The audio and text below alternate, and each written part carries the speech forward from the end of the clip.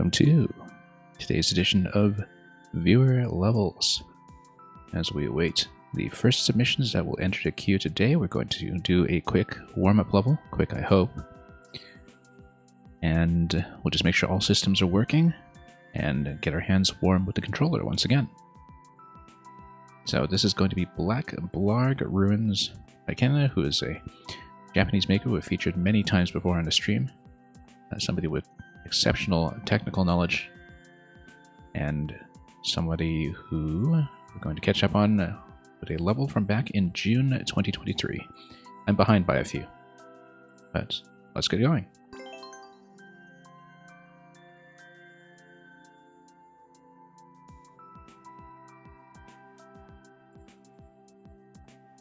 Assuming, of course, that these servers are going to cooperate here and load me in.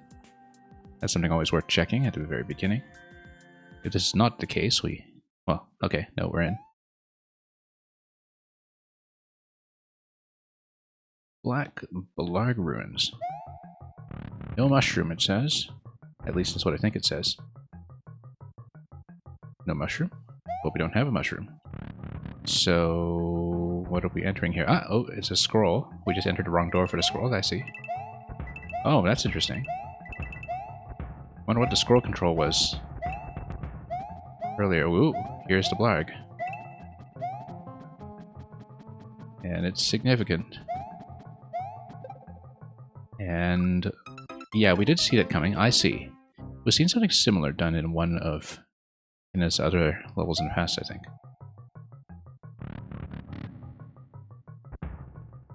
Okay, so you enter, you scroll. Wonder where the initial scroll stoppage was coming from. In the opening screen before you load in. Yeah, where the Chomp behaves like the Blarg from Super Mario World in terms of peeking out and giving you a little bit of a warning. We can take care of Boom Boom. I don't know if there's an optional reason why we might want to do so. It looks like we might have time. Nail64, welcome. Queue is wide open if you have anything to show me today. So anyway, we're off to start over here. Oh, I see. Okay. Or do I? Just looking at the way things were set up in the first room.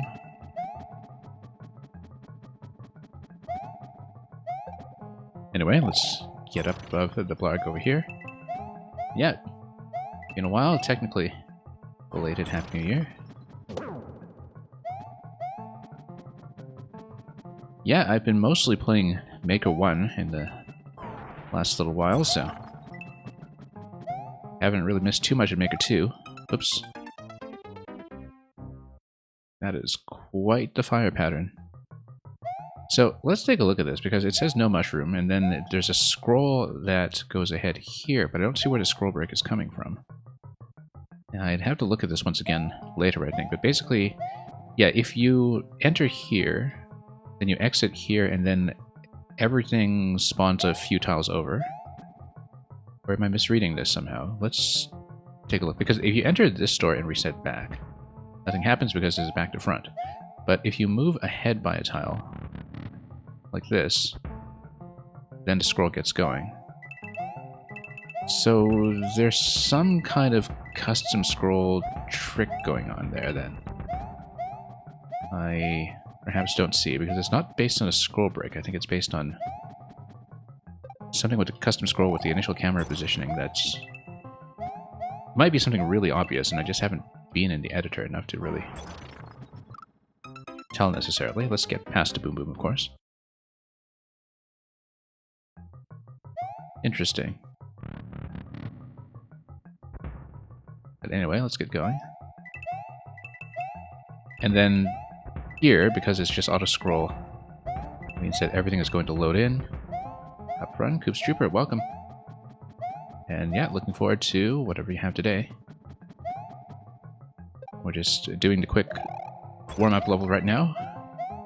I always say it's going to be quick, and sometimes we take forever on the simplest things, but then that's why we just check ahead of time that things are working, including the player himself.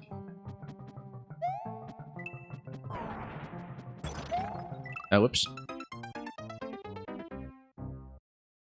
Very deft to boom, but just jump right over to fire there in that position.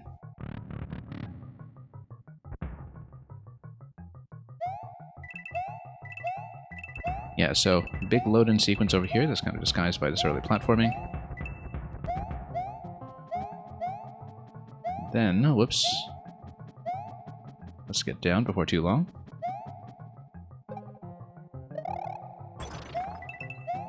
And up we go. Yeah, so it effectively is recreating the lava ride that is the original Blarg level in Super Mario World in terms of that mechanic of making it look like you're floating on the lava surface. And yeah, Koops Trooper, so I'm starting today off with a Japanese maker who is kind of known for really knowing a lot of track tech and multi-layer tech. And so a lot of these levels have consistently been very fascinating in terms of creating something that mechanically feels very intuitive, but is also very complicated to put together the right way. Maker 1 is in an interesting place with Team 0%. Yeah, I've been occasionally watching a bit of Team 0%. This is not what I've been doing with Maker 1, but I do know that that's where the action is, and occasionally we've dropped in to see what's going on. This Boom Boom jump has been catching me every time.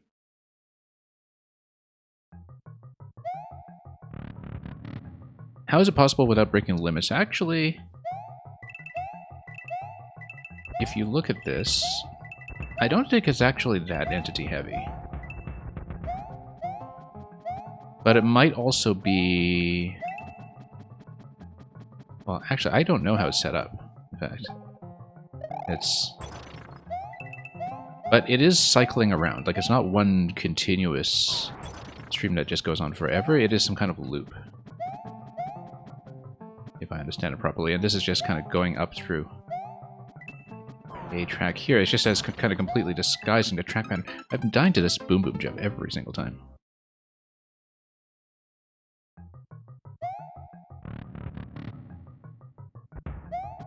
Now, this is also the first time I streamed Maker 2 since a patch that was very sparsely documented that dropped last week. The first patch that Maker 2 has received in some time. I don't know if it actually changed anything significant that we can see, you know, as an end user, or if it was all back-end stuff. But I mention it now because I don't know if external tools like the Wizardless level view or anything have been updated around that. I don't really tend to use that very much as a player. I know that people tend to use it to research some levels from time to time. Oh, let's jump over here and grab that 10 coin. We didn't grab the other one earlier. Let's look at some of these donut blocks first before we do too much. Notice how the facing direction of the chomp is going to affect which way it launches towards us, as well as over here. Okay, let's continue riding. Warp World still works? Yeah, kind of. I mean, it's pretty broken at this point. I really should switch to the other viewer level bot at some points, but I basically had to turn off the level code verification because it was just breaking on new levels all the time. We're going for it. See? No problem.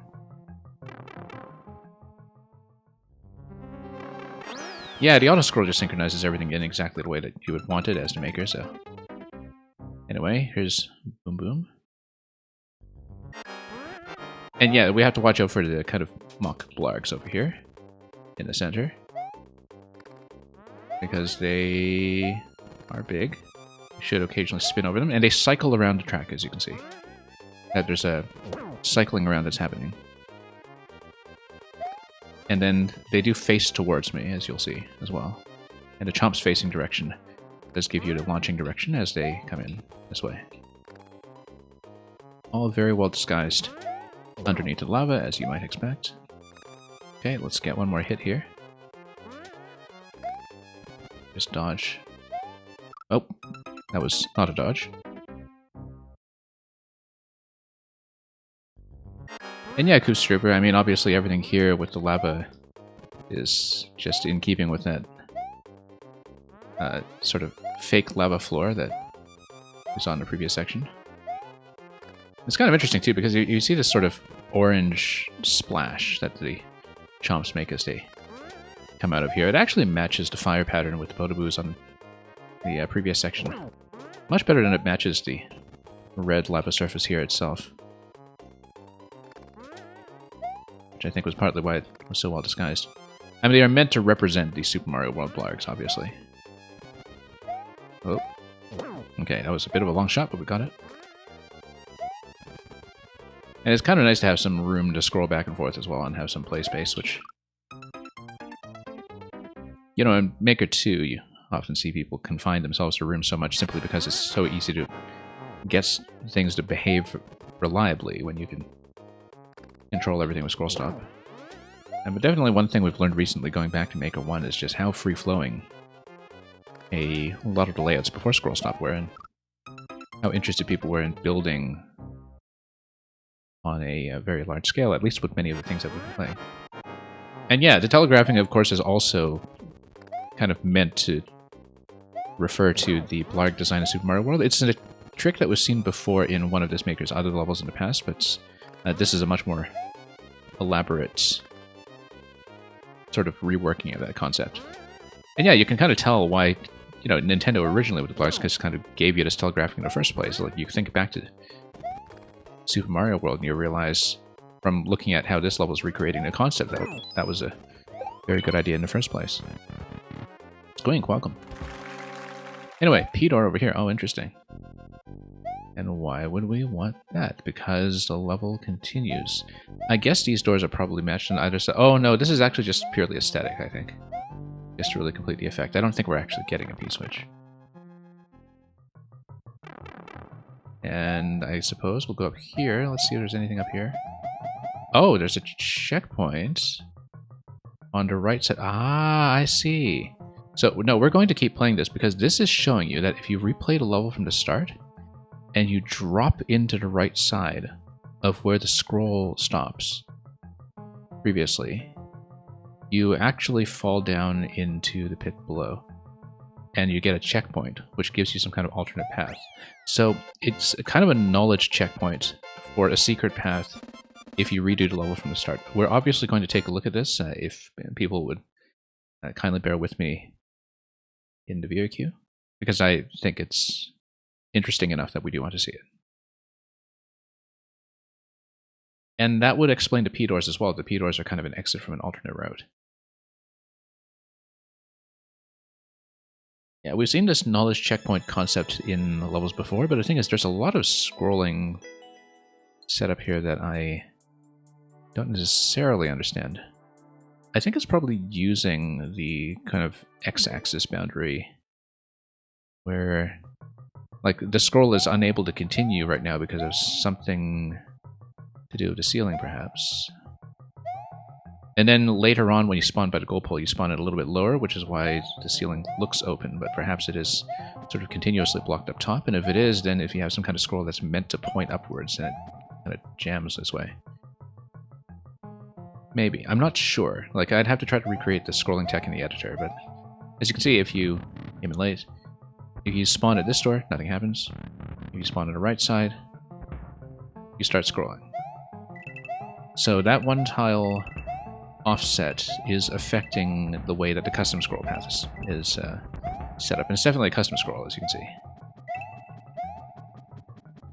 So we're going to try to redo this again, and we will go for the secret path, now that we know where it is.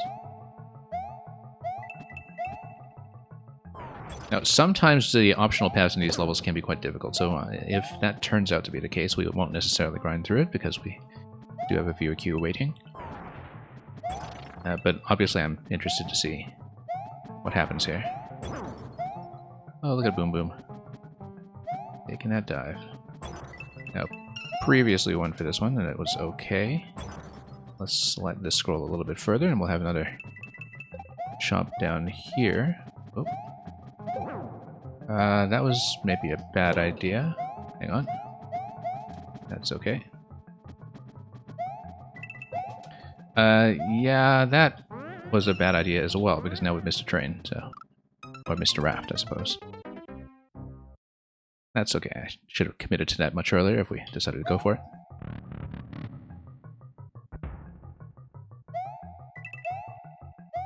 Anyway, let's continue.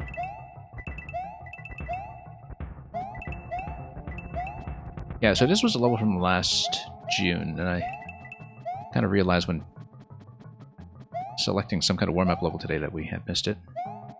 Yeah, so it would be spin jump over the chomp as it's coming up if you want to get the 10 coin up there, but then you'd have to wait for some other things like icicle drops. At that point, just get boom boom, and then not get jumped by this next one, which is always a slight problem. Back up. And he's going to defend himself. We've seen this coin before, let's just skip it for the moment. And then not get jumped by the boom boom after this. Kind of interesting that within the boom boom limit, just using him as a bit of a standard enemy in this level. Keeps things interesting because, you know, so much of the entity budget is already taken up by the lava effect that you kind of... I was trying to spin jump there, I saw that coming and I was just a bit late. Yeah, Boom Boom sort of staying interesting as an enemy that takes multiple hits. So you can basically get a lot of action in on a very limited budget just by having Boom Boom continue to stand in your way. And yeah, it makes a lot of sense as a Chuck stand-in. You are absolutely right that if you're doing a Super Mario World tribute, that's exactly what you would expect Charging Chuck to stand around and throw things at you.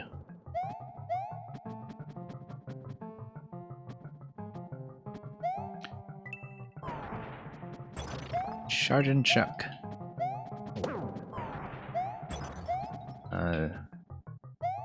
Probably the most overtly American thing about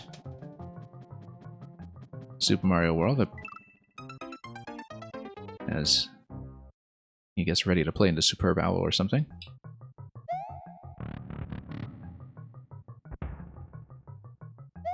And, okay, let's run over here.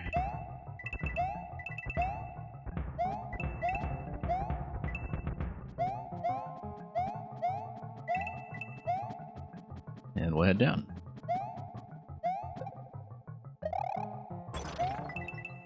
You kind of prefer the baseball Shy Guys in the sequel.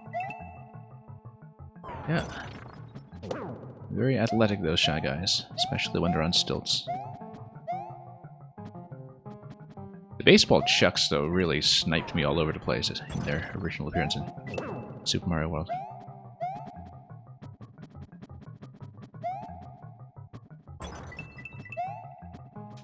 Okay. And of course, I'm probably thinking of the P-Balloon level here, a tubular. But the baseball Chucks are actually probably the biggest threats.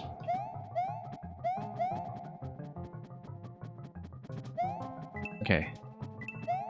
Yeah, that's going to go over and we're going to miss the coin once again, but that's okay. We're just trying to go for that secret path later on. Whoops, got caught by that guy. Yeah, so look at this. There's a scroll break. And then a scroll goes up, and then we're going to try to land in the right side accurately. Oh, whoops. Little adjustment was a problem. And we're going to drop in on the right side of the screen where the goal is just slightly out of view.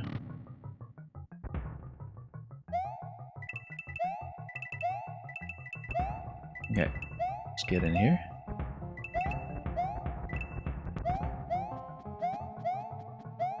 Then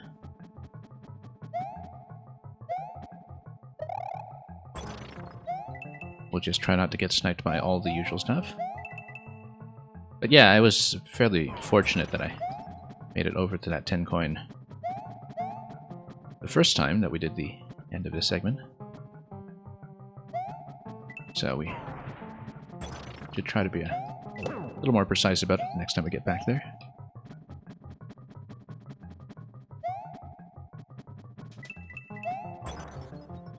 Yeah, it seems like baseball has kind of been out of the picture a little while when it comes to Nintendo sports. Be it the Mario Sluggers series or even baseball in Wii Sports or Switch Sports. I mean, it's not in Switch Sports, basically. Kind of odd when you think about it, given the popularity, the very long-standing popularity of baseball in Japan.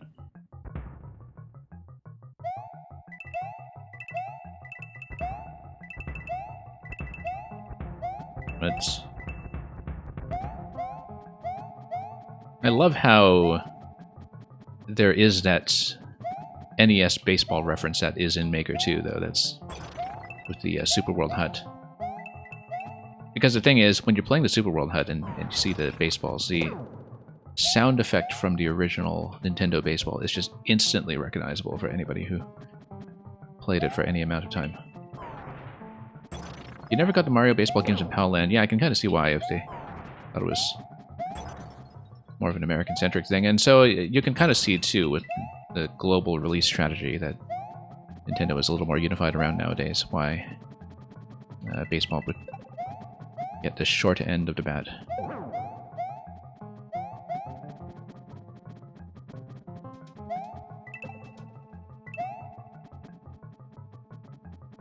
And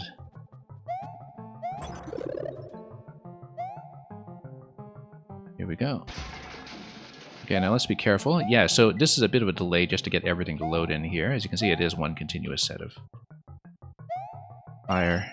And we drop into the right side and hit a checkpoint flag. Possibly we take a death. Wait, no, we can't. And how does that work? If you can't drop in here. Did we need to get here quickly enough to beat this scroll? Wait. And how does that even work? Okay, maybe we can't see it then. If I don't know how it works, then... Oh, no, you... Wait a minute. Okay. Maybe we can't actually see it then. At least today. We might have to go back to this on another stream, because, you know, it seems like there's a bit more of a puzzle element to this than I anticipated. And I do want to get to the queue, but I need to jot down this code, and we need to go back to it when I can, which might not be until April, since I'm so busy with Maker 1.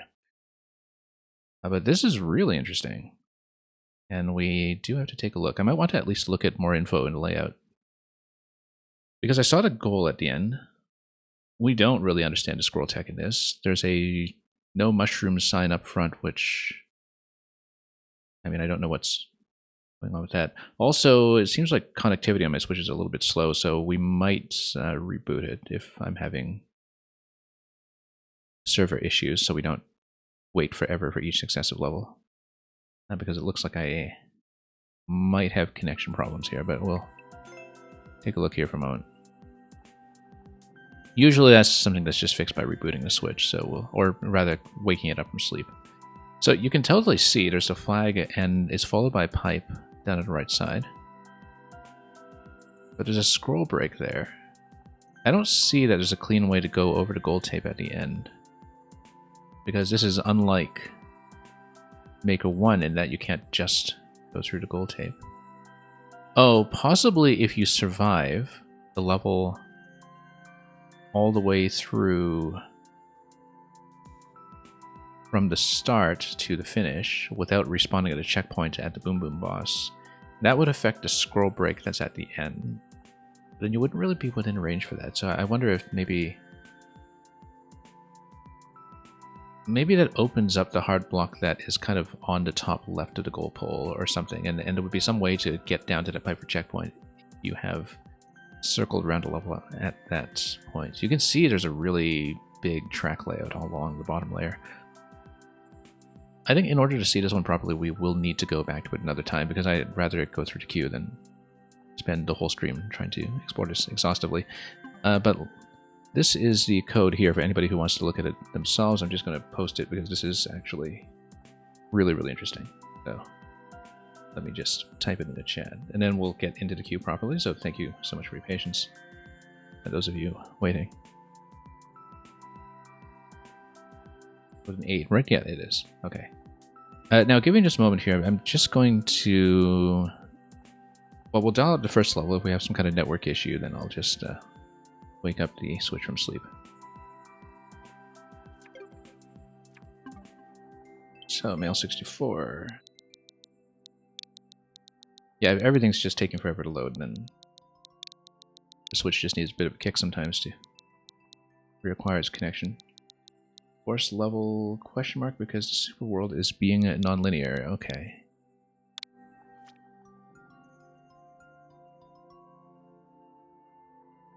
Yeah, if everything's taken forever, then It's almost certainly on my end.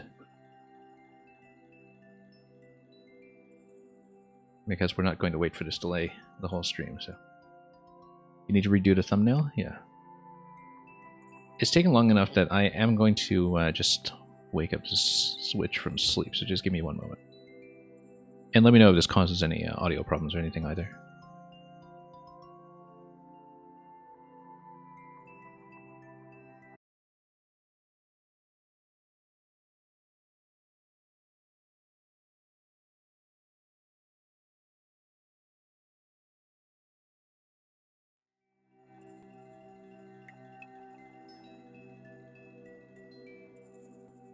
Okay, that will hopefully calm things down a bit on the network side, but we'll find out when we load into level. This is Haunting Pass, and it looks like a suspension bridge. Evade ghosts to reach the other side, but which path is correct? Yes. Every path is correct. Let's find out. Oh, no, forest level. Sorry, you just said forest level. And you sent me this one here. Hang on, I'll back out. Yeah. Or, oh no, or is this the forest level? That is... Okay, no, I see. I understand now. I thought you meant for a moment that I had to tap out of that code and find a different one, but that was clearly the playtest you wanted, so yeah. Totally misunderstood you for a moment, even though this was a fresh playtesting upload. I don't remember your Super World sequence anyway, so... And yeah, there was clearly something down here. We could see the block. And then... Oh, that was something we could ride, but we missed it. Or did we? Alright, top left we go. And then... I mean, yeah, we can't get out through here necessarily, but we were a bit slow. We should look for somewhere that a star could break. It's not going to be any of this. Let's load the 30 coin after waiting forever for the super ball to deflect. And open this gate. Yeah, we should look around to see if the star actually could have gotten me somewhere interesting. Like on a bottom path, perhaps. Or even through any of this. How very chipper to have the Super Mario Land music here in the ghost house. A couple of days ago, somebody showed me a video of the Super Mario Land theme that you hear right now, remixed, or rearranged rather, for instruments that mimic the instrumentation of the theme of Thomas the Tank Engine. It is a remarkably good fit, and it was actually not even a video game music person necessarily who did it, but somebody who was on YouTube who specialized entirely in remixes of Thomas the Tank Engine. And, well, anyways, this is going to open up, but we can't really do anything down there by the looks of it, so we'll just proceed. And we'll just get the Muncher Crush over here with the mole bounces. Whoops, that's too bad. That's okay. We'll just go through once again. And down. Too bad about losing the Super Ball. I feel like it would have been very useful here still. Also that the bomb is going to be useful if we direct it over to the left and drop it on the left side column, perhaps. If we just kind of direct it over here. Oh, no. It would, yeah, we'd need to basically path the bomb all the way over here to break this wall. Or perhaps even on the bottom layer. But that would be some kind of secret path as well. I mean, this could also be true. No, we would need the bomb pretty much in this slot here, otherwise it just drops. And... although, we can also just blow this up. And then... we blocked off something with the red pipe over there. It might have been some kind of automatic state switcher to force the on state, perhaps. I see it. Yeah, it is something that forces the off state if we're facing into it. Yeah, that's what I thought.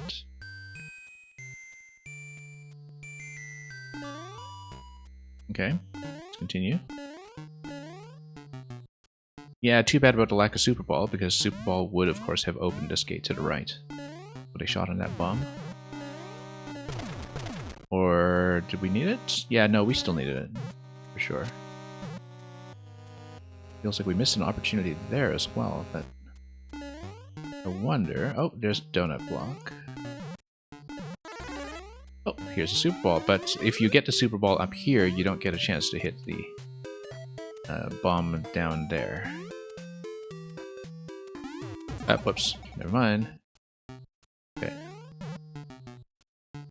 And Boo is not very conveniently positioned, but we'll move it out. I should have just moved it out to begin with. And we blew something up. Oh, that blows up the bomb down below as well, so we didn't necessarily need a Super Ball to do that, unless we just wanted to skip it quickly. Yeah, Super Ball, maybe it didn't even give us the right kind of deflection for that in the first place, so who knows. Looks like this is just a totally different passage for the P, but we'd need to continue somewhere around here, to the left. There we go. Yeah, they got sniped by the fire there. P-switch. P-switch. You know, I feel like I could have head bumped the P-switch here too if we wanted to have it continue a bit longer. The idea is that we go over here and down. And it spits you out over here, and then we'll move everything we can to basically right away up. Never mind that flagpole, we want to see what's up here. Looks like that's just an alternate path, and unfortunately they're kind of stuck on each other right now. See if we can get up a little higher to see what's located there. Yeah, unfortunately we're just kind of forced in one single direction. There is kind of this labyrinth or something down there. Now, if you are way off screen, or if the blasters get deflected and dropped somewhere out of range of this, I wonder what happens. Also, I bet we could re-enter the pipe, but we want to avoid squishing here. And it's Maker 2, of course we can re-enter the pipe. Yeah, so you see basically a wall break from much earlier in the level, and then I think we're pretty much locked to the bottom path at this point, though. Unless you go here. If you want to see that for some reason. It's funny to see. Oh, you mean the blasters being launched against each other? Yeah, because that becomes a problem, and you have to be pretty exact to get up there. But anyway, we have the flag path anyway, so we don't care too much about that. And you just get devoured alive by the massive structure at the end. Okay, thank you for that. I hope that was a useful test of one path at least. We could definitely see a lot of alternatives that we missed. Particularly with some of the Boo manipulation to get bombs in the right places, or surviving with the Super Ball generally. You already see paths for improvements? Yeah, that's useful, I hope. Koops Trooper. And yeah, queue is pretty small right now, so feel free to chuck something back in if you need.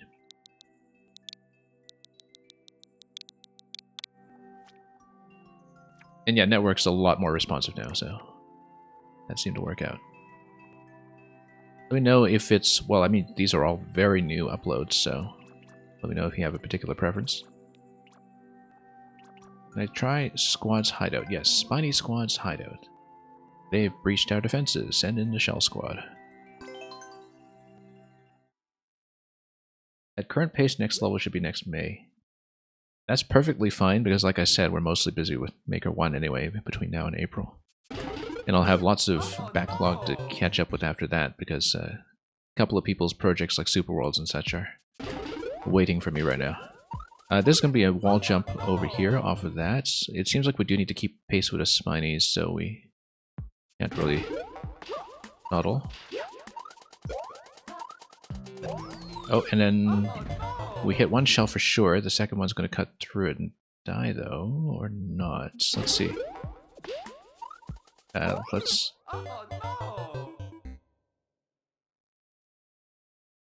take a look here. Actually, no, I I'm misreading something.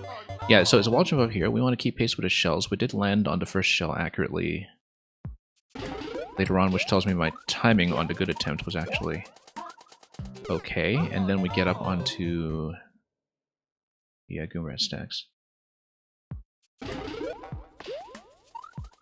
What'll happen first, end of your Super World or end of support for Switch? Well, given that support for 3DS technically continued, you know, 2 years after the launch of the Switch and well into the period when nobody was paying attention to it, I think you're likely to be fine. Checkpoint. Whoops. And then, yeah, just reading this quickly because spikes over one-way panels can look a little bit noisy if you're not prepared. And then we'll just enter this way.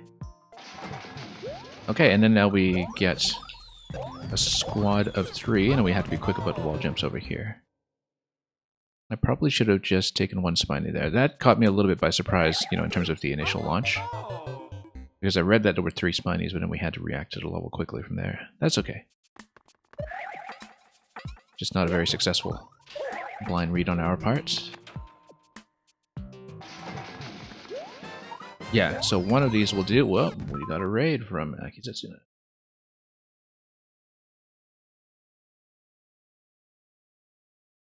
Hope Jackbox Night was going well over there on your end.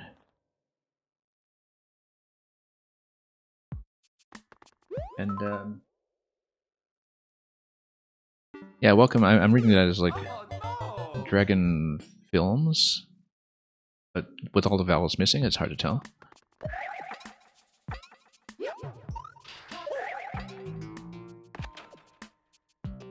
And yeah, you're a huge Jackbox fan. I remember you telling me that in one of the previous raids that you sent over.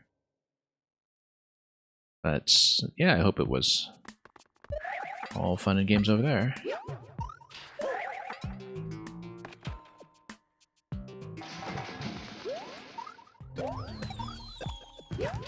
Yeah, there are certain kinds of game formats that are just very well built for streaming, I think. And look at the conveyors over there. It's fast conveyors. You do need to really be accurate about wall jumps from that point, I think, just to keep pace.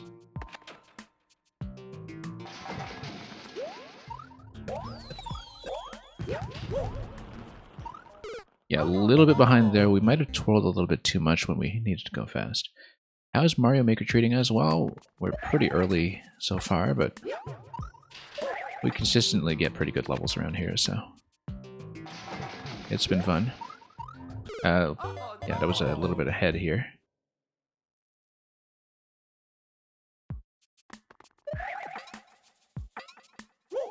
We should try not to twirl quite so much until I find a timing window that we need, but... or just be a little crisper about that particular kind of wall jump. And then, wow, we're way off of that 50 unless we add like a... oh, no, we're fine. Just wall jump. There. I was wondering, am I actually going to get enough height if jumping off of this position? Anyway, look at this poor guy just waking up only to fall to his doom. Checkpoint 2. And then wall jump over here. Okay, yeah, we just needed to read that on the way in. You get on top of the piranhas, and then the spinies are going to catch up on the bottom layer from there. Yeah, in general, I just find the one-tile spikes and the animation that they have to be very visually cluttered in this style, which is definitely not your fault as the maker. But it's definitely a factor here in terms of how slowly I'm reading some of the initial segments that we load in. It's going to be short bounce off the first piranha. It's going to be just a straight drop here that we shouldn't push into either way. Yeah, and then a bit of a higher bounce on that one. Actually, with all the spinies coming down in the first segment there, they're not relevant to us yet. We need to just get over these piranhas. Oh, and then we do need to catch up to them in terms of speed. As you can see, we're a little bit behind.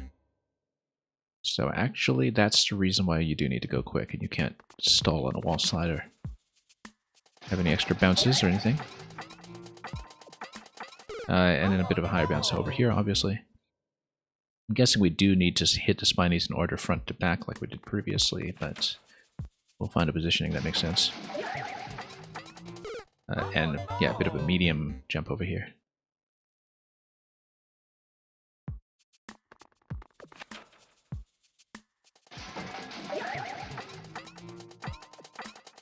Oh, stalled a little bit. Let's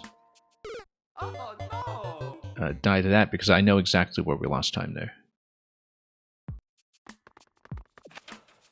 And yeah, because I was landing just a little bit in the middle, it's pretty clear to me that I was just a little behind the target timing.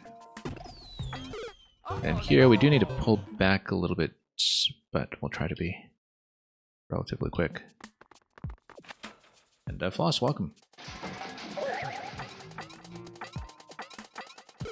And we should get to you relatively soon. You're in position 2.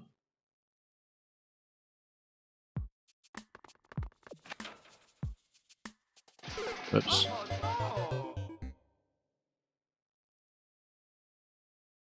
Okay, let's pay attention here. Now I say relatively quickly because I don't know what Squink sent me after this one, so could go either way. And Lee Retro, welcome as well. And yeah, let's clean up some of these early bounces. It is kind of recommending the left tile on a big piranha, but that's only because you can't center tiles in this game. At least not very well. Certainly nothing like the P blocks. On the other hand, it could very well have... Oh, I'm just looking at a claw overlap here. Because it is technically centered by the claw, but then the claw sort of has its own little spatial issues here.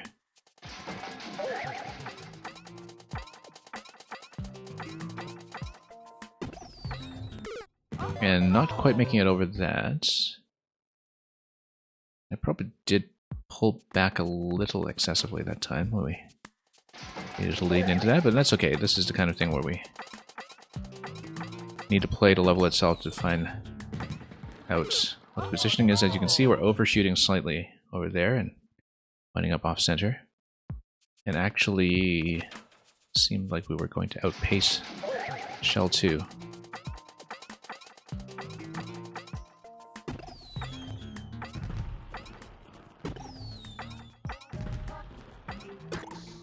And then, yeah, no, as a bomb kick that's continuously to the right. We did read that correctly, I just didn't respond to it very well. And of course, bomb kick is something that shouldn't obstruct us from landing on top of the spinies afterwards. Positioning is actually more flexible than it looks. Okay, bomb kick all the way over. Oh, interesting. No, the bomb is just there to give you somewhere to jump. It's not supposed to blow anything up. I was looking at the end there and thinking, okay, usually when we see a bomb kick like that, it's because we need it to explode at the right time and place. But there, it's actually just giving you more jumping off points to work with. Which means we actually don't need to worry about the last hit that much, so long as we're on time. We did need to give ourselves a bit of a higher jump there. Because we were scrolling up on the camera at that point, coming off the bomb, it was a little bit difficult to position because we sort of raised the camera and had to fall back down from it, but that's just something we need to play around. You're saying, nice progress, I'm almost done? Yeah, I mean, given how much space it takes up to do this, with the spinies going at full speed, I totally understand if you just exhausted the available layout.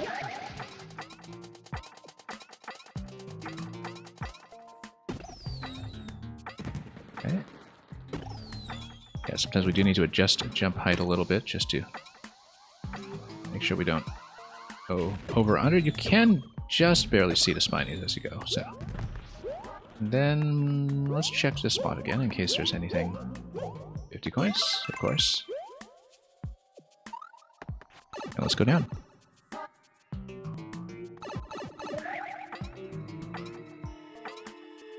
And GG, yeah, I just wanted to check it. Probably nothing here, but...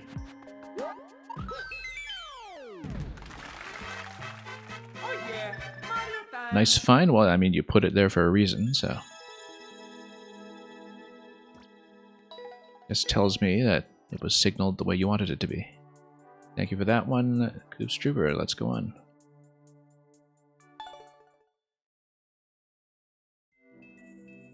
Yay, Squink.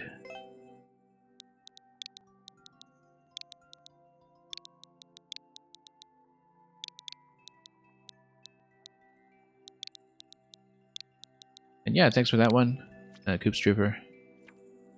And of course, you're welcome to throw in more if you like, since you created so many new ones all at once. Sandy Morton, Camel by Camel. Blame Kathy B for the deaths. I more often see people blame Kathy B for the music tracks, but okay, whatever the division of labor is going to be. What? Routine light switch check. Okay. So it's going to be music. I don't think this is a song that I will know. At least I don't recognize what it's referring to, so. But it's still going to be Jen, so we'll take it. Okay, no. It's going to be down, ground pound into shell form, I see. Just need to read that. Yeah, you did the music, she did the level design. Yeah.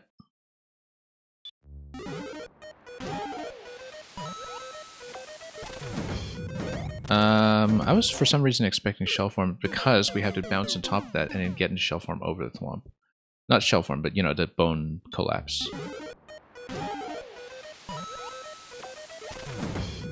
Yeah, we need to land accurately on top of the thwomp. And then basically stay down for as long as possible until we get up right before we need to jump over to poison mushrooms, I think. Probably. That's a little early and a little off to the right, but it's approximately what we're going for.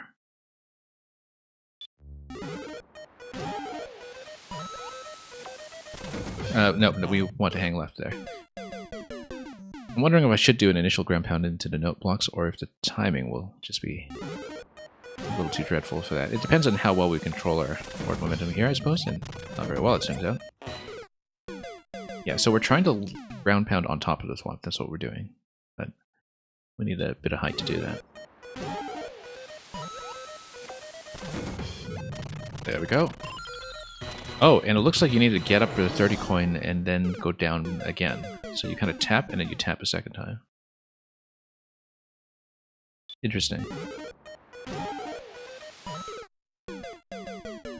Jumped a little early on that note block.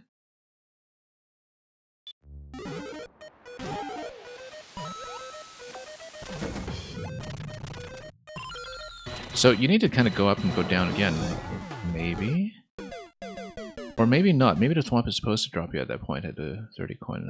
I didn't think so, but I guess you can continue to scroll right with the shell once you like come down here, and you scroll right with the shell, and then you just jump over the poison mushrooms, and I wonder... Yeah, no, because there is a point afterwards we can jump out of the shell, so I think I misread how it was going to go, because that's going to knock you down. And you actually do have time to get on that platform. Okay, so that's better. The weird interaction if you were in the thwomp, the double dead thing. Yeah, I see it. I see what you mean. But we're going to be a little bit short on that. Need to jump earlier, perhaps, and further off the edge as well, when we're riding in a boot. And thank you so much for the follow. And that was not quite the edge jump we were looking for, but close enough, I suppose.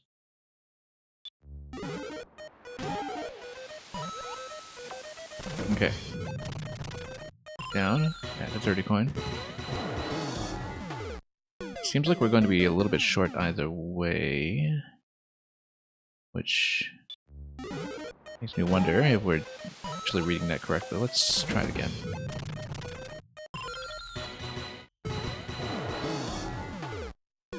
I think we're still going a little bit early, horizontally speaking. It should reach.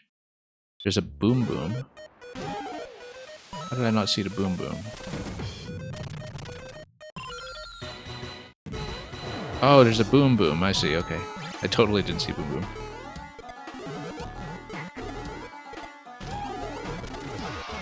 And those boom booms are going to get out of here, and then turns out the level didn't need them anyway. Yeah, no, I see the boom boom. I totally didn't see it because it wasn't where I was looking. Yeah, I totally didn't see it come down that parachute.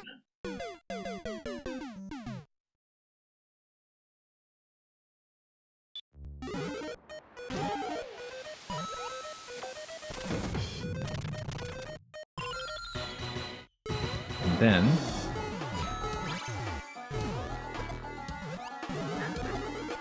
I have only skimmed that last message that came into the chat, but I don't think it's advertising something. I can't actually tell. Okay, and then you followed over here, jump. And then we needed, of course, better jump towards that to bounce off of that.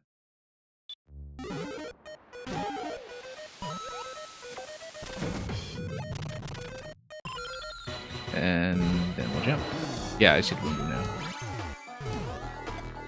And we don't want to get trapped in a slope, obviously, although screen position isn't too much of an issue for us right now, so... whoops. Then we don't have the... Oh yeah, we still have this guy. We fell a little bit behind that time, though. Bit too much of a delay.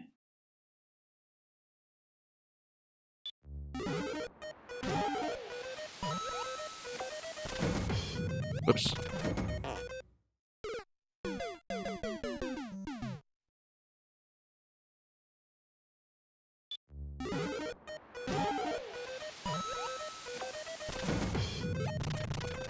Okay, we'll go down this way.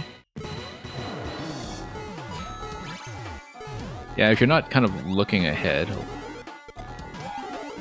it's very easy to miss that boom boom because, you know, by the time it becomes relevant, it's already most of the way down. But of course, from a spectator's view, where your eyes aren't glued to the left side of the screen, it's much easier to spot where you're going. We do need a bit of a jump here. I find sometimes with fast music auto-scroll that I'm kind of watching the left half of the screen far more often than I should, especially if Mario's way behind the center column.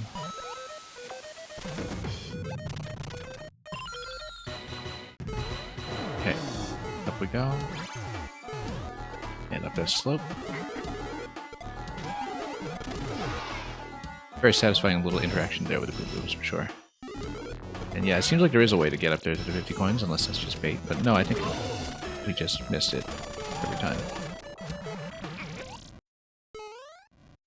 And then, yeah, he's going to pop out a little further to the left than we expected before we get into the up pipe, which thankfully has some vines. I could tell that jump was not quite right.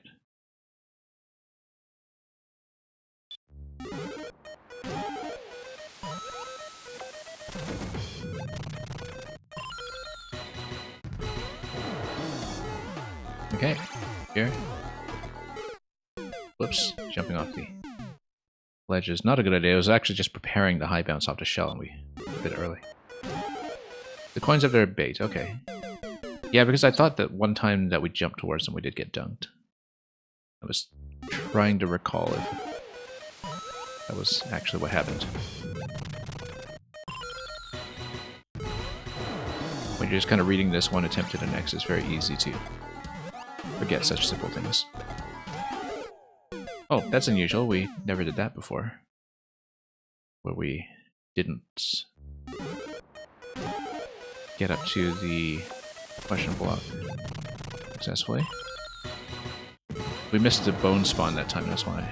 I wonder how I did that. There we go. Yeah, because that lines you up. Then...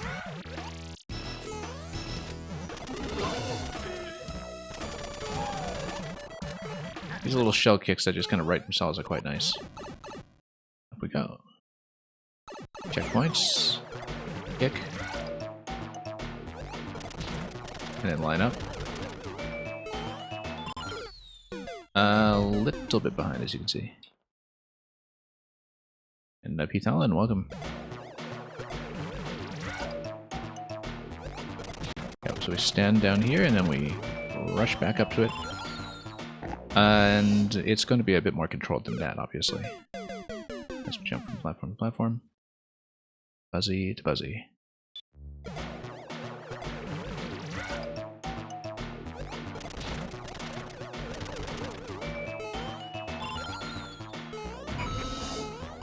Okay.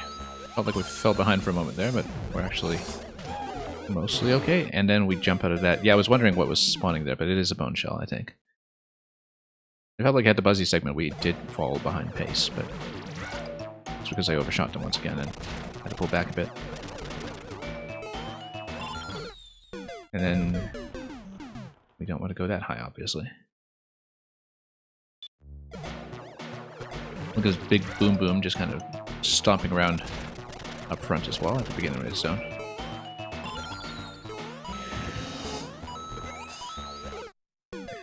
Yeah, I was trying to shave a few of these jumps to gain time in the auto scroll, but we don't want to do it quite so aggressively.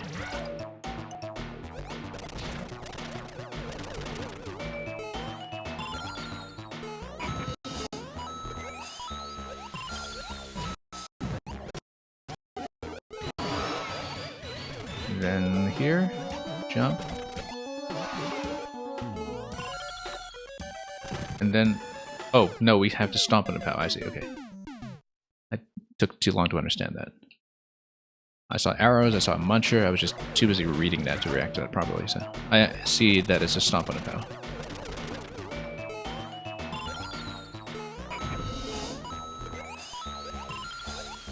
POW. Whoops. Lost a high bounce there. The Boom Booms are just vibing. Yeah, they're very good at that. Doing their little happy dance.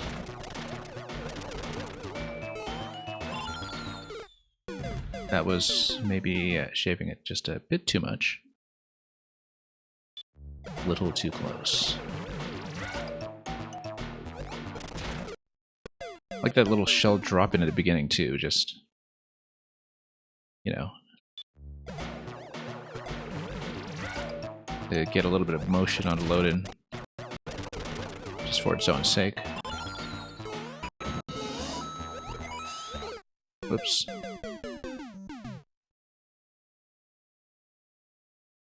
Well, also because it's going to be timed to, yeah, just exactly what we need.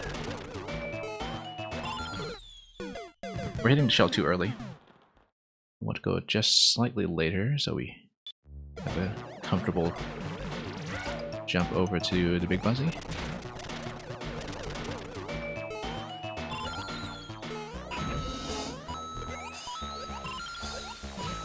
Okay, that worked out fine, I think. That jump is actually fairly generous. We don't want to go that high, though. Previously didn't have issues with that, but we haven't been there very often, so...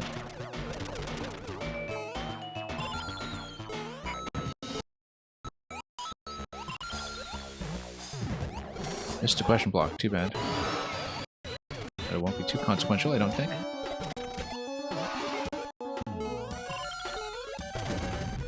And then we need to jump out of that shell afterwards. Or do we? Because we slam and then maybe we need to let go of it so we can bounce on top of the... Yeah, we bounce on top of the lower shell and we continue to ride the shell going into the next segment. I think that's how I'm reading it.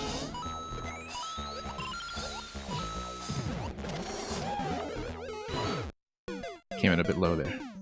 Yeah, because I assume that after POW hit, I do need to survive with a shell to continue riding it, and that's what the lower dry bones might be for. There's no indication that we should exit the shell just yet. And we'll try to get back there and demonstrate exactly what it is I think is going on. Just have to trust the level sometimes in segments like this.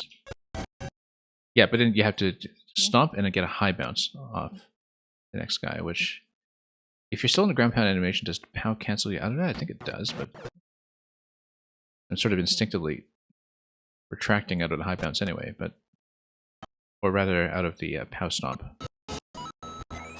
trying to cancel the ground pound, but maybe that's not a good idea. We'll find out.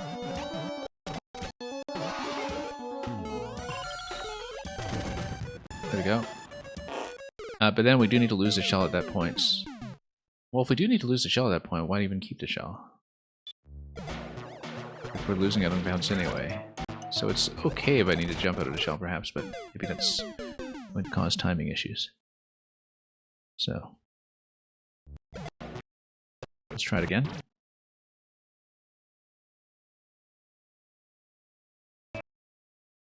And a jump.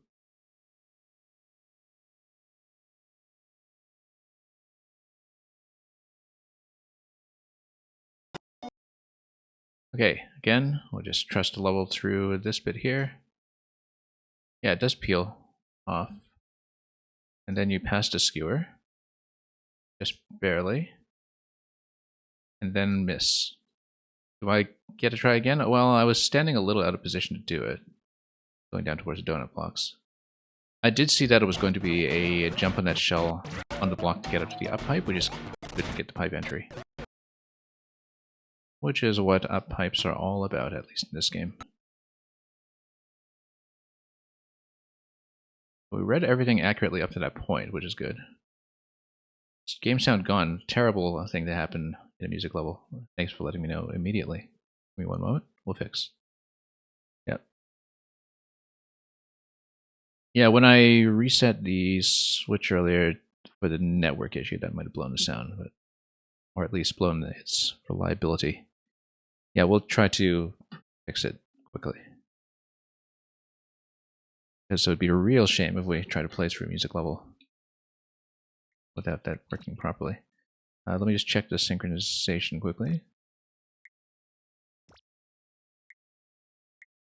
That looked like it's working. Let me know if it's way, way off, like in terms of the sound sync, because sometimes when I fix it, that can be the case.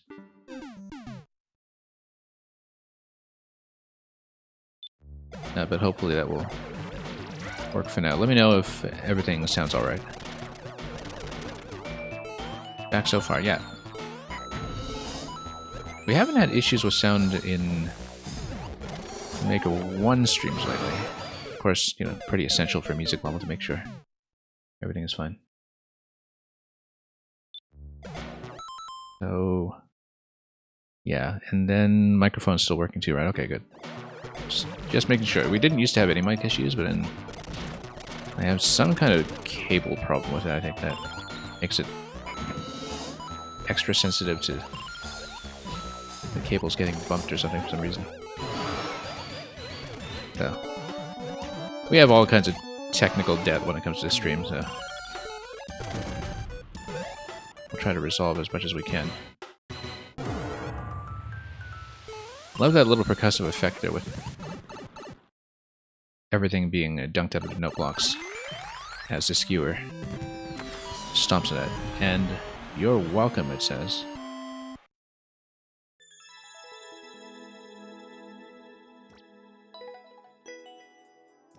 Okay, I'm glad we fixed the sound in time to actually see a proper run through that the way that it should sound. So, thank you for the GGs.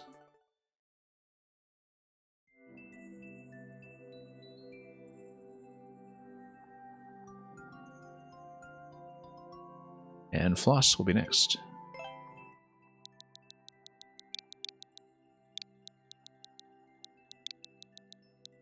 Yeah, thank you for that one once again, Squink. And by extension, Kathy Beef. Tower of Power. Can you survive the Tower of Power? Pizza is great. Now, I have not played Pizza Tower, so if this is at all a reference to Pizza Tower, I'm not going to pick up on it.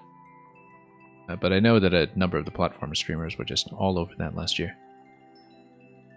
Anyway, pizza is great, though, regardless.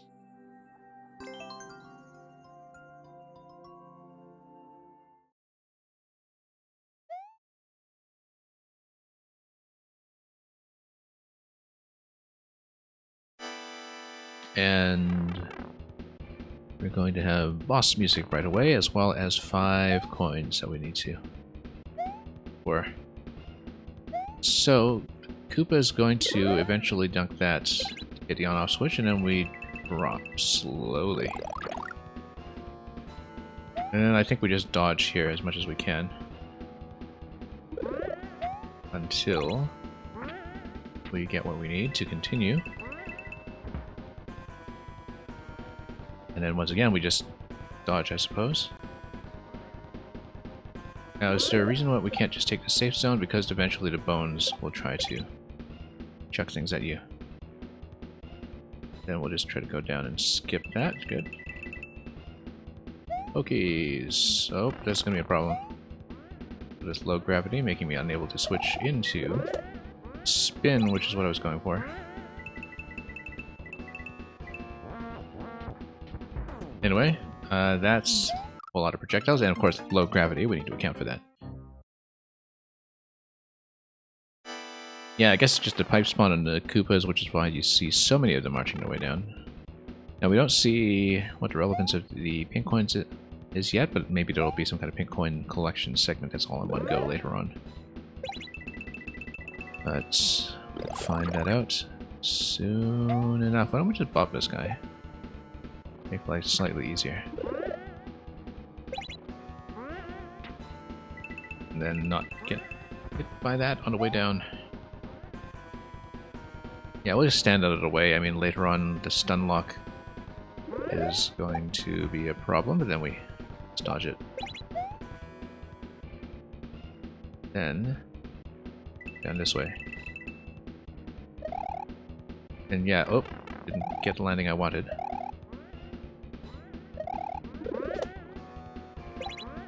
Then, yeah, low gravity can throw off all kinds of things, but we will head down and dodge bullets. And yeah, just trying to lead them all. Whoops. Stood too close that time. And Pitch Shifter, it's been quite a while. Welcome back. Hope the random number generator has been treating you well.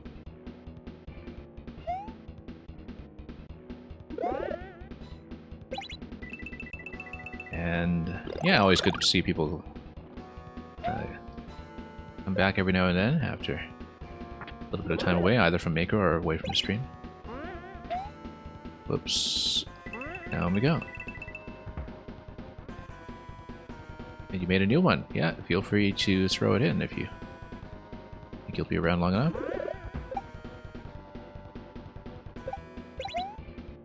And let's head down. Whoa.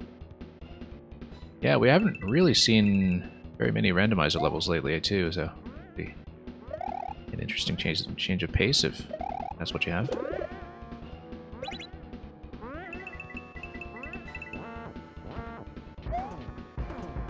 And let's run around until the Koopas do their job. Down we go. Oh, we totally could have landed on a cloud on the way here, but I bet, yeah, we totally could have gone up and claimed the cloud. Then we're just gonna ride it. No mushroom for us, unfortunately, but oh, that's why you want the cloud.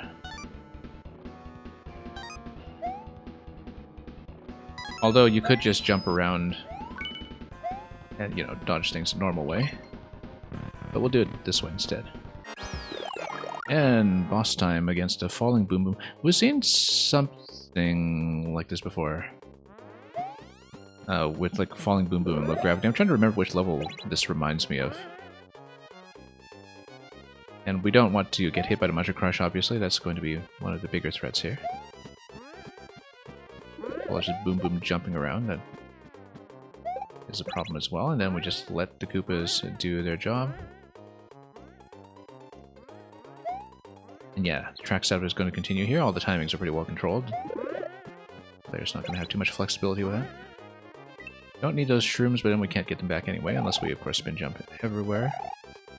Which we should perhaps do, whoops, especially if this happens. Is the cloud faster in night sky mode? I'm trying to remember, because I know it is something that controls quite a bit differently in stuff like Night Castle.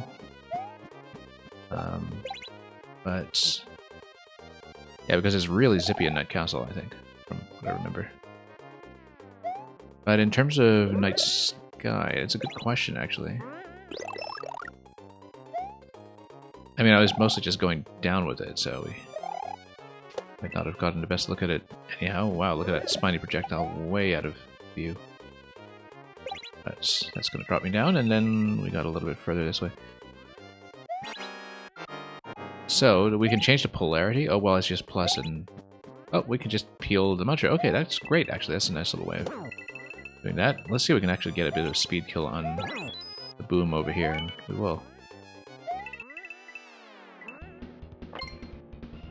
I wonder if the on-off state is going to matter over here. And yeah, no, I was saying that like we have not seen really any RNG levels lately. Seems to have kind of fallen a little out of fashion, in fact. But gonna make it. That's the X. You know, P-Balloon is faster. Maybe it works similarly. Yeah, I guess, you know, considering how much Mario Maker we've all collectively played, you would think I'd know that kind of thing, but.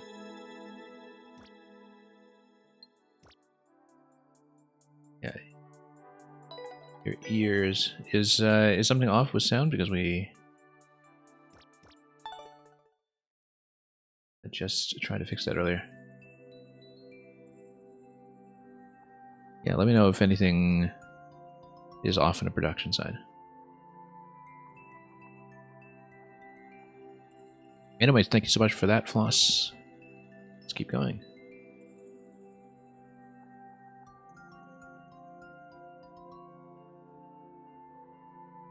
The Retro. In case you're curious, Document, we did not finish Ichigo Mole and his socks. Yesterday, I was in there about 3 hours and we found 2 false exits and a secret room. And I think I know what kind of step I'm missing. I was like 1 or 2 steps off from the end. Anyway, join me on this beautiful journey. 1 CP. This is going to be 0.63. But it's going to be a 48-second record. So, yeah, we're expecting some degree of depth, I suppose, but let's take a look.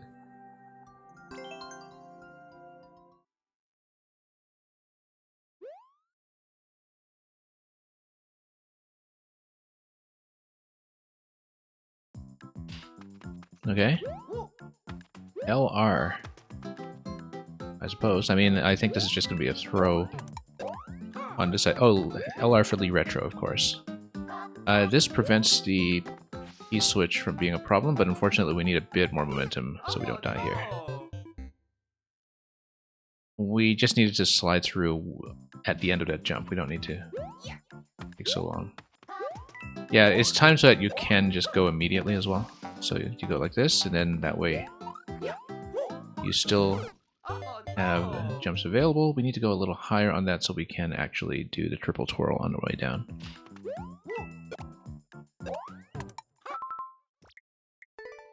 I kind of like the slow pickup better. We know the timer's not tight or anything. Little standard 300 seconds with tons of room to spare, so. And there's 1 CP anyway, so it's not like it's a speed level. We're twirling a bit early, perhaps. I almost think I should kind of adjust the wall jumps in that area by sort of falling back and forth a bit until we get things to go the way I want. Yeah, we're losing tons of momentum over here. And then we must that, and then, you know, that was totally survivable. Wall jump off that, and then into that spot, and then off the shell from there. I don't know if it's actually the preferred path, but it's definitely doable if we wind up in that position. Yeah, because you're obviously supposed to kick it and then jump over, but a wall jump actually does save you if that doesn't happen. Intended path seems to be just jumping directly over after the kick, though.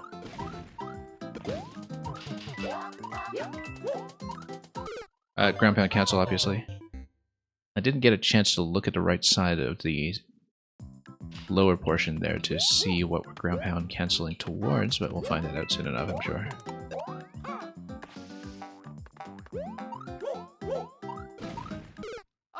And I knew that was going to be a bit of a problem, too much of a wall slide on the descent.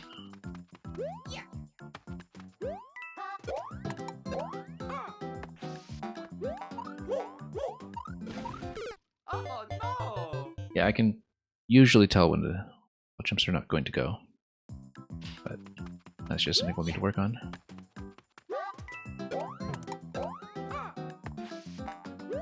Need much more momentum and faster twirls as well. 3 track markers there doesn't necessarily mean 3 twirls. It means twirl as much as you can because that's as much space for indications as existed. But anyway, we'll get back there.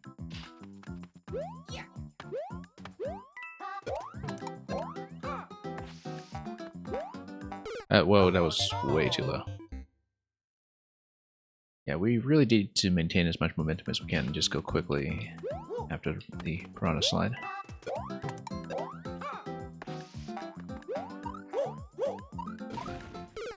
And then, don't know why we lost twirl over there, I guess. We'll need to fix that out a bit.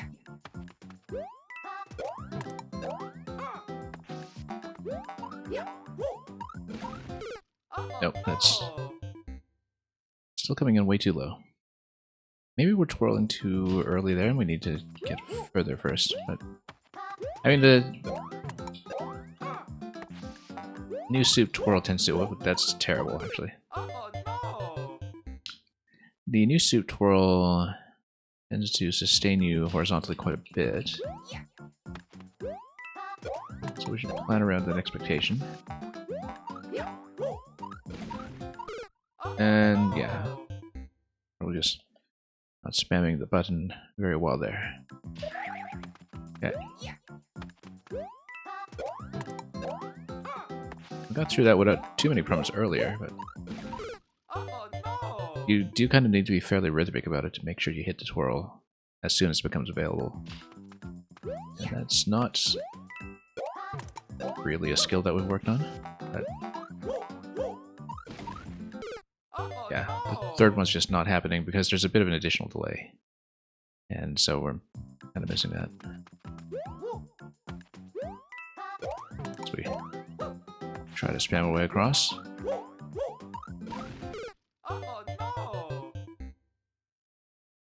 And we're just much too low in P-jumps generally, so...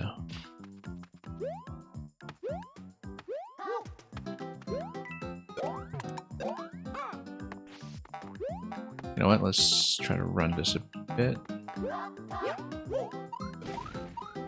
Much better. And then twirl there, and then ground pound cancel after that, I see.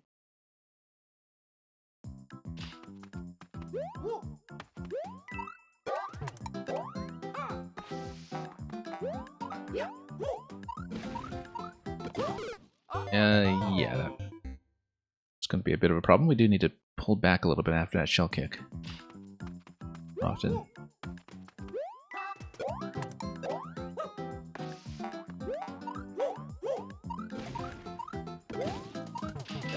Okay. No, spin jump. I read that Z fairly late. But you can see where it's supposed to take you. After landing on the spike top.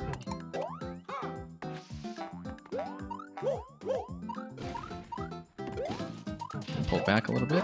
Back over here. Then, just against the wall, spin jump over to the spike top, and we progress from there, yeah. Just need to read it a little bit at a time.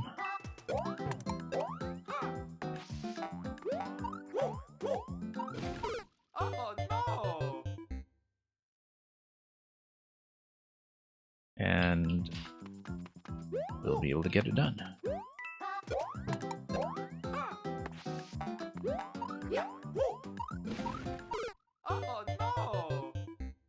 Yeah, you can usually see from the upper wall jump location, from where I am relative to the P blocks, if things are going to go well.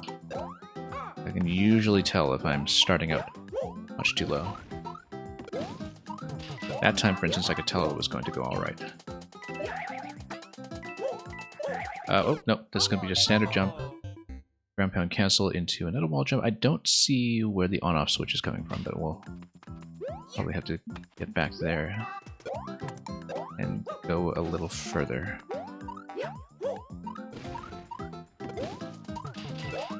Okay.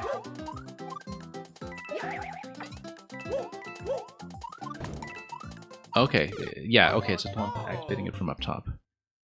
Ground pound cancel into a pretty quick wall jump into that location.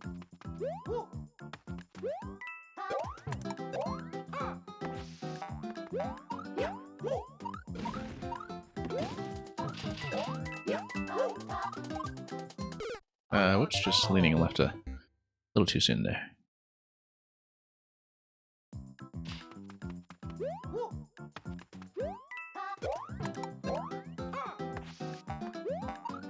No, that was really too low, I could tell. We went off the edge a little too early. I could tell from the first P-switch column there, that, or P-block column there, that things were going to be a little rough. That time, I could tell it was clean. Whoops, totally missed it, wow. Even just a little bit low, I think.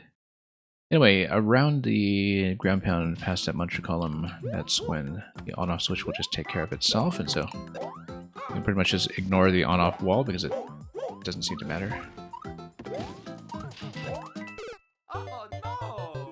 But of course, visually, you can't necessarily predict that until you get there, so now we know.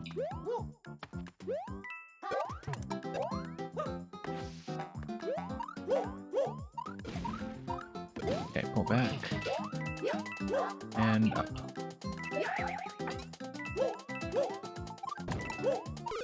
And that's going to come in a little bit low. Again, we have to cancel faster. We have to cancel pretty much as soon as we hit the ground pound, which is a habit that I don't really have down.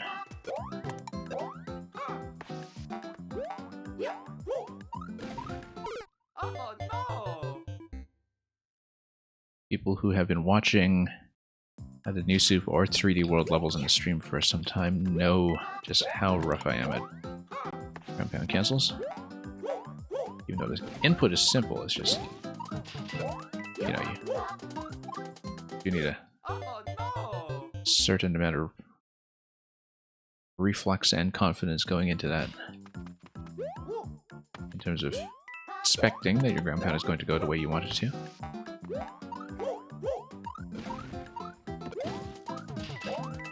Not much reaction time otherwise. Whoops, that's, yeah, too low on a wall.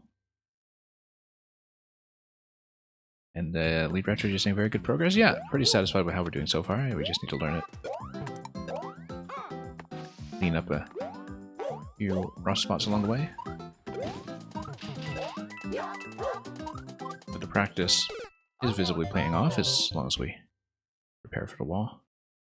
But yeah, ground pound cancel and the wall jump, I always find that, you know, you have to tap directions so rapidly that it's very easy to get a bit scrambled and do it in the wrong order.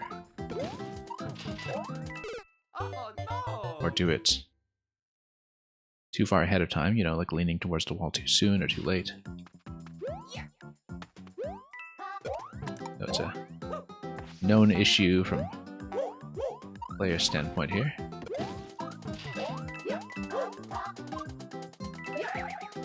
That will go off just fine though. Too low. Then ground pound wall jump and then another twirl past that, and then there's going to be a buzzy drop past that. So you see how it's going to go.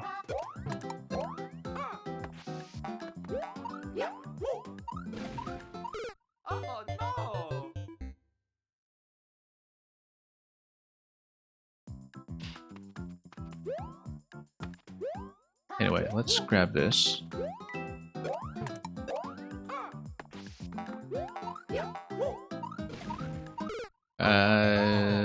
That that was interesting. Maybe we backed out of that fall a little bit too early.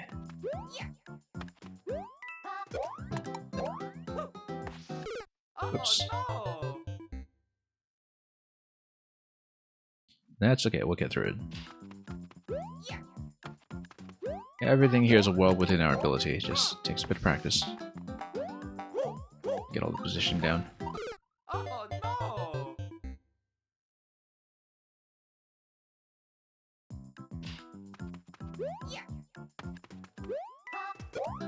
Anyway, up we go.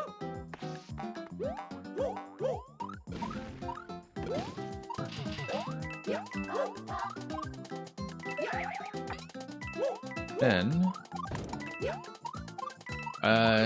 yeah. We come in so low over there that I feel like Ground Pound Castle is just going to totally miss that platform. Also, just not far enough to the left. You have to take a few risks with the timing there sometimes. Or you don't want to Ground Pound Castle too far away from the wall because you just lose too much time heading back towards the wall as you go down.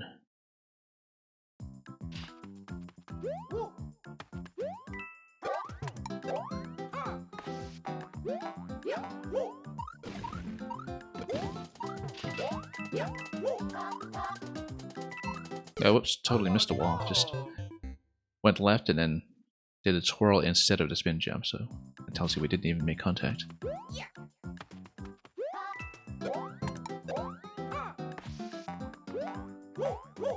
That's low.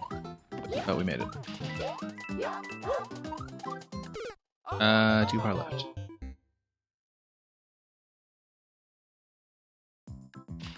That's just how one-tile spikes will treat you sometimes.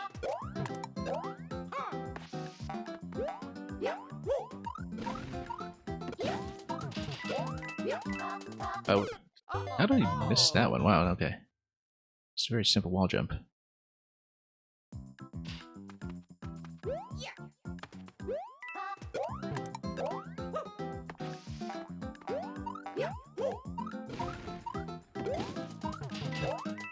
Okay. Down we go, and then... Yeah, I could tell that was a bit low. I let go of the spin jump too early as we were heading towards the wall. You do need to spin and hold the spin all the way after the spike top in order for everything to go cleanly from there. And we know that. Just sometimes in the moment of playing it, it's very easy to lose track of what is required. Now that time we actually got really good heights on that ground pound. We just headed back towards the muncher too soon.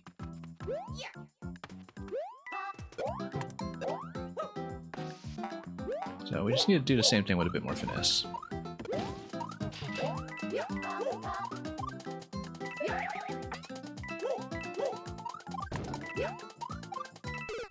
Yeah, so you cancel out of that, lean left, jump over, twirl. That's going to be a very tricky sequence with all those cancels along the way, but we'll try to make it work.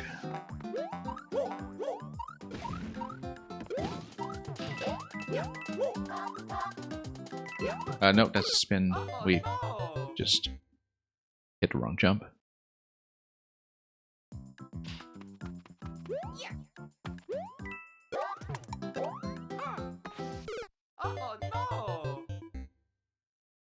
We'll get it done eventually. Yeah, that's why I usually try not to do that. It's doable if you're fairly precise, but I'd rather just not worry about the pickup on the way over because, again, timer's not tight.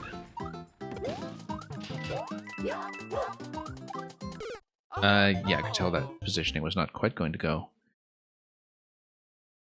Spike hitboxes are just always bigger than you think they are. In every style.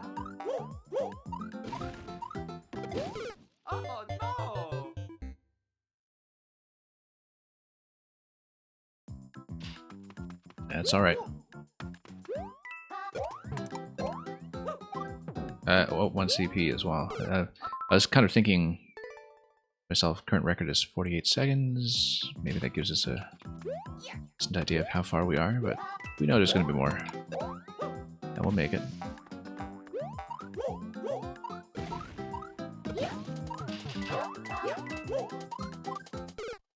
No, I could tell that time that was, once again, early. Yeah, you would think it looks like you have a bit more space on that column, that you can afford to go a little left of the arrow, but that's not really the case.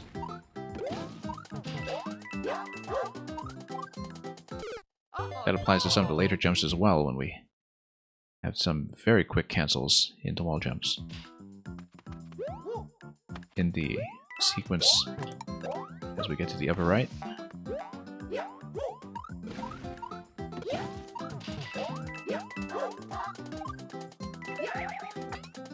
Yeah, holding that jump all the way makes a huge difference. This cancel, however, going to the wall jump, that's very, very quick. We don't have nearly enough height, I think, to do that. Maybe some additional twirl to maintain height would have been a good idea. Wow.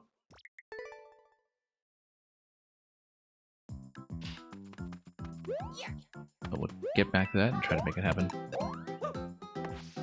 Pretty significant obstacle for people who can't cancel well.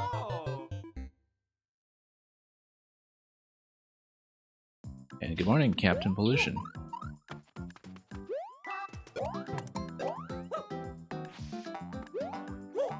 Alright, let's head down this way. No, I don't know why that wasn't a spin. Oh, yeah, we kind of accidentally pressed a jump as I was trying to spin off the left. And an erroneous squeeze of the trigger.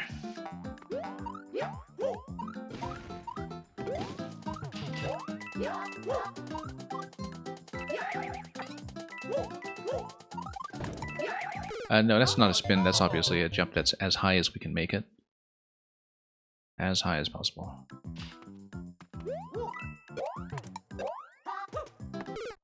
Yeah, I did a bit of an extra twirl there to reposition myself, and that threw off my slide. How's it going? It's going well. Well, I mean, this level has been the toughest one we've seen today by some margin, but we're steadily learning it. Yeah, as you can see, I'm trying to ground pound over there, and I'm just not making it. Because I'm just coming in so low over that wall, we don't have enough time to hug the wall after the cancel happens.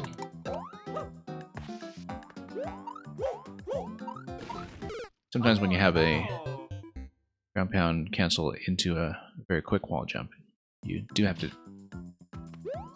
anticipate all your moves, but not too much.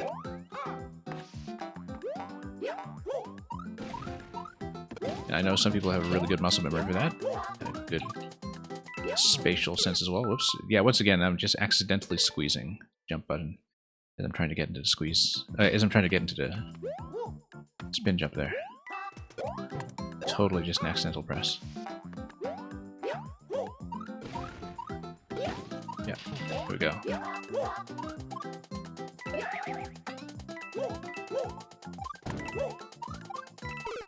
Yeah, see, we're just missing the wall completely in that spot. Captain Pollution, am I working at a radio or something like a, speaking of voice actor? I've been asked that many times by people here. I do not work in radio. I do have public speaking experience that has nothing to do with like theater or performance. I don't know how well that answers that. But when people ask me that, that's the answer. But you can imagine me reading the daily news, yeah. I listened to a whole lot of Orson Welles on the radio when I was younger. That's more or less it. And you got an easy snack for me today, okay. I think I might need that after all the throwing up that happens after so many ground pound cancels and twirls.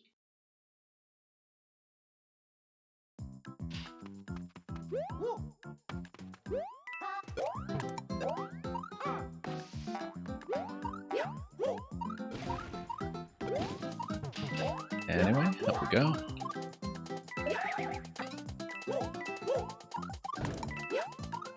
Yeah, as you can see, we need to really hit the top tile after the muncher to get as much of a wall jump as we can, because otherwise, after we do the second cancel, we just completely miss that wall. That's been the issue so far consistently. Well, not enough speed. This neck is so easy, you're probably able to get a new record. Interesting. We'll just have to gobble that down.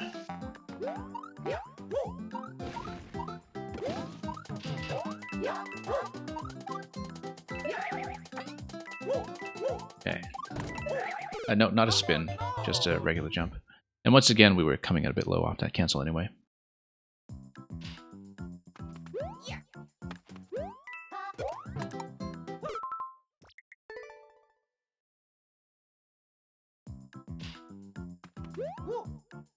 Ground pound cancel into wall jump always makes me think it's like some kind of fighting game input almost.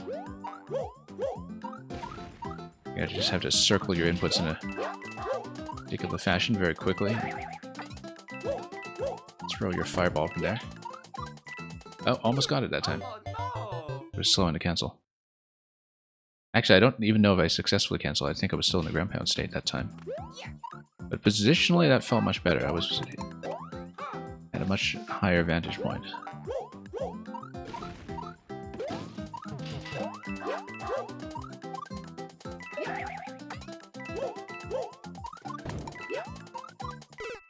Almost. We actually came in a little high that time, which is unusual that we're able to hit that wall at all. I pretty much never even make it onto that wall. That last little segment there, that only gives you 2 tiles to work with.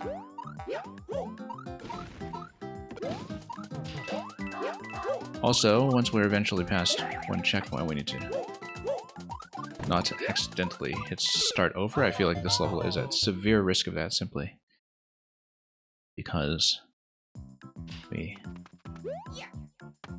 have been in the habit of just restarting from time to time. Although it's a level that at least, you know, has the graciousness to kill you properly.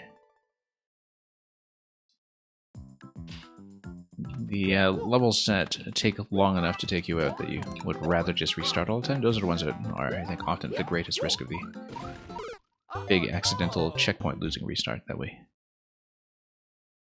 do far too often.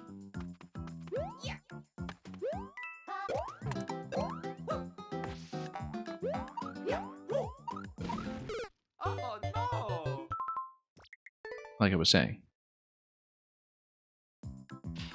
Of course, you know, that's just thinking about this theoretically ahead of time before we have even seen a checkpoint yet.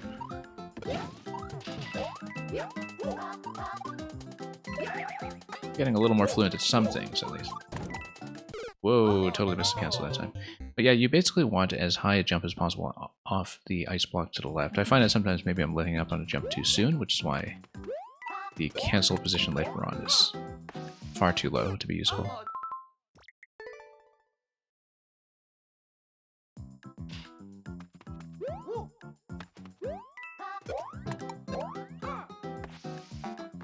Okay, let's head over this way.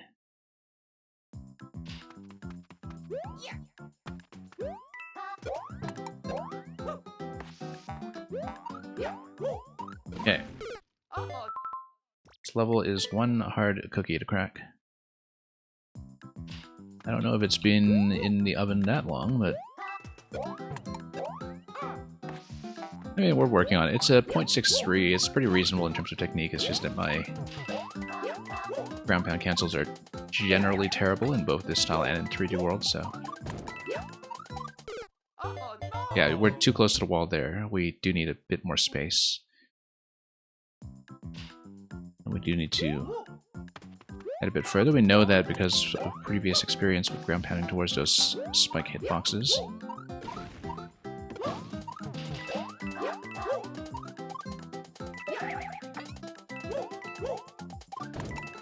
Whoop. Cancel that correctly. Did a wall slide too long, just missed a jump. RBL Now, welcome.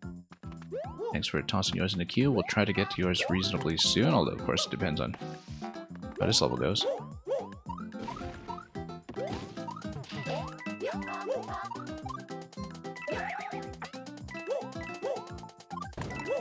It's doable enough that I will be trying to play this one to completion, but we have not yet passed this second wall jump here. Yeah, I don't like ground pound cancels either, to be honest. Some people find them very satisfying. I have a great deal of trouble with them. Especially if there's a quick wall jump right after that. Like I was just saying a few minutes ago, it almost feels like playing a fighting game or something. Like you're missing your dragon punch or something.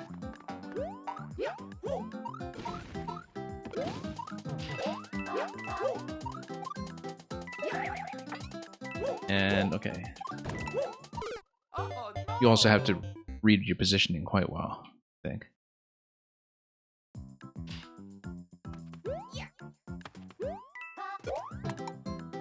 Yeah, because, you know, if you're ground pound canceling into a left side wall jump, you're going down, up, left.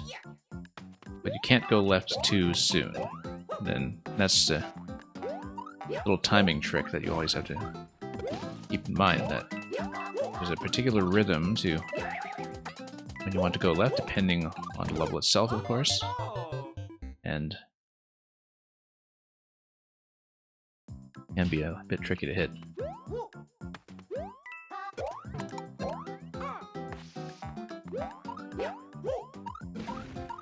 But we'll see if we can do it.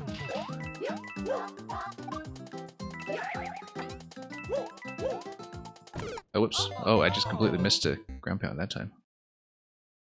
Sailed right over that.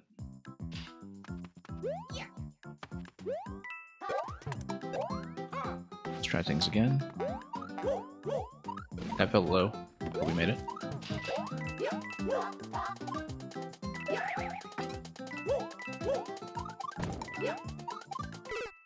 Almost. We actually tugged left too soon that time. And it's very easy to assume that you just want to pull left immediately after ground pound cancel so you don't miss, but that was actually over-eager. It's the second time we've made that mistake.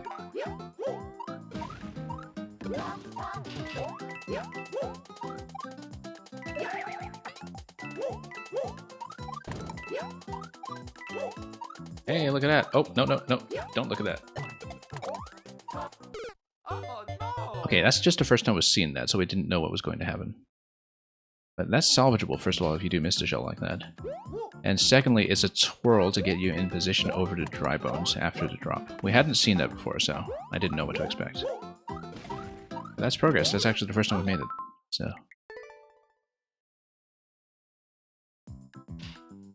And Subakshi, welcome.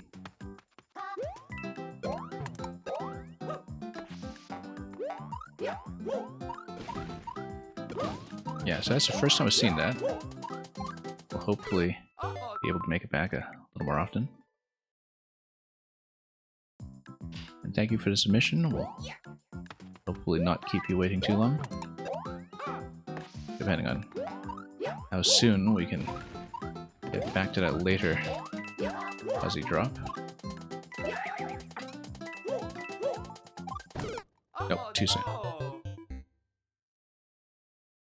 And yeah, Lee Retro, we're pushing at this bit by bit. The earlier bits are working a little more consistently than they were before, at least. Say that just as I run into the wall. Jump into the wall, I suppose. Okay, let's go over here. And yeah, we're off by a little bit relative to where we were.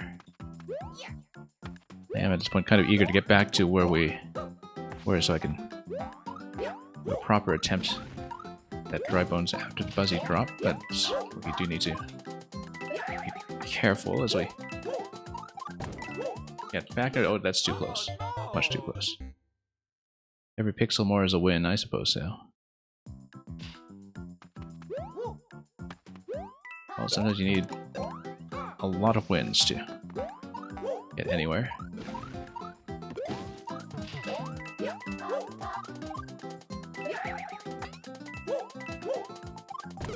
That's too close to the left. You can kind of see that relative to the column, that, you know, the arrows are suggesting that spot for a reason, because you don't want to go too close.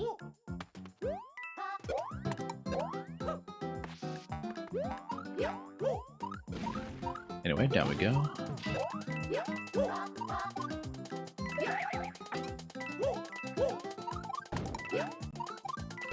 That was fine. We just missed a cancel, actually, if you see that. That's, you know, you're supposed to go down, up, left, and then we sort of started hitting left before the up fully registered, which is usually the problem with the quick ground pound cancel into wall jump. No, we go left too soon. What? Spin jump.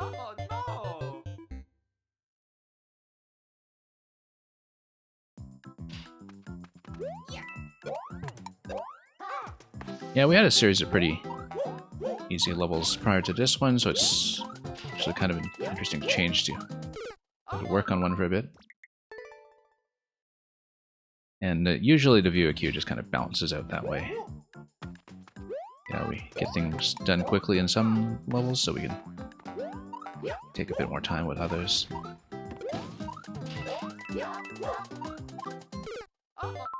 We'll hopefully not keep the other people in queue waiting for too long, but we do have to progress a bit first, and, you know, we quite a bit more to see here, evidently. Wow, that was terrible, that jump. Nowhere near where I needed it to be.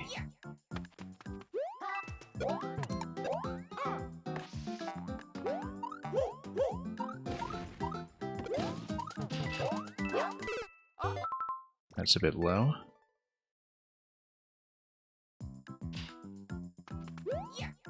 Yeah, none of the individual obstacles, other than the wall jumps, are really that difficult on their own. You do need to be consistent, of course, but then the thing that worries me most is the cancel into a very quick wall jump, because that's usually going to be the problem anyway. We'll see how much more there is of that, but from a technical perspective, that's the main obstacle here, for sure.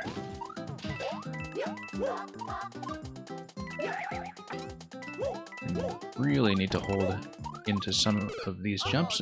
We kind of got the cancel that time, but pulled left too late. Fisher, welcome. Looking forward to what you have today. Assuming we can get there first. Too far left. Yeah, the spike hitboxes relative to the arrow are much more punishing than you seem at first glance.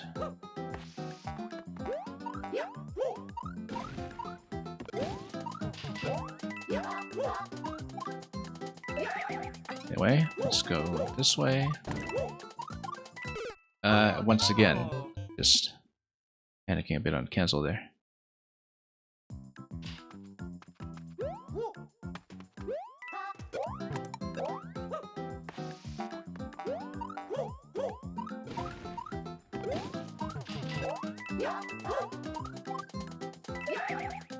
Up we go. No, just totally missed.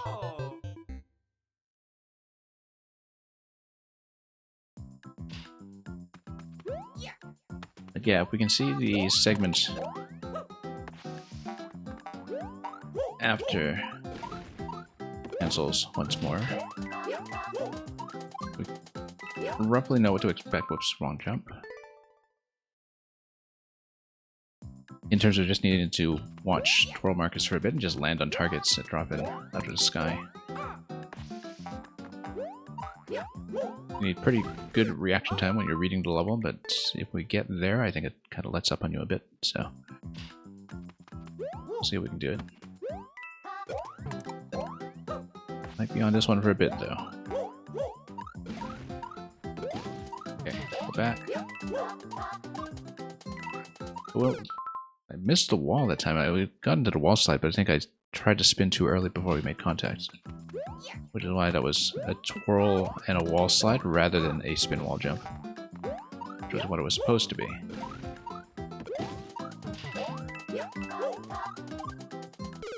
Nope, left too soon.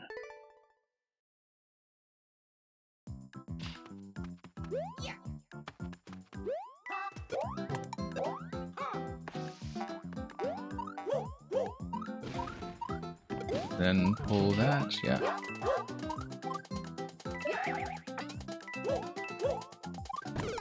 Nope. Yeah, sometimes we have some issues hitting, I think, diagonal inputs by accident when I'm just switching between so many inputs or cancel the wall jump.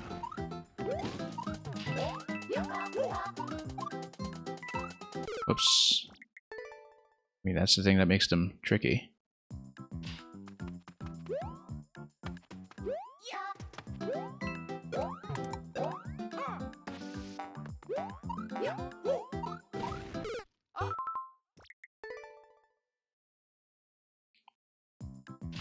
Anyway, let's see if we can resolve this at all. Push, jump, cancel, spin. Well, that's way off. No, it's not. Nope. Yeah, the problem there is that I know I am supposed to land on the Buzzy, but because of the twirl, we kind of panicked. And that was the second time I've made it over, but that time I couldn't save it the way I did last time. And I was not expecting to actually make it over, so we had the accidental wall jump on the pipe, which is definitely a bad way to choke, but we've done it twice now.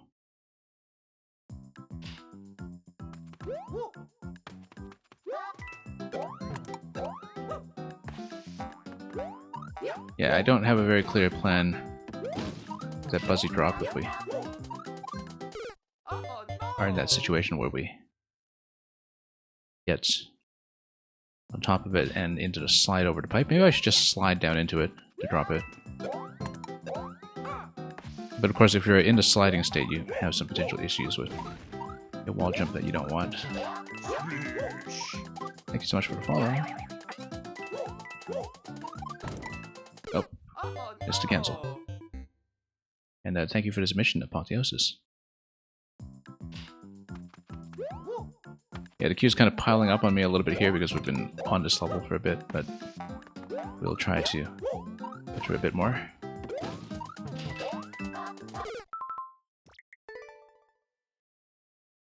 But yeah, since we're not even past checkpoint 1 yet, Lee Retro, in the event that I do want to get through more of the queue, you're welcome to resubmit it at any point this stream or another one for me to keep pushing on it a bit. We were making steady progress for a while. We just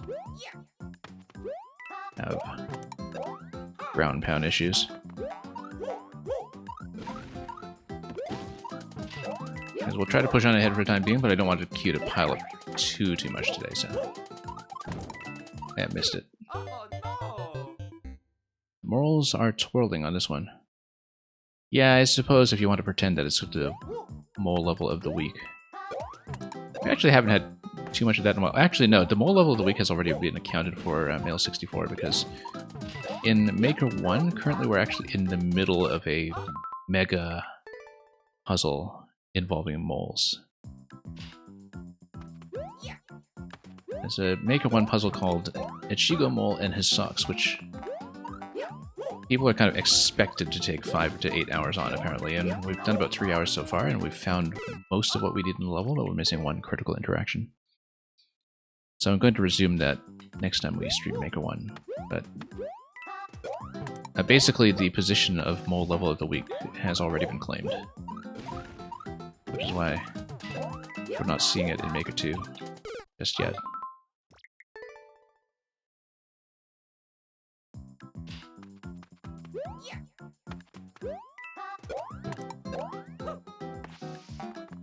But yeah, for those unaware, we've been mostly running Maker 1 lately to go over entire profiles of some notable makers in the game, and so we've been working through a mega puzzle specialist this week. And progressing slowly but steadily. We've been getting to clears. It takes a while sometimes to navigate the whole labyrinth. Okay, Lee Retro, we'll try a few more attempts. I want to at least get a clean attempt back on the wall jumps at all. And We do need to bail just to get through more of the queue. We'll do so, but I feel like we still progressed. It's just that, you know, wall jumps are absolutely killer here, and we just totally blew it the last time we managed to get to the Buzzy drop. So.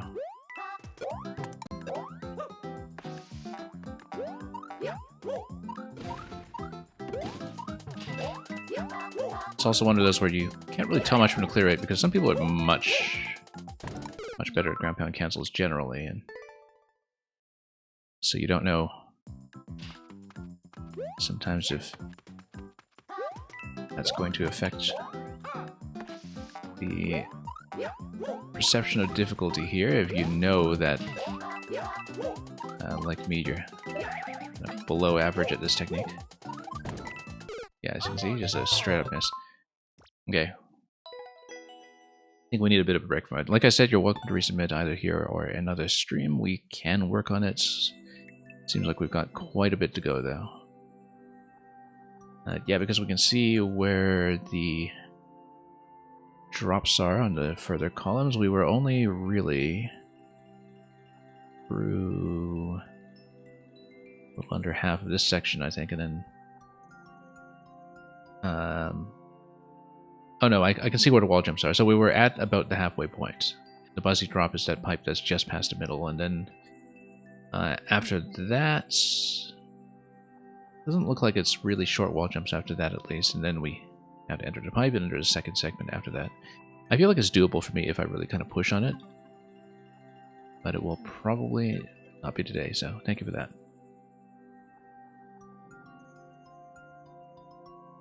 And yeah, I appreciated the level as well. It's just that we did hit... Well, I was about to say we hit a bit of a wall with it, but specifically we missed the wall repeatedly. Let me just check the current list. Pete Allen, if you are so patient to have been here all this time, please check in.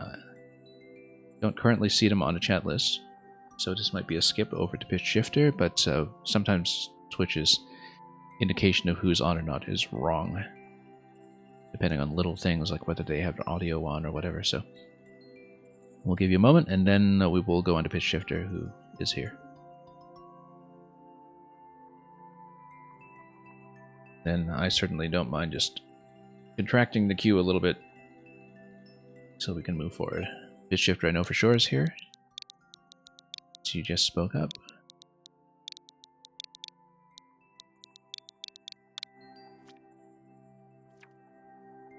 Raiders of the Lost RNG. An army which carries the RNG before it is invincible. So we're going to melt this skull over here. I guess the face has already been melted off the skull, technically speaking. Anyway, it belongs in a museum.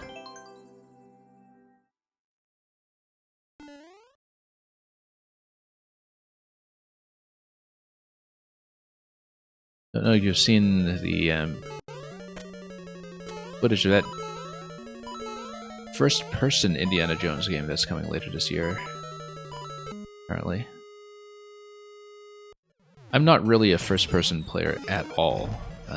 Very rarely, I would say, but, you know. Anyway, here's the coin drop RNG setup that we haven't seen in so long. Basically, the coin has a probability of bouncing either way, and then that's going to be used as a gate control mechanism. So if we die and we reset past this point, occasionally we might get a left side path. For those who haven't seen Pitch Shifter levels before, they are usually kind of gated this way to be replayable. Oh, whoops, missed a jump. Well, maybe we'll see the red room, so.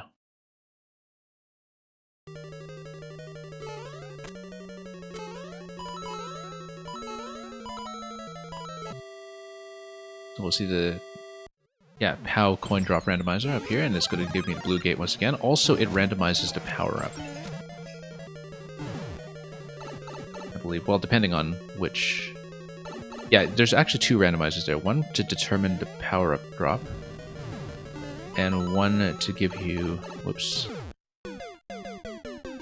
Was not expecting that swamp push there, but that's okay. One to give you the gate, whether you enter the blue or the red pipe. So it's going to be a slightly different experience every time.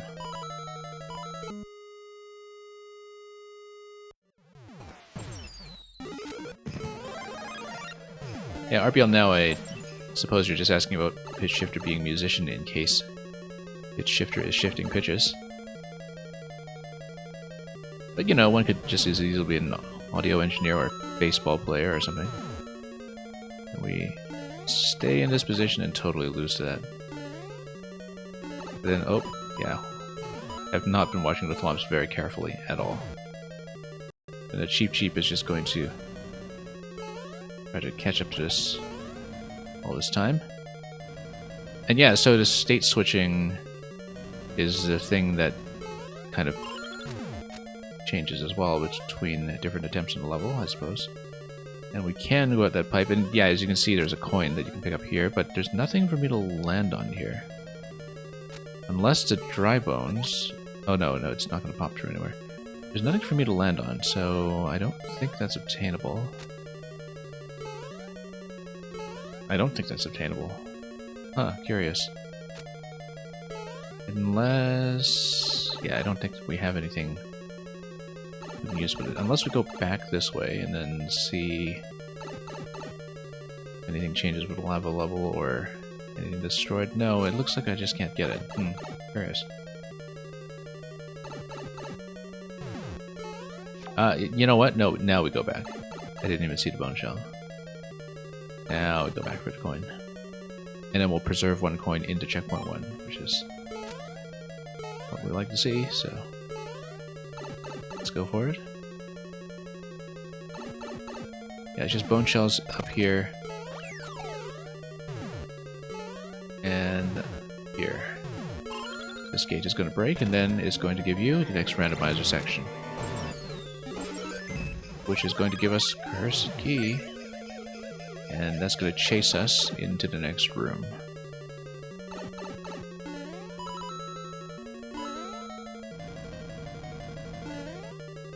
Anyway, let's do this. So yeah, the level, every time you go through it, I think it's going to give you the blue state or the red state, depending on how the ballots are counted in Florida.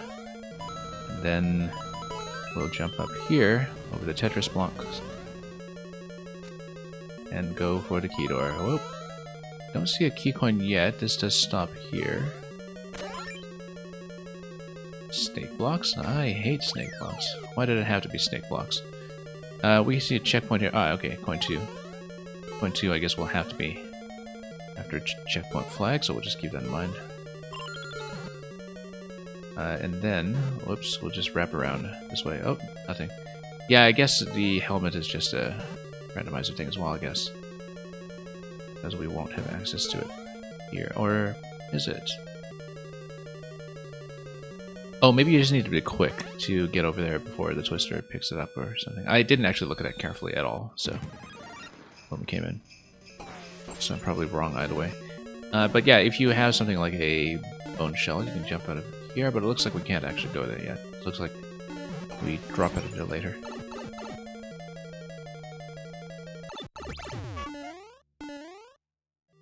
Anyway, if we hit the POW, we get the key. Oh, interesting. This is probably the tutorial for the boss fight. I remember that Pitch Shifter levels typically had this, where it just kind of tells you that when you get into a boss room, you have to hit POWs. And that's exactly what it's telling me here. Yeah, sometimes we do see a couple of these boss setups repeated between levels, but then, you know, the structure of the level and the power-up overall format kind of changes from one creation to the next, so we kind of recognize the general idea as we try to unstack everything, but hit the on-off switches out of the way, and then play it like this. And yeah, as you can see, due to the state switches, or rather due to the layout changes as... Oh, we don't have the key yet. As POWs are activated and as you progress, there's kind of a multi-phase thing where we do need the ground appliance to be grounded when we get to the next POW, which will require me to hit more shells. And yeah, as you can see, this time the complications are going to come in the form of things like bullets. And yeah, we do need the plants to be grounded when we hit. And then that's it for Boom Boom. So, another door by Boom Boom as well, because we never saw coin 3. So there was a key door skip that we could have done at some point that we just didn't see, perhaps. So, yeah, thank you for that one. I mean, I don't know what we missed when it comes to key coin. We did see... Oh, for the world record, I see. I see. Yeah, because, I mean, as a randomizer level, there was definitely going to be some aspect of it that I would be missing, but...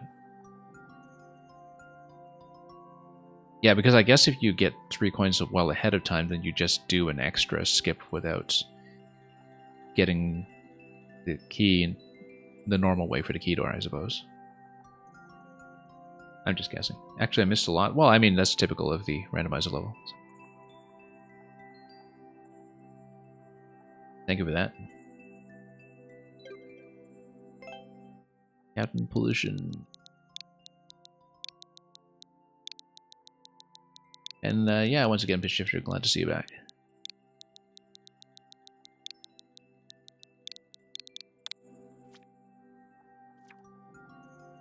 Captain Pollution's Endgame. Captain Pollution's 15th level. Welcome to your final destination. Now, you did tell me that this was going to be something with a high clear rate, which we're not going to get complacent about. Because it might just mean I get reset out of a lot of things and bumped around when we're nearing the gold tape and other such things that we've seen before from Captain Pollution levels. So, let's take a look at this work of art. And yet, Pitch Shifter, always welcome to lurk. So, thanks for dropping by once again.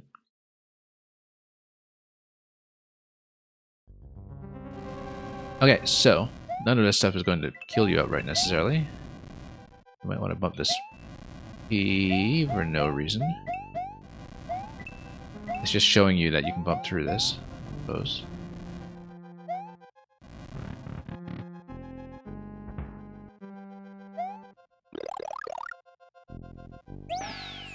Okay, so we get all this. Could we do anything previously here? I don't think so, unless there was a state switch, which there isn't.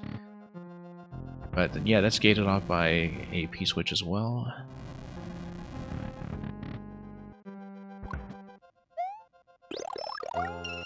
Feather. Okay, so we do get a bit of a choice here. We need to look for a key eventually, though, and let's whip this stuff.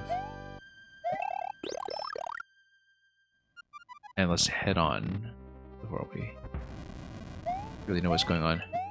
This little up and down segment actually reminds me of one of the previous levels you showed me as well. And the big labyrinth one, if I'm thinking of right level. Anyway, all of these guys are just going to get crunched over here. A bit of a story level, almost. And Takuma Rago, thank you for this mission. We'll hopefully get to you soon. And yeah, it's a Boomerang on a track. It's kind of like a zoo or a menagerie or something, I suppose, where... You know, eventually the Boos are going to learn how to open doors, and then we're all in a mess. Note blocks making all kinds of patterns here. We don't know what to make of that just yet, but...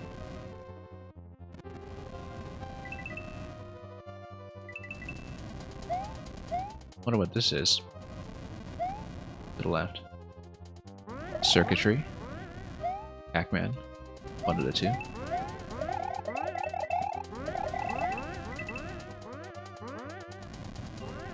Yeah, there's definitely quite a bit going on aesthetically here that I'm not necessarily reading, but it seems like you just have lots of enemies in cages or something, for whatever reason.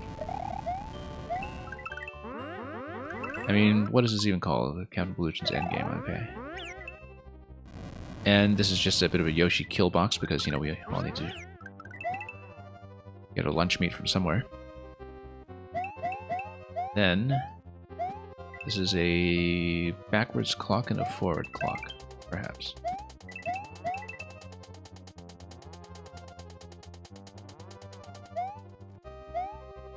I wonder if there's some kind of passcode or escape room clue that or key that we need at the end of this, but anyway, Like if we're quizzed on something.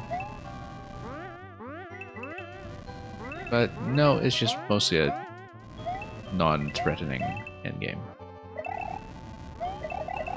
Up to this point, anyhow. This is the outro level for your ghost houses. It's like the credits. I see. Okay, okay, okay. That makes a lot of sense. Basically, get to see the supporting cast that participated and watch them die slowly. I know we'd played a couple of levels past this point into the numerical sequence, though, but I guess that's what it is. Okay. Oh, we got a key at the very end. Not that we saw a key door, did we? Or do you go backwards through the whole layout? Something. I mean, I don't know if there's a reason to do it. There definitely is a key door, because you get the key, right? It didn't offer anything. You know what? This is simple enough. Let's walk through it again and see if we can see the door. We know that we can just run through this thing, and it's pretty much purely just a aesthetic. Yeah, you actually just go backwards through the level and go back to this key door. Let's do it. Doesn't look like it would take you to the exit, but let's just run through it and see it.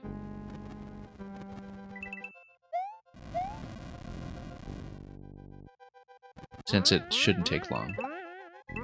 Unless we really find a way to break something.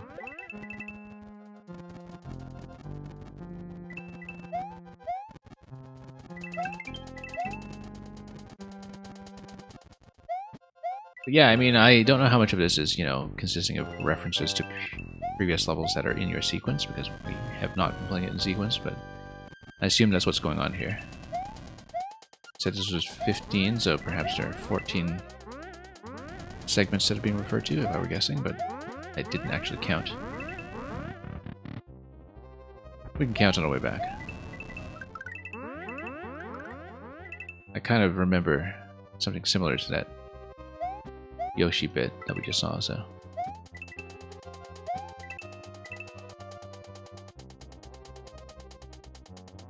If I did play your Terror House level, I would recognize all the pain.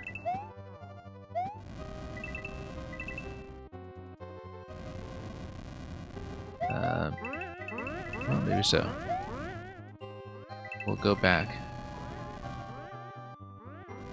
after we get the key. Okay.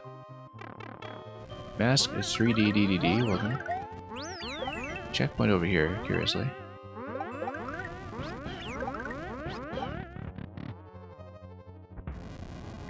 It's kind of funny that this level has a checkpoint flag at all, I guess. We'll see. There's a risk of a timeout later. Okay, so we don't hit the axe. What we do is we hit this block here, and we go backwards. Yeah, the queue's still open. You might be a couple of spots back, but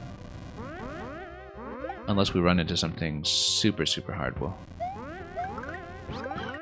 realistically get through all the remaining levels in a reasonable amount of time.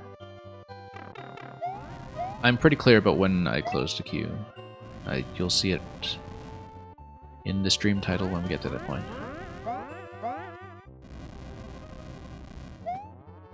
And yeah, we always play through everybody who manages to get into queue, assuming that you are able to stay for the stream.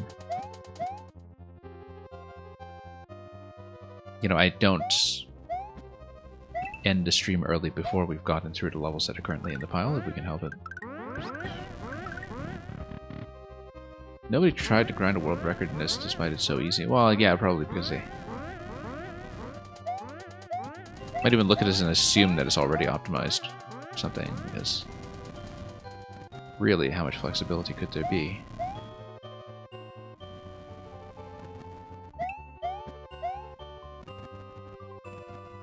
Anyway, if it's kind of a dead-end secret room that doesn't take us to the ending, we'll probably just tap out of there, because I don't see enough going on in terms of state switching or anything yet that would change the path to get back out to the goal for the clear. Unless you're meant to be just tight on time at the end or something. But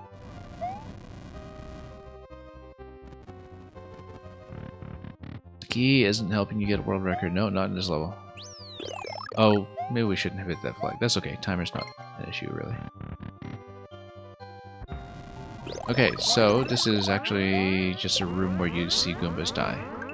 Okay. Yeah, again, I assume this is a reference to one of the previous levels that we just didn't see, because I do recognize some of the designs, but I don't think I played much in the sequence leading up to number 15, so...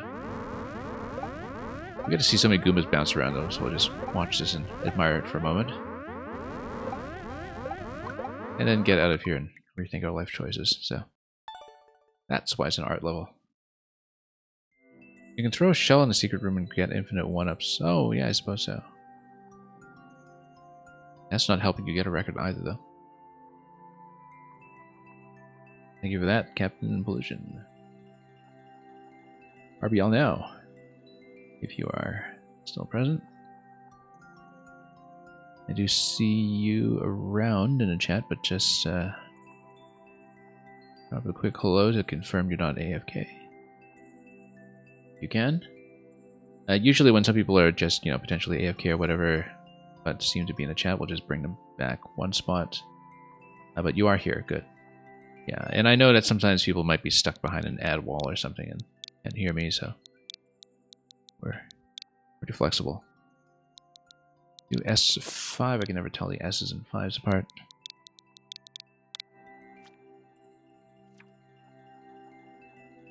If it's a super world level, Mail's saying that secret room might be absolutely vital. Oh, maybe so, if you have designed things such that lives are going to matter. In Mario, we trust. Very few clears, but not that many plays either, so... I wonder if this record will hold. We'll find out. Mario, we trust.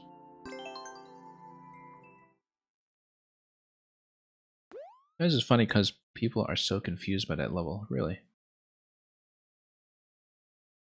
No, it looked like it was some kind of picture museum level, but... we never exactly know. We just drop straight here, and then we throw the block over to the... I think I've been traumatized by some of the object throws we've been doing all over... we drop left, obviously, all over Maker 1, where... Maker 1, when you throw objects against walls, you just bounce all over the walls. And... yeah, we're going to pick that up, and then the Thwomp's getting in position for the POW. We drop left. Drop left. Yeah, that's not going to go. I think we just kind of drop it ahead of us, perhaps. Or, well, we'll change how we do the throw. Obviously, that's going to be death if we do that. And then we toggle the next on the switch, and it'll give me a safe landing. We don't want to do it like that, obviously. No, we do need to fall left. We just need to find the right position.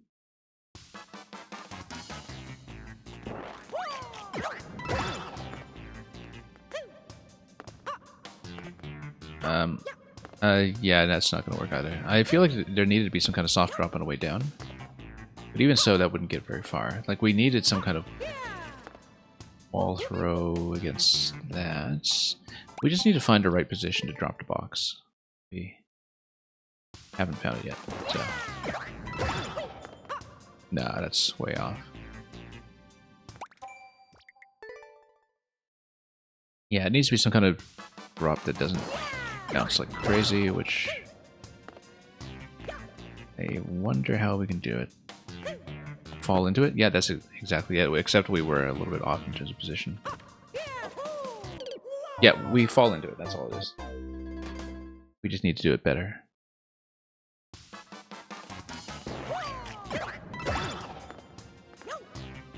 And we need a better drop. Like, we drop on the way up to jump. So...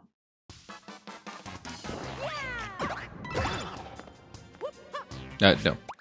Drop, not throw. If the block's meant to land there, there should be a backplate, yeah.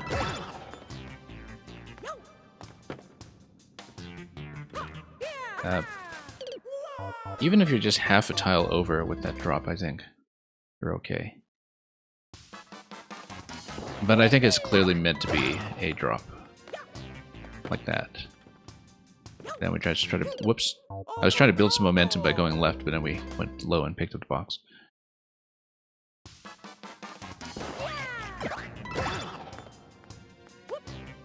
Okay, like that. That's much better. And then we need to spring something up above here, but then if we do that, we have some issues, I think, because if we hit this... Oh no, on-off switch is still fine, okay. Yeah. And then we kick the Koopa out to the right, we jump on where the Koopa gets kicked out of its shell, then we hit the next on-off after that, okay. Just need to read it a little bit at a time, that's all. That's much better. I'm obviously kind of taking this pretty slowly, but that's just what happens. We don't want to twirl too much, it's not an SMBU, we don't gain much distance from it. Why doesn't Mario have his hat on? Because this is 3D World and he's not very super right now.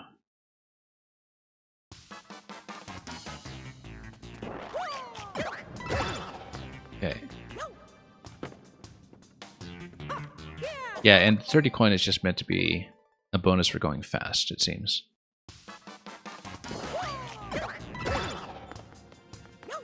Oh, hang on. Still not accurately dropping.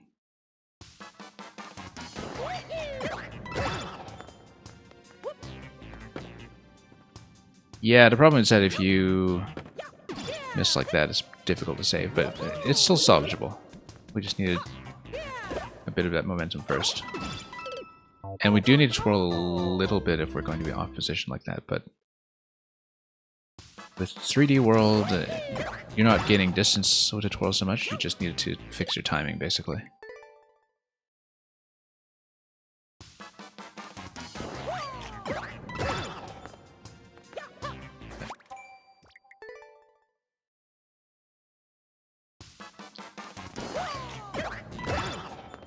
Okay.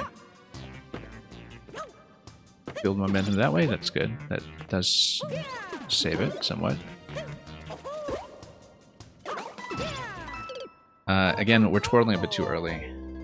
We should only do it if we know we need it for the dry bones position, because otherwise the 3D World twirl counterintuitively actually sharpens your falling angle, which is not what we want.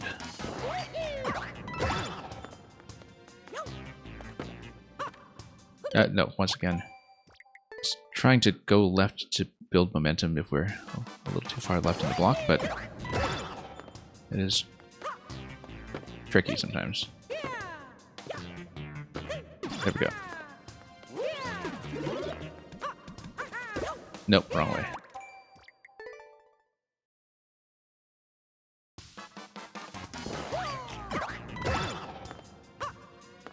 Okay, let's gotta drop once again. Yeah, you just kind of need to take it a little slowly, and once again, the bone position is not going to be too cooperative. Super Game San Diego.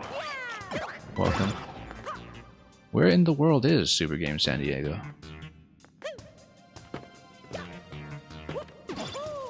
And let's hit this. And go. Yeah, having the Koopa land a bit further over actually helps quite a bit. That's going to hit the on-off switch, and then after that, though, we have problems, because how do we get over there? I didn't actually read that accurately, I don't think. Ooh, this is way too far over.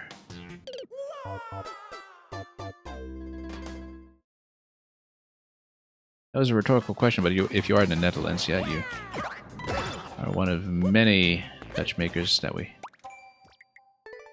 see around here, if you are a maker. It seems to be a very well-represented country for whatever reason.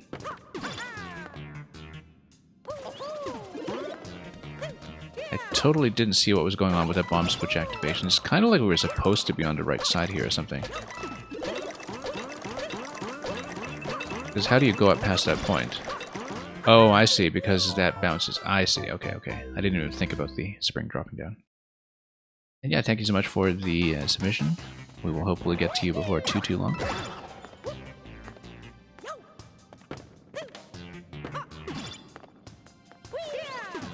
And this way, and then that's good. Yeah, we just need to be careful with this coming down then.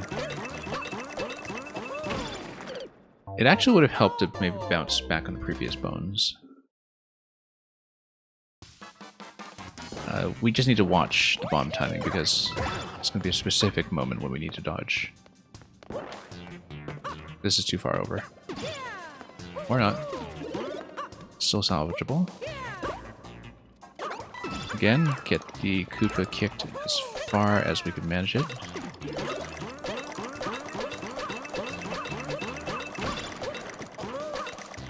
Okay, that's almost good. Let's let it walk back first. Let's let it walk back like this. And then we'll jump over this way. Let's continue.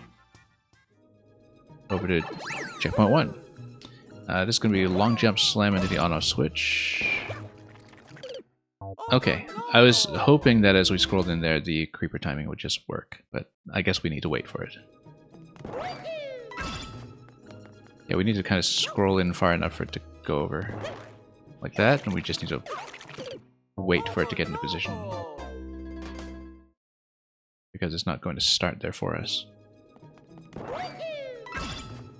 Yeah, the fact that it's so far off the camera, I think this created a little bit of a delay, and we want to sustain that jump just a little bit longer so we don't run into that problem where we have the crate end up falling on top of our head. Yeah, because the creeper kind of bends down at exactly that moment, you can't quite go faster, I don't think. Yeah, because you scroll it in on the camera just as it makes that bend. So unfortunately, that's not really going to be a very blind-friendly timing. But we'll...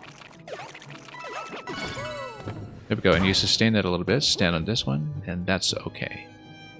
Then we have to be careful not to get the spikes. Oh, wait a minute. How does that work then? Oh, it does bounce platform, yeah, I didn't even see that. And it's just wall jump off the left side, I suppose. Oh, wall jump. Yeah, off of that one tile that we have, it should work. I think. It's okay, we just need to navigate this again. Yeah, I kind of feel like the delay on when the creeper becomes active relative to the player camera does add a bit of awkwardness to this moment here, but that's okay, we'll just play around it. Learn it.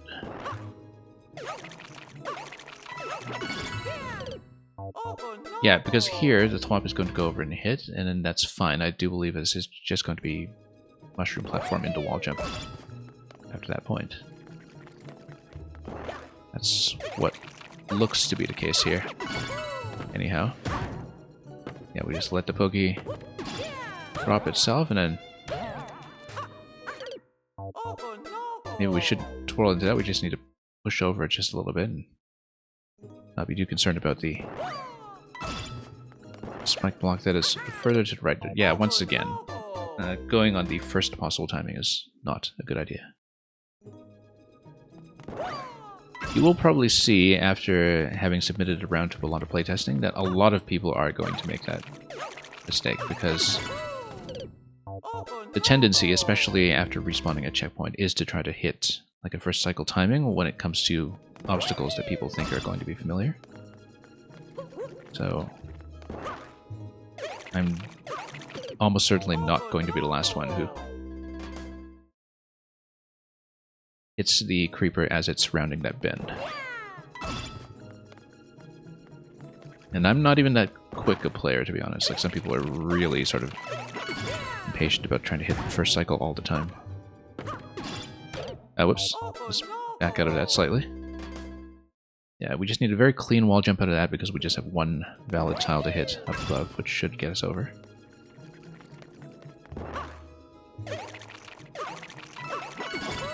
Okay, that's going to be good. And then we don't want to miss, obviously. we need to hit whatever's above. It's going to spring something. Well, an enemy of some sort that's going to land on the spike block. Probably an enemy. I don't know if we should hang left and get a second bounce until we know what it is we're going to land on. But I think we might have to do so for positioning's sake. You know, go back a bit and then run forward to whatever gets spawned in that location. Like over here. Yeah, the plant's going to stay in position, so... Yeah, because if you try to hit this arc from back here, that's not going to go at all, so... you grab the crate, you land on the swamp, and then we just kind of duck into that. Or just, you know, ride it wherever and see where the crate is relevant at the end of that segment. Oh, whoops. No, wait, it shouldn't start over. You like how I narrate everything? Well, I mean... if people are sending me to levels, we might as well talk about the design. This has always kind of been a talk about level design stream, though. It's not really a... you know, let's hang out while I'll repeatedly stream so much, but then we can do that, of course. It's just... that I am likelier to die repeatedly to silly things if I distract myself like that, but... okay. Yeah, you're just gonna come over here fine. Bully's gonna go over here, and then we do need to toss... whoops, we need to not grab that by mistake, of course. Yeah, glad you enjoyed the commentary. I mean, you know, you all put work into your levels, you might as well hear the thought process as somebody is trying to playtest.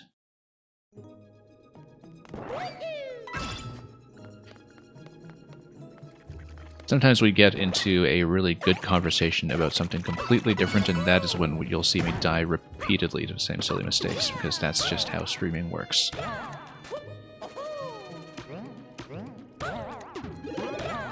Let's be careful. Put our heads here. There we go. Grab this, go down. Yeah. Toss, and then we'll let go of the grab button, just to avoid mistakes over here. Oh, missed a one-up. That's okay. Oh, that's just a goal pole. Okay. That's quick and easy. Thank you for that.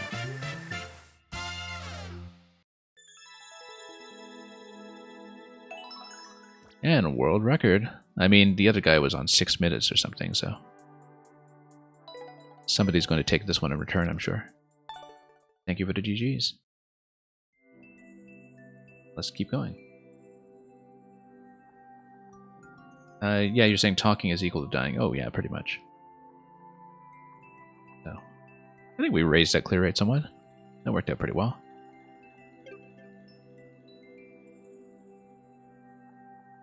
And Subakshi, let's take a look.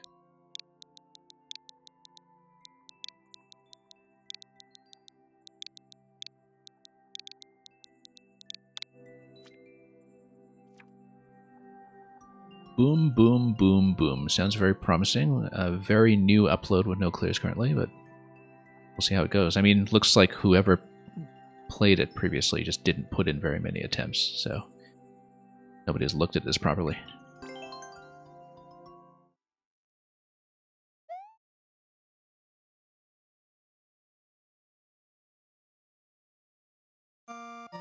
Okay, so we head up this way, and then... yeah. Interesting. Down here, but it seems like we would need to maybe put the shell on top of here and then spin jump over it. And we're small, so we'd still be able to land out of the spin jump just fine, I think. We uploaded this afternoon. Yeah, let's figure it out.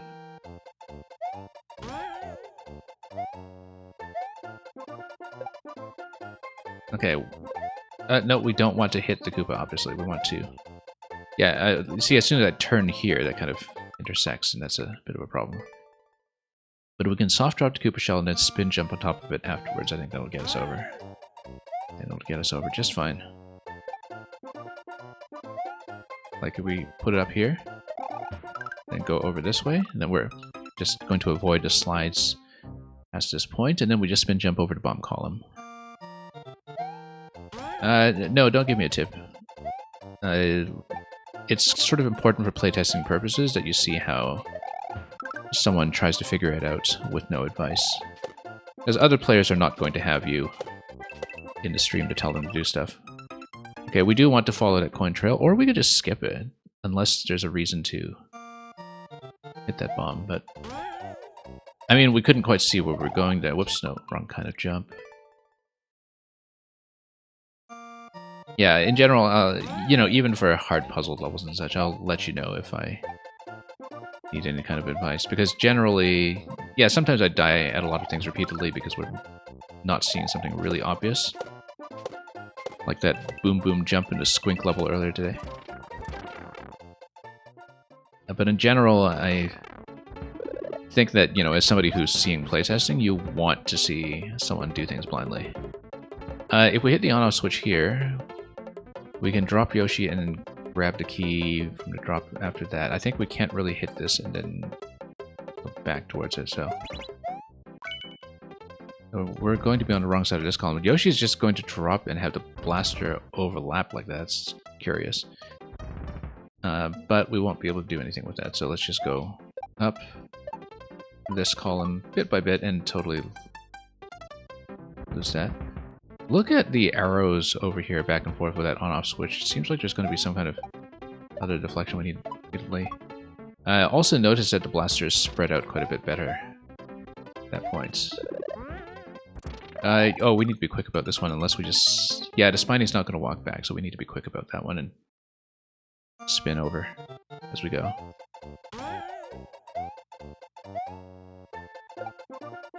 Yeah, so there are a couple of locations, whoops, like that, like this one here. So, I don't know if you're familiar with the concept of the SD lock or self-destruct lock, which is something we talk about often, where the player kind of has to realize, whoops, I guess I lost at a level, I guess I have to die or restart. Generally, you don't want too many situations like that where the player has to kind of stop and wonder. But yeah, we'll make do. Like, even if it's something very obvious, it's sometimes something that feels very kind of un-Nintendo-like to people, if you know what I mean. If you are doing something that otherwise adheres to more standard platforming conventions. I mean, some players are going to be more particular about that than others, but...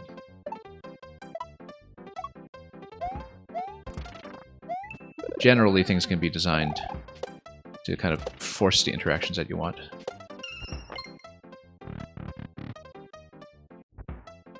Okay, so I guess we'll just kick this guy over here, and then it looks like it'll be the shell here that's going to hit the on-off switch. Now, the thing is, it's way off screen, so... we will have to follow it, but then run back when the shell bounces back so we don't get hit by it. That's what it is. So we get to reset out of this. And yeah, so we basically have to run it, or we go all the way to the switch, hug it, like this. Now the thing is, will we have enough room to beat this one? Oh, it's going to go down ahead of us, okay. That works. And then we just need to jump on it over here without lowering too many of the donuts. Yeah, I was thinking, oh, do we want to just soft drop it and spin on it like before? No, I don't think we do. Or maybe we do. But I think a spin doesn't get me far enough because we would actually need to lower the shell onto donuts. I see, because we actually do need the shell to go down afterwards, I think. We need to, whoops, bounce on it. But then... I wonder if we can actually just make this from the first bounce. How do I look at it? Oh, we totally can. Didn't even consider that. And here we can just lean right. I didn't reset past the checkpoint or anything, I don't think I did. Because I just mindlessly hit start over and I didn't even think about that. I don't think I did. Yeah, and then you can just pick everything up this way and then hang all the way right, and then you don't even need to deal with the bomb. Yeah, no, I didn't think I did. You grab Yoshi over here, and then you grab the key. I don't know what the key is used for yet, but oh, the key door later, yeah.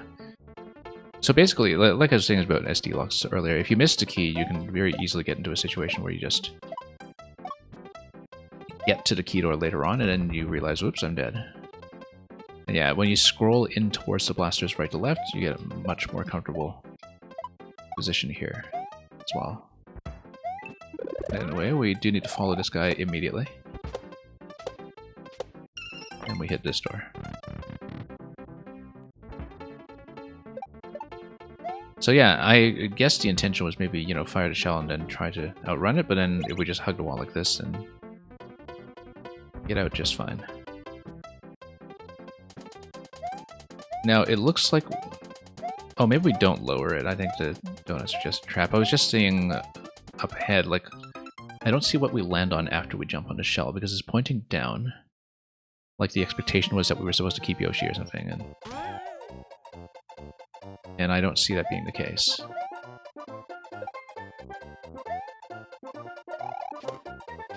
That's okay, we'll figure this out as we go. I can't see that the expectation would be that you keep Yoshi, because if you do, then you don't actually get to run in that one row high slot to see the activation of the on-off switch. Like, you don't actually get to see the on-off switch unless you sort of run over and follow it, so... Yeah, spawning the bullets this way is much easier to hit.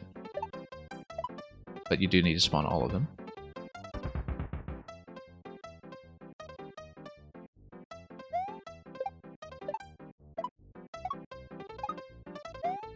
Then we get up here, we spin over this guy, do it nice and fast.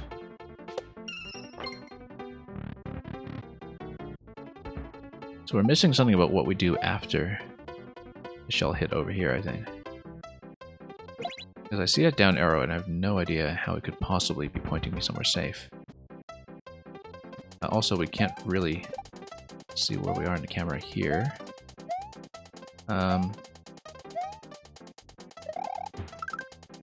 Oh, note block. Okay, so we actually do want to do a regular jump on that spot. Yeah, the note block was off camera, so I know that, you know, you were maybe trying to compensate for being off camera by pointing there with the arrow, but definitely we had to guess a little bit.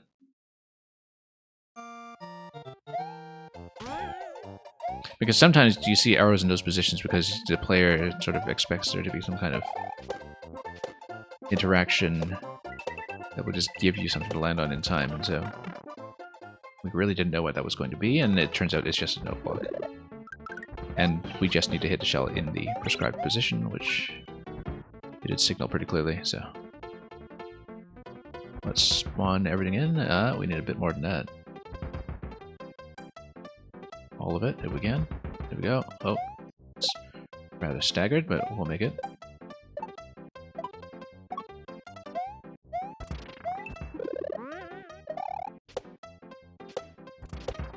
Anyway, let's bounce up and continue.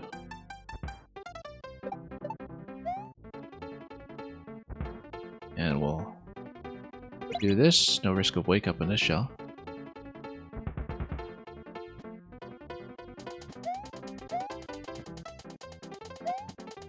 No. Yeah, you do kind of need to hit a moving target unless you do like a really good soft drop. The other thing you can do too is just not kill the little Koopa and then have it crawl back into the shell later, but then, nah, you can't. No, you despawn it, I think. That isn't going to work. Yeah, we'll just skip this instead of making a landing. It's much easier to just go for it.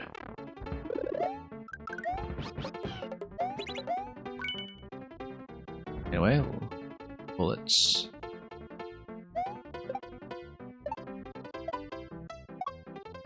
Then up we go.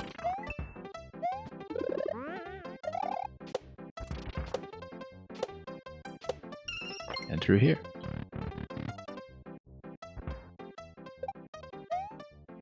Let's not lose the shell. That would again... well, I mean, you just reset into this room through the door if you get into that issue.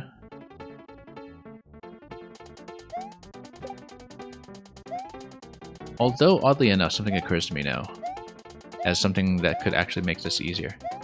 After you hit the on-off switch, you reset through the door. You come back through the door. You unshell the Koopa. You get the Koopa to walk. Koopa, or rather, you know, you... no, it's a red Koopa. That doesn't work. I was thinking, like, what if you get the Koopa to, like, walk back into its shell? Or bounce it in such a way that it can re-enter the shell down here, and then you kind of have it walk in a... whoops. Controlled position here, and then it goes slowly, and you don't need to deal with the fast shell. I think there's a way to do it. It's obviously going to take a bit longer than just, you know, playing the level and hitting a moving target, but I'm kind of curious to see if it works. Might take a little bit of setup, though. Because you need to, you know, basically spit out the Koopa shell at exactly the right places. I'll see if I can explain what it is I'm thinking. And demonstrate it. Because I'm thinking there's a way to just basically make that jump easier. Just much, much slower.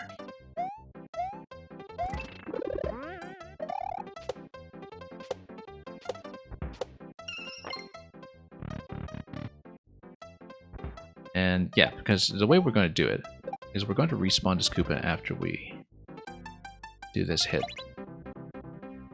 I'll show you how that looks. Because the idea is that if you come back through here, you're still in the correct on-off state.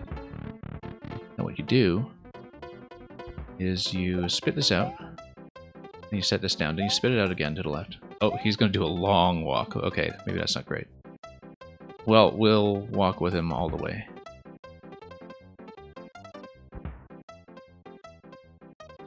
Now, even with a red shell, though, this guy should walk off, though, right? Which means we'll actually just let him walk off. And then after that, we'll have a very, very slow, very easy jump. Can Yoshi's tongue grab the key? He can't jump to that position, though. He can't jump far enough to the key to get there. I don't think so, anyway. The key seems way out of the way. Let's see how this guy's drops. Oh, no, he's a red Koopa. Okay. Oh, and we don't want to trap ourselves. I'm totally going to trap myself now. Yeah, no, hang on. We should have just killed him and then reset the door. Yeah, we kind of had the Koopa going the wrong way to do that cleanly.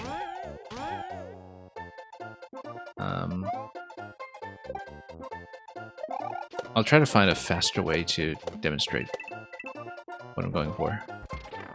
It's easier, of course, to just, you know, roll the shell the way you're supposed to and hit it from there. Yeah, I don't think Yoshi can get even close to that, because he can't really jump high enough, I don't think, unless I misread that.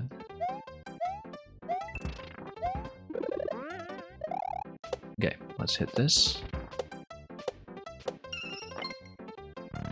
If I jump on top of the on-off block, I didn't think I could reach the on-off block. Maybe I just miscalculated. Oh, we need to... Okay. Yeah, so the Koopa always walks away from me, which means that if we jump over him like that after unshelling them, then he actually does walk in the correct direction once we do this. And then we save ourselves this massive walk over here. So the idea is that we go like this. And then jump over here this way. He walks back this way. And we spit him like this. And we try not to land on him. And then make it nice and easy. Over to the note block. Wait, how am I supposed to... I was wondering if I am supposed to hit that, because the track was kind of pointing to its left. So I was deciding, you know, do I land on top of that block, or it seems like I'm supposed to hit my head on it and then go down and spawn something critical, but I don't see what that could be.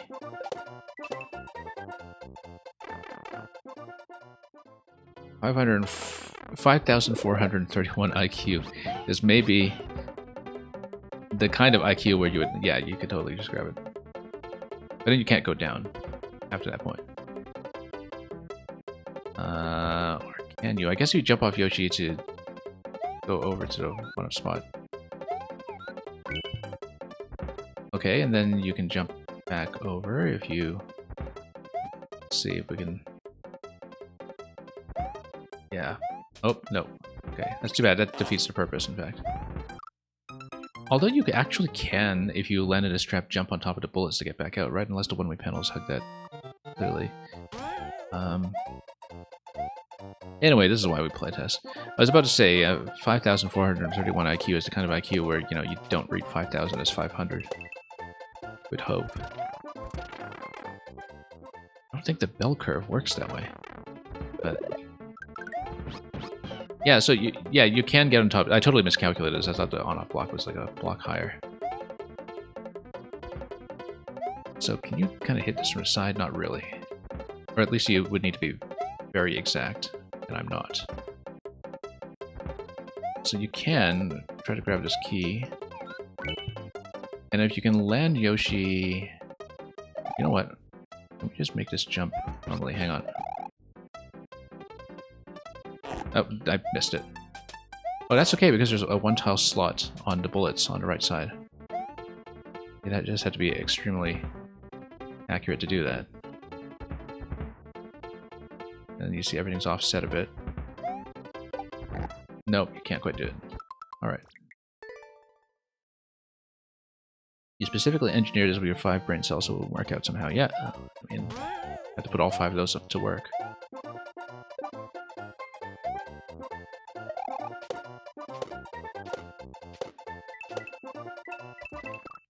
Yeah, because you would have to lose Yoshi, I think, in order to get back out of that. But keeping Yoshi with grabbing the key, I think, is a bit difficult. But let's skip the coin trail once again. Sapphire, welcome. That's okay, we'll just do it this way again. And yeah, I'm just thinking about how if we did manage to keep Yoshi, you'd just walk right across this segment here and not worry about it too much. Oh, too slow.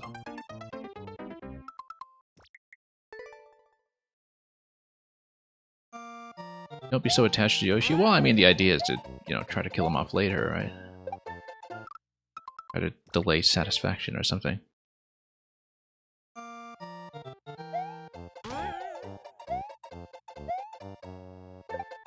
No, I mean, I always try to see if we can carry things forward. You know, just to see if the level accounts for it and what we can do. Thank you so much for the follow.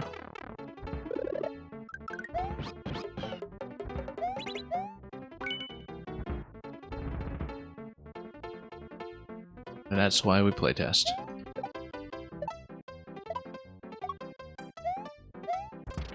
We actually do our best to, you know, try to play test around here and not just run it through the intended way.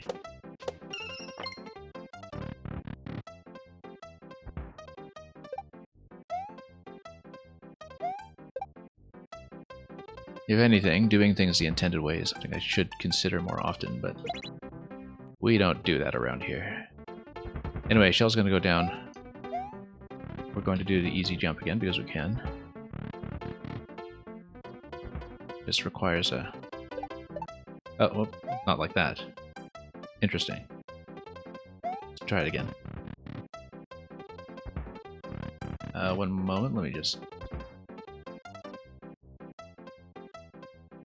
grab something there. Okay, let him wake up.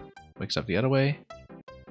Oh, nope. No, I didn't mean to fire it. Hang on. Let's do this again.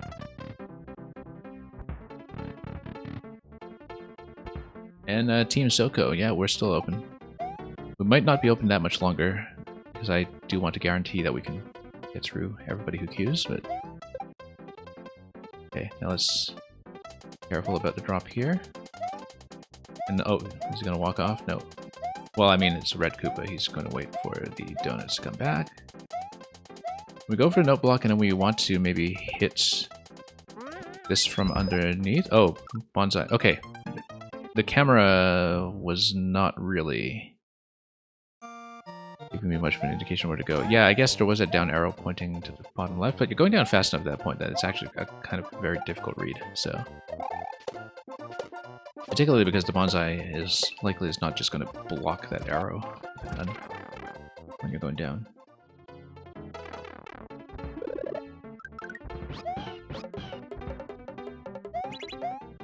There we go.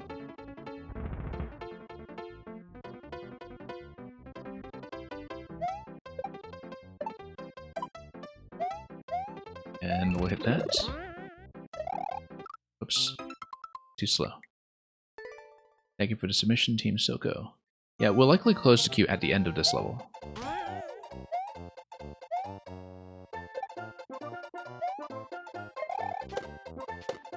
Because, as usual, my policy is to try to get through everybody who is in the queue at the time that I close.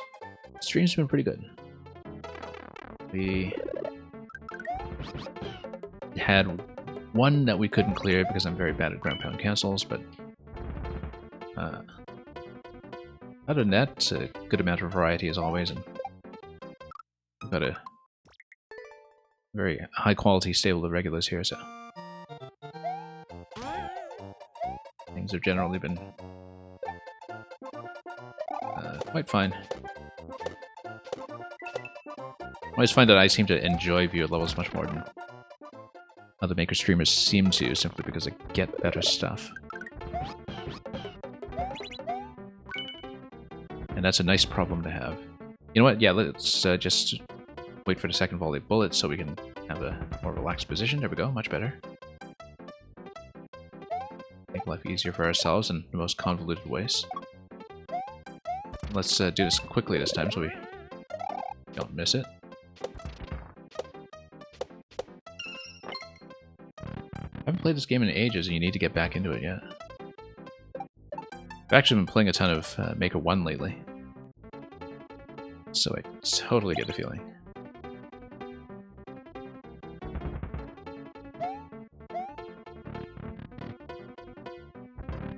Okay, so we're going to respawn this after the state switch. We do want to hit Koopa to the right. Sometimes that will depend on which way it's facing as we step on it. Just kind of need to lean against a wall, actually. Walk this way. Try not to kill him. Spit this. Come down here, and then let him walk. Yeah, so when a Koopa re-enters the shell, it walks towards you. When it comes out of the shell, it walks away from you.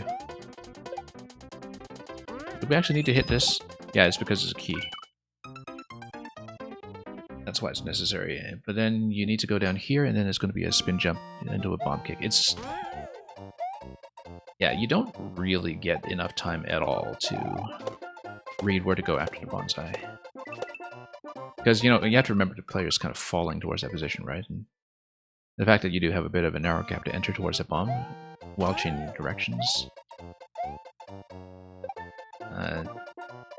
means that, you know, even the down diagonal arrow that's going on there isn't really sufficient to give you notice because you just fall down towards bonsai so quickly, right? Like if you get the wrong kind of bounce and guess incorrectly on top of it, you are already going to very likely die, so I feel like that spot is a little bit blind.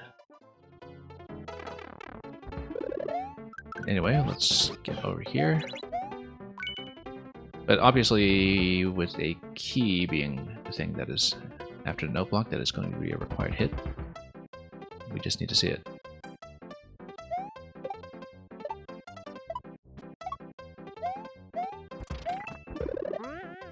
Okay, let's get on top. And in. The whole first section would work with no indicators at all. Yeah, usually. That's the case. Whoops.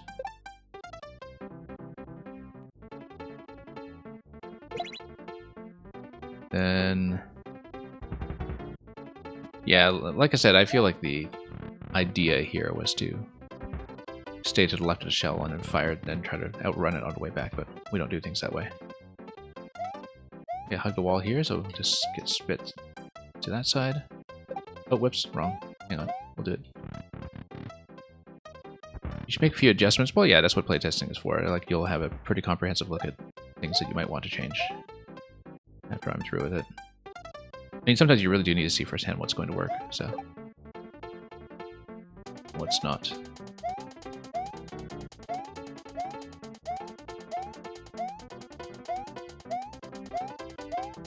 But... And, you know, you'll want to see a couple of people play it as well, because my play style is definitely not what everybody does. Okay, no, you want to throw the bomb to the left, and then you get a better spin jump position. That's what the arrow is telling you. You throw the bomb to the left, and then you get a spin jump that gets further. Again, I didn't really have enough information on the cameras to really see how far the spikes were going to go on the left, which is why, you know, I see a bomb and spin it. But yeah, no, it's pretty clear to me that we have to throw it to the first row. I just needed to see it once. This value of live playtesting, it becomes very clear what does and does not make sense to a player, and also what kind of nonsense that people will try if they're either inventive enough or usually just desperate enough.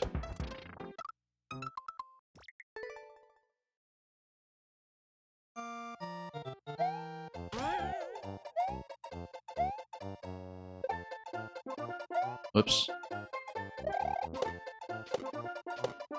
Yeah, because typically, you know, I go slowly enough that I'm going to see some things that fast players don't.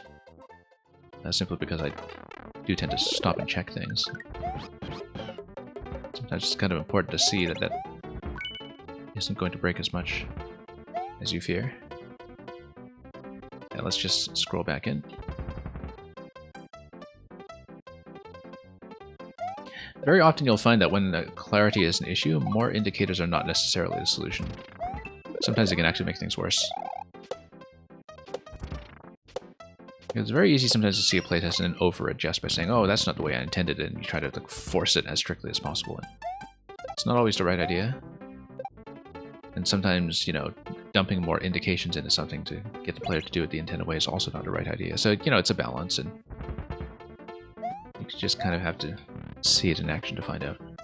This is your second level that you made, so you're not used to rules and stuff. Yeah, no, it's not even so much rules. It's more that, you know, once you do more Mario Maker and you do more playtesting, you get a sense of how players tend to read things. And, you know, that's something that you can only really see with experience and practice. And everybody kind of has to start somewhere, which is why we try to show things off thoroughly and give you as much information to work with as we can. Yeah, so if you do a nice high bounce on the bonsai, you actually do get a view of the arrow. It's just that, you know, you don't necessarily get a good view of this grinder here until you scroll down. So definitely one thing you should make a note of sometimes is... Oh, yeah, and we're going to totally miss that. Yeah, once again, as you're scrolling down, what you see in the Maker view is not necessarily going to reflect what a player sees when they have to scroll the camera by themselves the first time, right?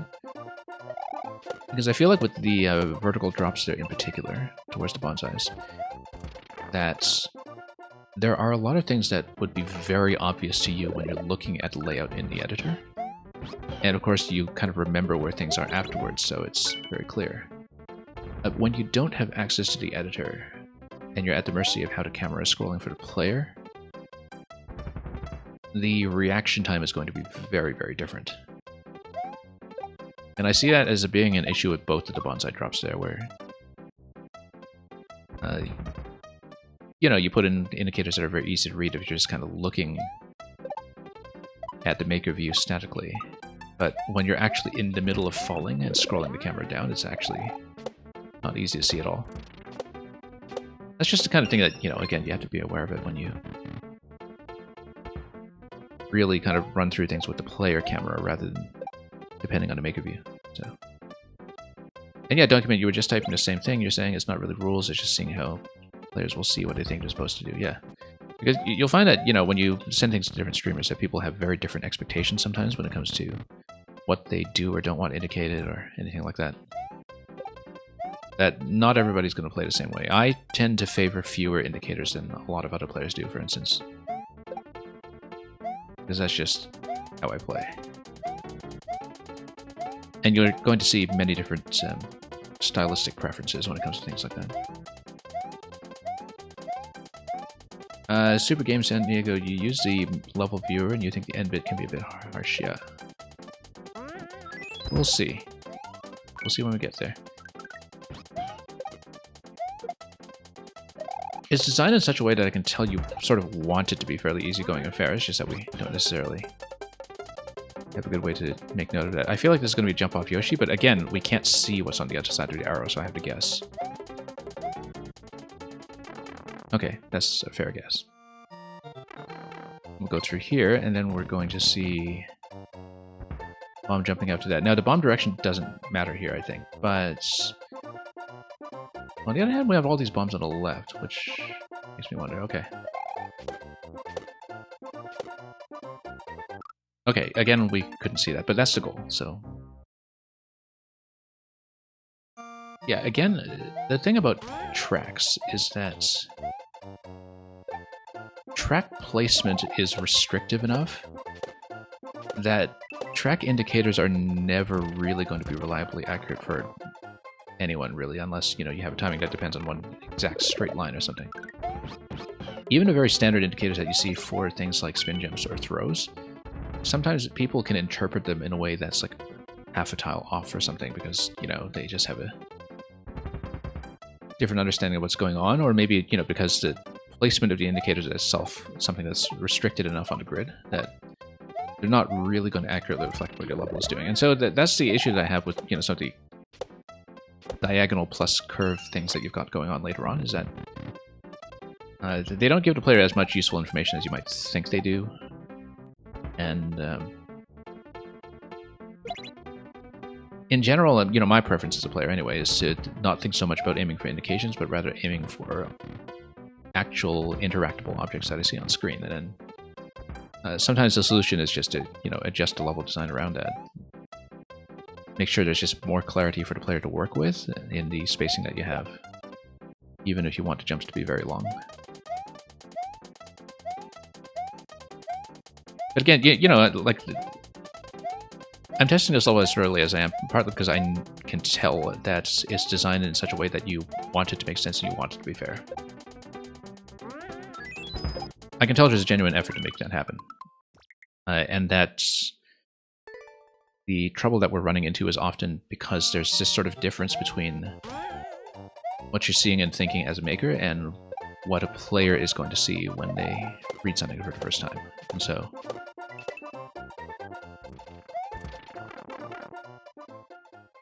because I can tell looking at a lot of this level that, you know, you want it to feel nice, you want the jumps to make sense, and it's just that we have to, you know, kind of expose a lot of rough response along the way to make that happen.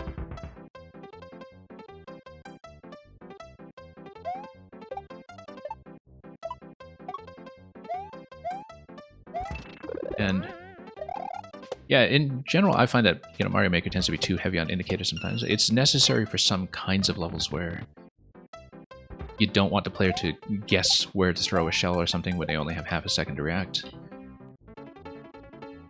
But for kind of most ordinary platforming purposes, it's better to have clear targets for the player to hit and react to, rather than making them play like they're trying to interpret your instructions. Like, you know, because when people play platformers, they're kind of playing for the objects and not so much playing for puzzling out what you mean.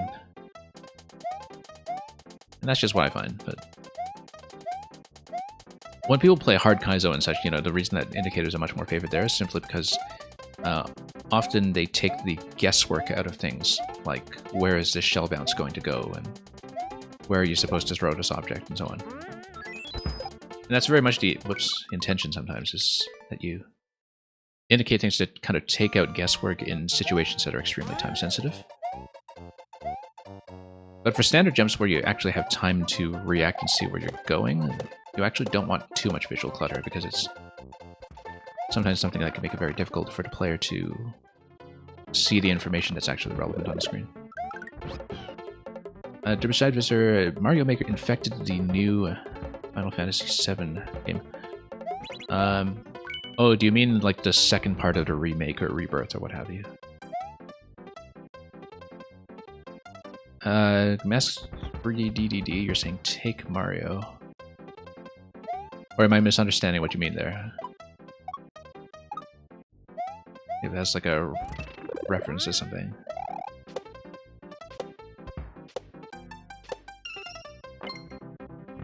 Bonsai Bill.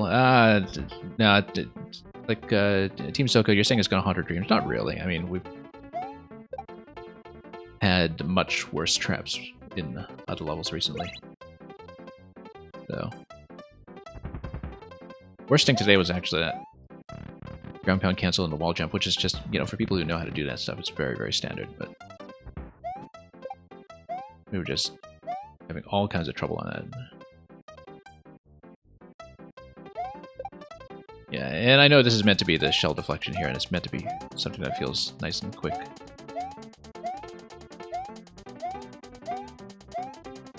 Cannot take Mario. There is a cave to the north. What would you like to do?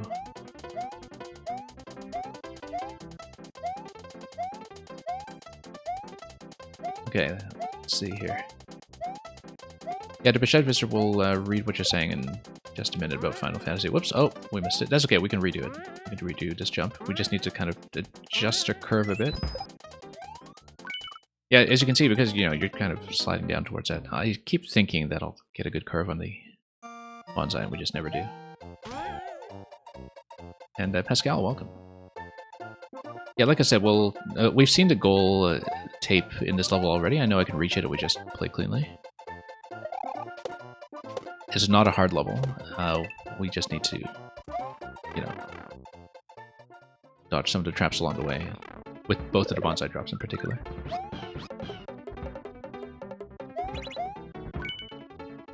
To Bashad, as you were saying, on one section you can climb a wall up and the climbable rocks are marked with yellow paint.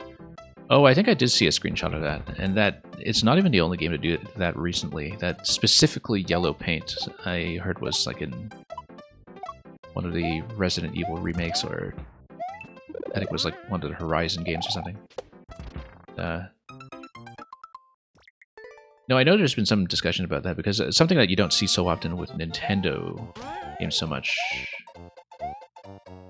is that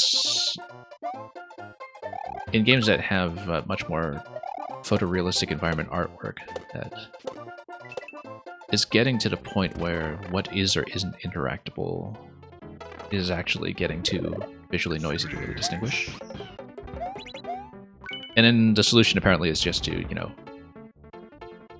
make it look as though somebody in the beta testing has already figured it out and decided to just slap some paint on the level for you. Thank you so much for the follow.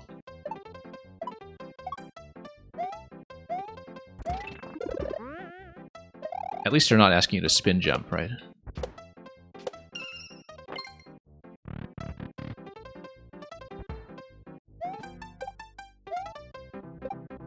But yeah. I mean, video games are so huge nowadays, too, that increasingly I think developers of the biggest titles have to kind of play with the expectation that it might just be the only game that someone plays in a year or something. And because honestly, video games are just generally too long nowadays. And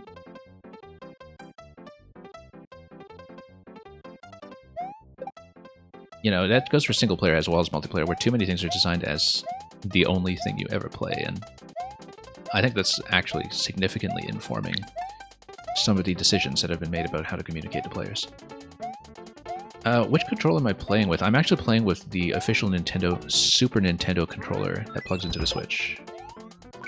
It is so comfortable, believe me, as somebody who plays exclusively on D-pad. Much better D-pad than what you'll get on the Pro Controller or anything. And I have smaller hands, so, you know, I kind of like controllers that don't have grips, to be honest.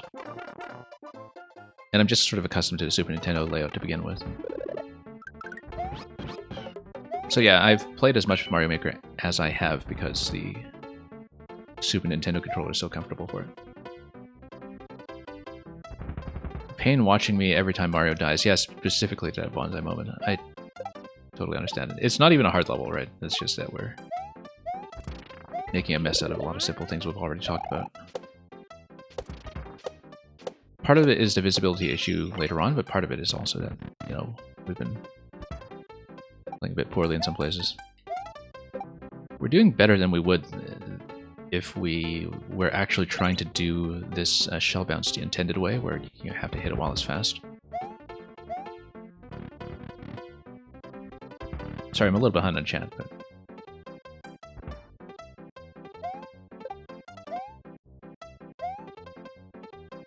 let's try not to die to this guy while I'm looking at chat. That's something that is also a streamer death that happens far too often.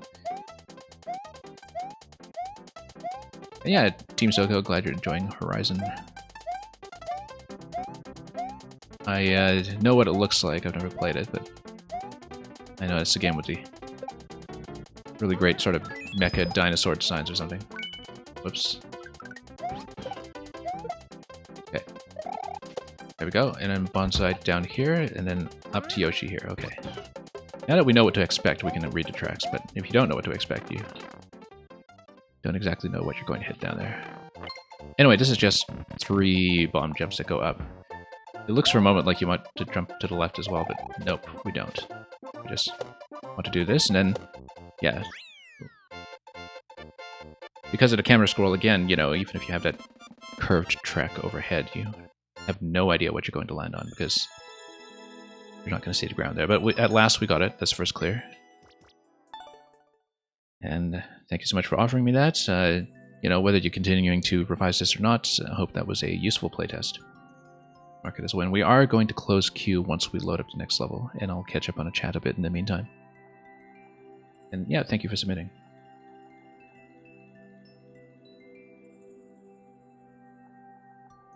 And Shushiro, looking forward to this one. We'll bring you in next, and we will close queue once we load the level. And in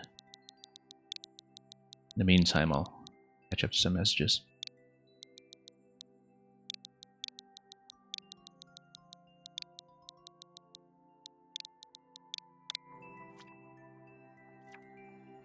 And yeah, let me just make sure I didn't miss anything really, really critical, but we will close at this point. And Derbashad Visser, thank you so much for submitting what will be the last one today. When we get there,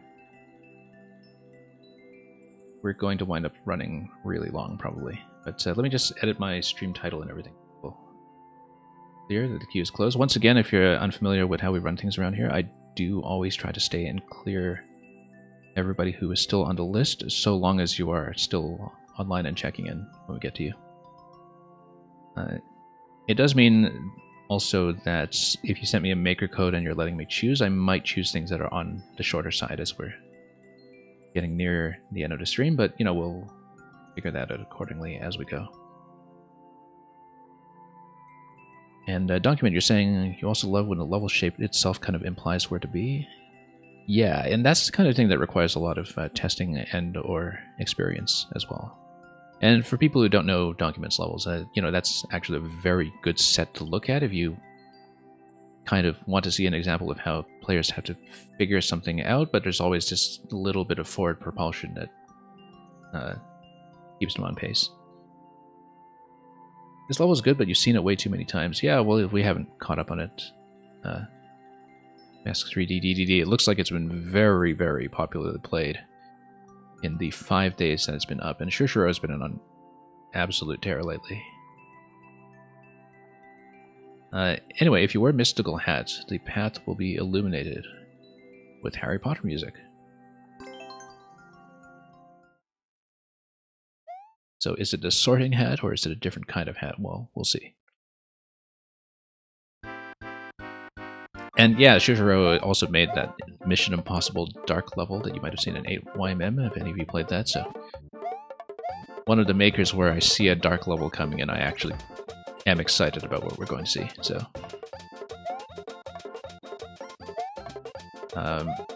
anyway, key over here, on my panel over here. We will grab the sorting hat, I suppose, or the spiny hat. And then there's probably going to be some kind of state transition coming out of that. Like an on-off state transition, yeah, as expected. So it's going to be state detector with a spiny hat, which we've seen in some levels. And yeah, it actually gives you part of the melody loop that activates at this point, similar to the Mission Impossible level. Except it's distorted, so.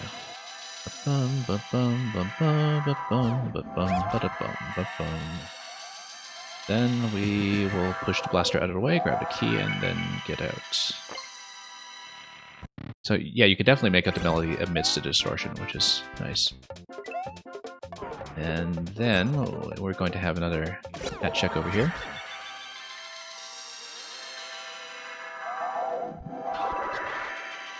And that's going to lift this and get you out this door.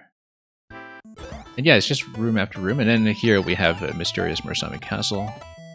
Not composed by John Williams, but actually composed by Koji Kondo. Just because Mysterious Murasame Castle was unavailable in the West for so long, particularly in North America for so long, I think a lot of people didn't realize that it was actually such a significant early contribution by the composer of the Mario series. Yeah, this lifts you up after giving you a bit of a, I don't know, jump scare or something. And then we can't cross over, but I was just checking. We obviously hit this instead, and then we drop down below. Carried back up. Yeah. It's a deathless level, more or less, I think. Not much is going to hit you. Does mean that we'll get over here, lower this panel, and then load up the hat. The one thing that will kill you in this level and lower the clear rate is if you pick up the hat and just fire it at yourself.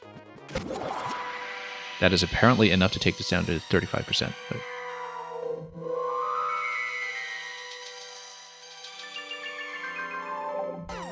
and then you hear the distorted music loop most of the way, and then... and here it is, it's Hedwig's theme coming in as we scroll in here. Just as the distortion finishes. Mail64, it's really late. Yeah, thank you for dropping by and sending a test once again. Great!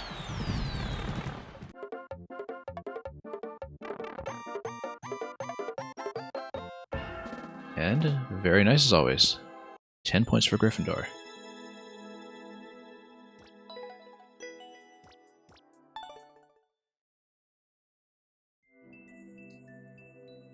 But a lot more than 10 points if you ask me, but good enough. Alright, let's mark that as a win, and thank you so much, Shishiro, for coming in and seeing this live. Apotheosis, if you're still here, let me wait for a check-in. Document is saying 5 points for Slitherpuff. Yeah, I mean, I guess it's just what's going to happen when worlds collide. I don't see Apotheosis here anymore. We're going to be a little stricter about check-ins at this point, just so we make sure we get through the queue. Takumo Rako is definitely here, though, so we will play yours next. And thank you so much for the patience of everybody staying. I do know I've taken my time with some of these today.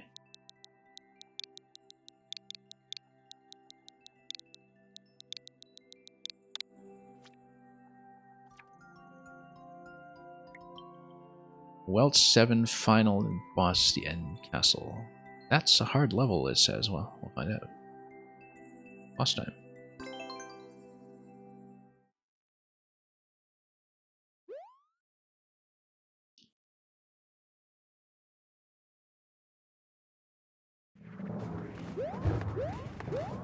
And then we just jump through this with better timing. It's just a timing gate. Particularly because, yeah, everything's gonna dunked over here, and then we just go. Yeah. Effectively traditional play, just with a whole lot of dodging, by the looks of it. And then we... oh, I was trying to get on top of this guy, but... that's okay. On top of the burner, and then we will wrap around down low, probably.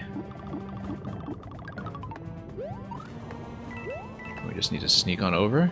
I feel like this area is a bit of a trap up here, but we can't really see the ceiling, so it's hard to tell. There's no way this is just a soft lock location, is it? We have to check. No, it's just a 10 coin. This isn't the kind of level that will do that to you, apparently. Which is good. We better spin down here in case we hit a plant. Yeah, just a lot of fire to dodge. And then there's a question block down there that I don't think I can hit until I get something like a bone shell. That will not go on the first cycle unless we maybe just... No, we need to go in the middle, yeah. We found a perfectly fine cycle earlier, we just need to be patient about it. Grab the shroom.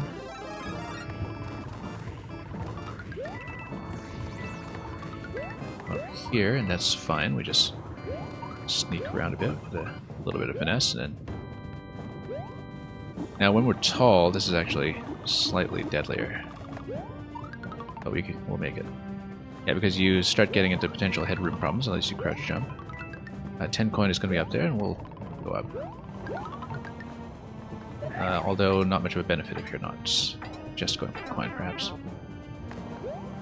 And we want to stand out of the way here and go for the... Oh, didn't even see that. Doing good as I jumped into the fire. Yeah, exactly.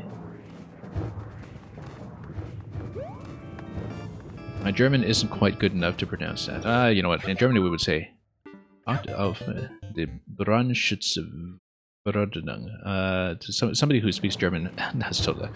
Brandschutzverordnung. Right? Have I got it right? Anyway, somebody else can tell me what that is, because German mythology, where you slap everything together, is sometimes a little difficult for English readers to parse at first sight. Whoops, burner over there.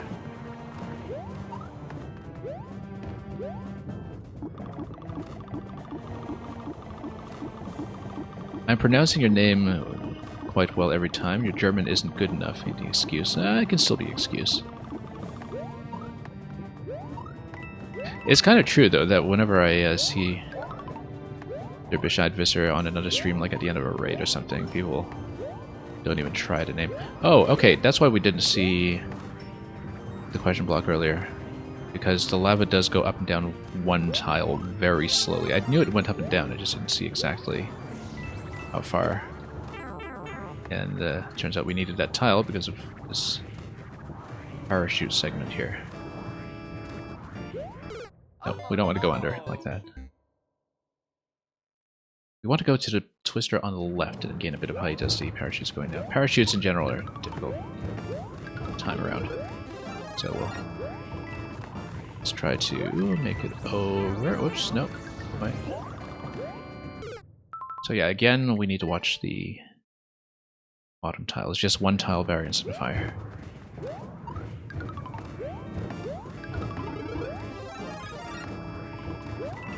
And then, yeah, let's maybe not rush that quite so much. But it does mean that, whoops, later that other question block is accessible. We just need to, you know, be low enough on camera to see it. When we were going up to the 10 coin, I think we raised the camera by enough that I had a little bit of trouble with the floor after that, but... Let's get through this segment first.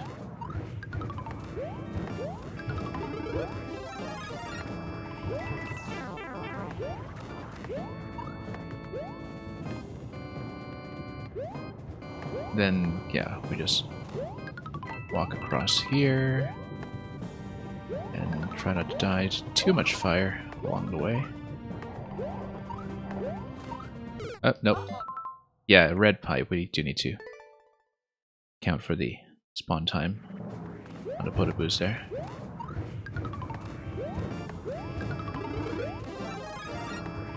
Anyway, let's jump through this, and yeah, we did that cleanly earlier, but it is not this day.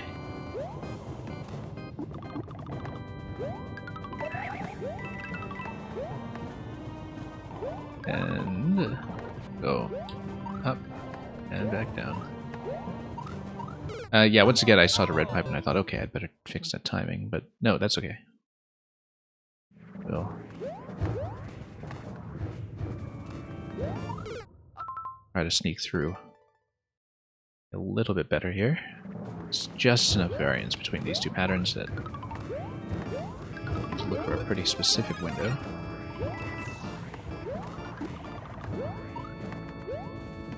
Okay, down we go. down again. Oh, whoops, was trying to spin jump over, but that didn't go nearly as well as I hoped.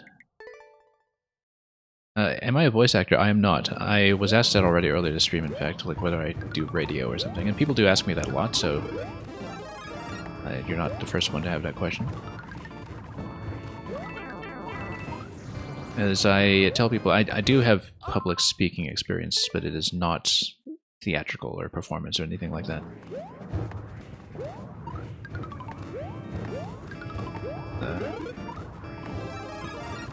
Anyway, let's go down.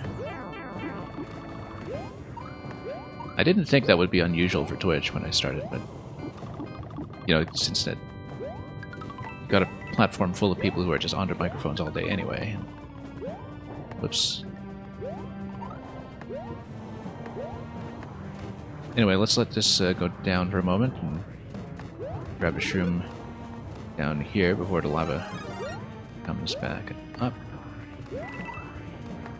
And now we have a bit of an extra damage buffer available for us for when we get through all of these guys eventually. I think we actually just want to go low and sneak through like this. Oh. Okay. That went better than I thought it would, actually.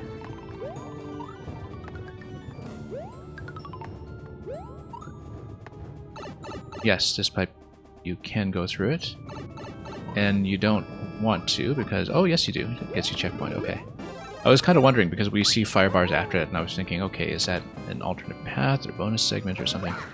Anyway, here's the boss fight that we were promised. Is this just shrooms or something else? It is fire flower. We'll take it. And Junior's not going to be too much of a threat, I don't think. Oh, whoops. It's okay, we'll just grab another one. That's one key. Let's assume we need two. If we're unclear about it, let's assume. Sometimes levels are not going to be clear about that, and we don't want to be in a situation where we have to come back here and grab the clan car again and fight him. So yeah, it is two separate keys, as I thought. The player does kind of have to guess when it comes to that kind of thing, but, you know, when you see enough Mario Maker, you realize that's a common thing to do. So we'll just push through this way, hit the second door, and then, you know, if you don't have the second key, you go back and you redo the fight. But it's pretty clear you should hit both. And look at that, we'll drop him here, I guess, but... Oh, nearly blew that. We could have gone left to see what's there, but I think we'll just take the win. Thanks so much for that one.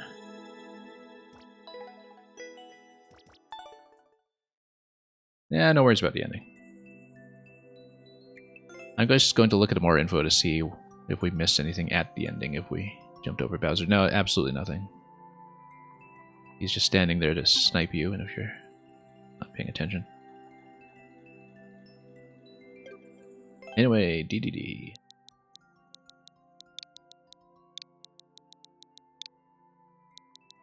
Your newest one, please. Yeah.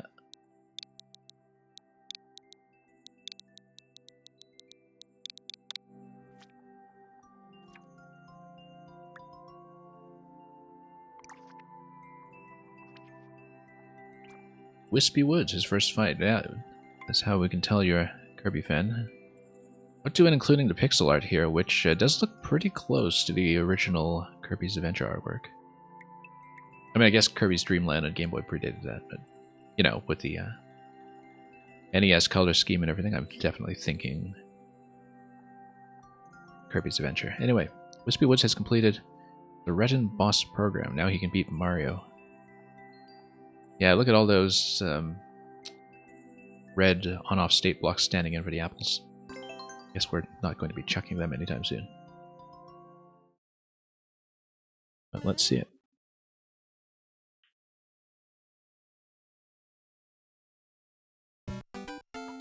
Okay, we're in the garden here with Wispy Woods, and he's going to be totally unthreatening.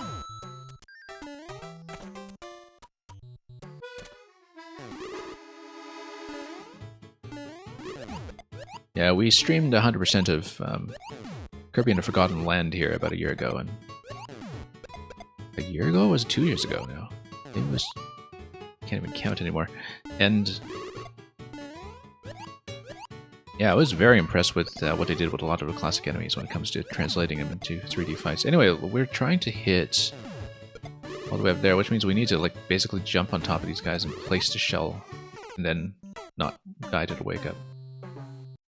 Or maybe we don't place the shells at all. Maybe we just go up there and hit them. I didn't even scroll far enough into the camera to see. But it's basically meant to suggest, you know, Wispy Woods chucking stuff at you. Oh, it's just Lemmy. Okay, yeah. So, given the positioning here, it looks like we do need to fire the shell. That's a long shot, actually. But no, we just need to jump on the nose, and then we can make it up from there. Yeah, it looks like quite a nice rendering of the Wispy Woods fight. Or a Wispy Woods fight. I mean, you know, he comes back so often at this point. And we just go over here, and we need to go a bit closer to Toss, I think, but I think that's approximately the right idea. Oh, I don't kill Lemmy, okay. Totally looks like I could kill Lemmy, but I guess that's what the one-way panels are trying to prevent. It totally looks like I kill Lemmy, but... yeah, looking at the one-way panels there, I guess you're specifically trying to stop that, but... well then, in that case, we know we can't climb any further, so... Lemmy's not holding the key, then is it Wiggler holding the key? No. Or maybe it is, and there's a track timing or something that'll eventually... well, let's see. Or maybe we just fire some shallows and see what's off screen. Or fire some shells. Oh yeah, no, I see the bricks now. I see the bricks. Okay. I totally didn't see that. Last brick probably holds the key, yeah. Now this is more like a Wispy Woods fight. It would be pretty funny though if you got a bonus of some sort for killing Lemmy. Which, again, due to the one-way panels, looks like it's probably not easy to do, but yeah, I see now. To Bashad Visitor, you don't think you'll be able to stay? That's alright, thanks for dropping by anyway.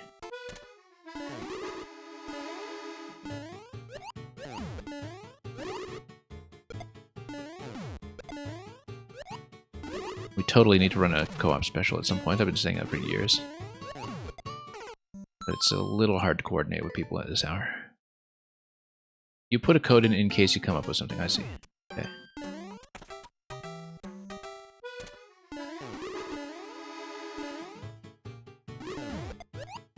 And you're also currently building Twinwoods, I see.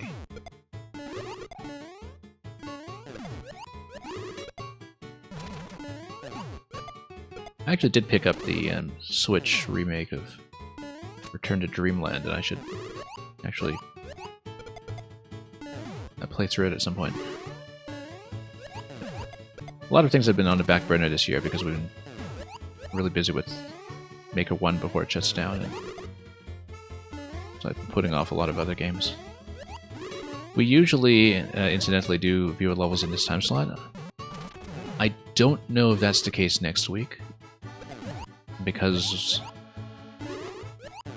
basically a lot of different things are vying for attention right now, but we'll see, because anyway, there's the fight. Looks spectacular. Too bad we can't kill Lemmy, actually, but seems like it would be a secret waiting to happen with the layout that you have here. But this works just fine. Yeah, I streamed all of Wonder when it came out. We did 100%. I had to do the final challenge twice because I missed the top of the flag the first time. But that's okay. Once I learned it once, it was not too much trouble to do it the second time. But anyways, thank you so much once again, DDD. Now the question is, when are you going to implement King DDD?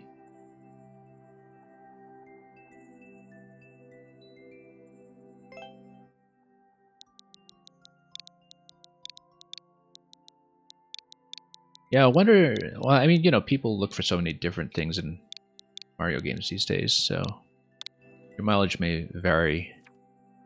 It's in terms of what you get out of the experience and what people value about Mario, it's kind of closest to Odyssey in some ways. In terms of where the variety and spectacle are coming from, as well as how difficulty tuning works and how it's spread throughout the structure of the game. For better or for worse, because, definitely there are people who will interpret that as a bad thing, and people who will hear that and think, this is glorious. CP system, Ghost House. Perhaps even a ghost house, but we will see. Let's take a look.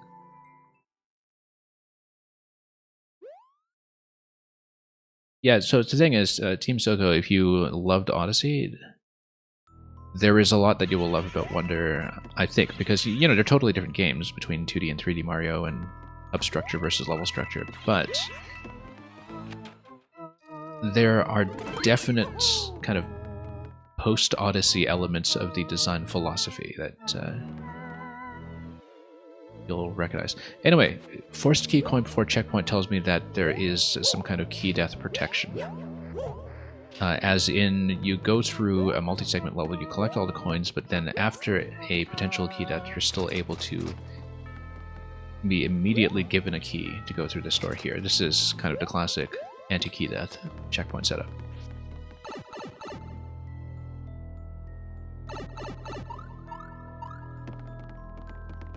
Anyway, let's go over here.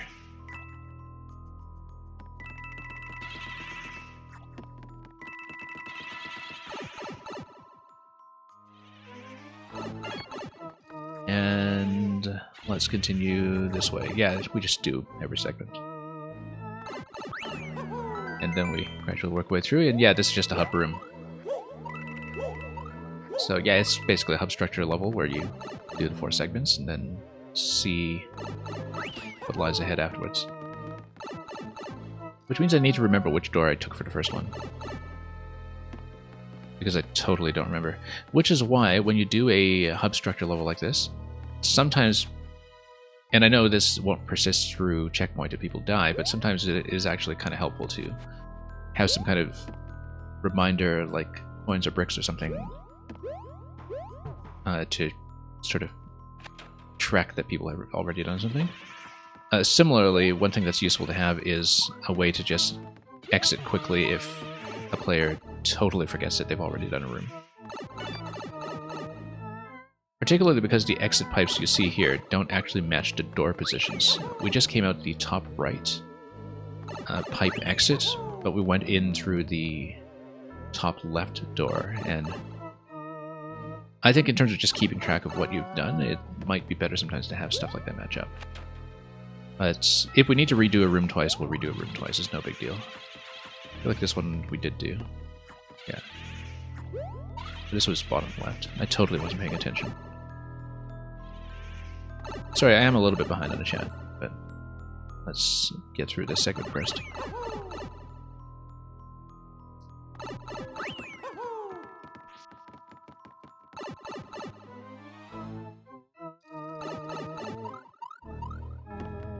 If you did that, the CP system didn't work.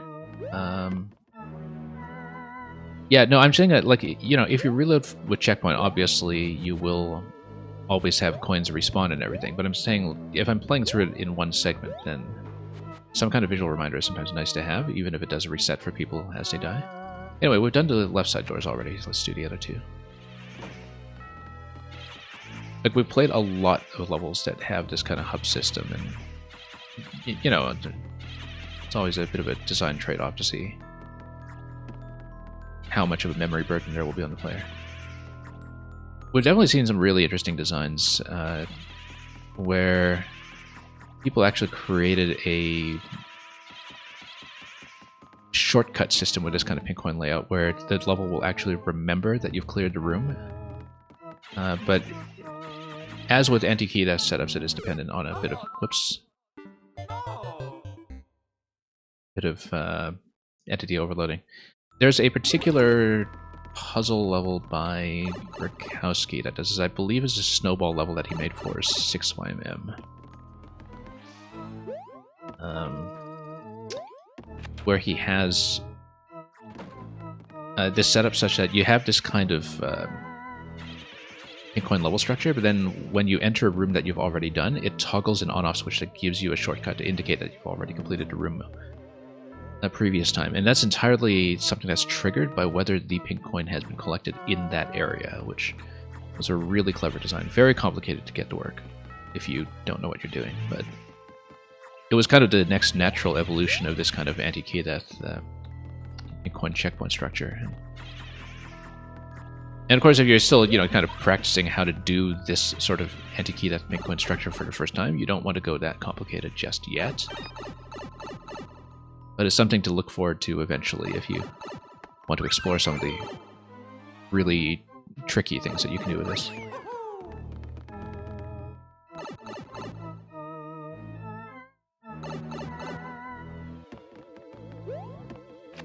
And yeah, I've been playing my Wii U a lot this year. I've even been playing my 3DS quite a bit, to be honest. This looks like it's going to be a squirrel. Yeah, thought so. Totally look like a squirrel zone. And then, okay, if you take damage, then you just lose. Oh, no. Yeah, because you have to boost at the end, of course. So.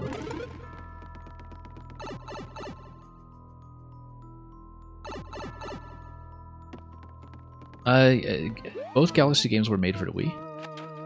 They are made around a Wiimote, actually, because there are things that you do need the gyro pointer for, well, the IR pointer for, as well as a couple of like motion control mini games that were specifically meant to show off the Wii remote. However, the Wii U is backward compatible with all Wii discs, and is actually the more convenient way to play Wii games on modern displays, because you have the HDMI output built in. So I actually transferred all my Wii stuff to the Wii U, and now I have to kind of pray that my Wii U doesn't get bricked someday.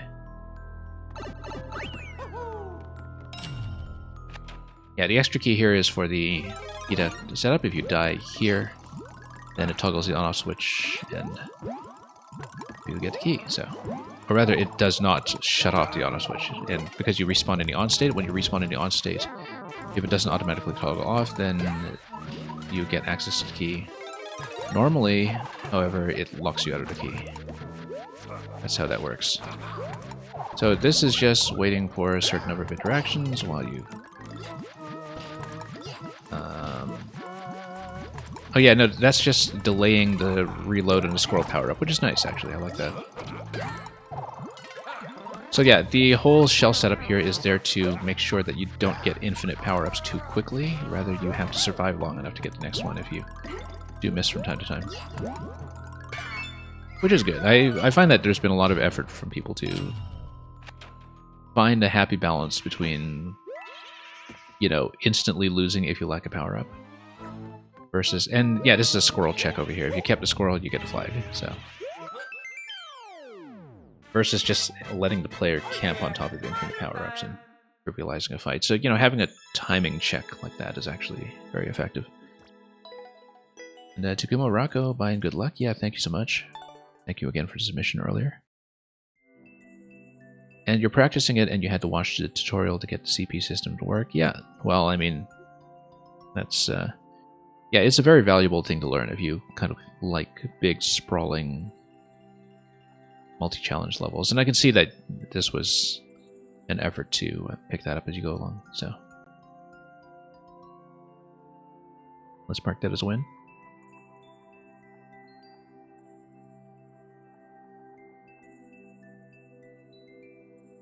And, yeah, Team Soko, you're saying you need to buy the new Switch and your old one has been having issues with charging. Yeah, I'm actually still on my day one Switch, remarkably. My 3DS battery has, almost totally gone kaput, though. It's, suffered a severe decline in battery life since I last played it actively. Anyway, let's take a look at your level. Speedrun time.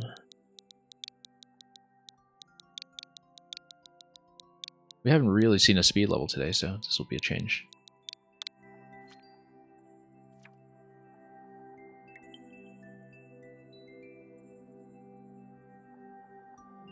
On-off switch panic. 20-second speed run with about a margin of error of a second, but it's a 0.28, so we have to be crisp. That level is made by using the entity limit to get the key death door. Yep. That's what we commonly see referred to as the anti-key death checkpoint, like in case you die in the boss, right? So you maintain the on state and then, oh, it's a speed run. Okay, hang on. We're doing this slowly. And then you go under here. So sometimes you just need to read where you need to jump and where you don't. I'm pretty sure you just go under and then try not to miss. Need to get some of the bounces after that. And then you jump on this guy, do you? Why would you need him? Oh, because maybe you need to pick up the shell, or... yeah, because you need a shell and then you shell jump this one, I think. Or no, you actually just back throw the shell. You back throw the shell and then you jump off the block in the middle. Although you could shell jump if you wanted, but maybe the timing... No, because you're going so far down on jump at that point, like the arc won't work at all. Because you have to kind of hit this and then land. You have to do it quickly.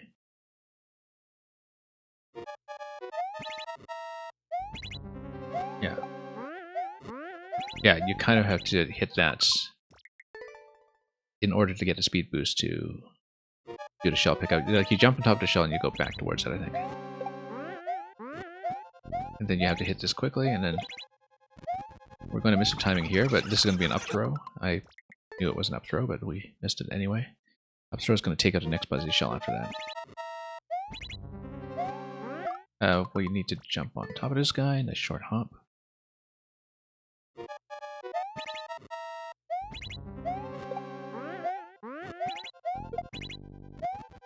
Okay. And then again with this shell over here, except what do we hit with it? Swamp toggles everything as you go over. Probably we need a shell much later.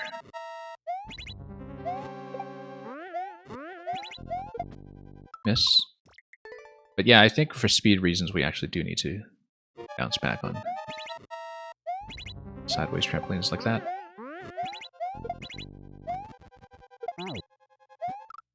But then this guy, yeah, it's just a bit of a short jump on him. Maybe. He's out of range of the POW, so I think I am clearly still supposed to come up. That's too high a jump, I think. Whoops, nope, missed.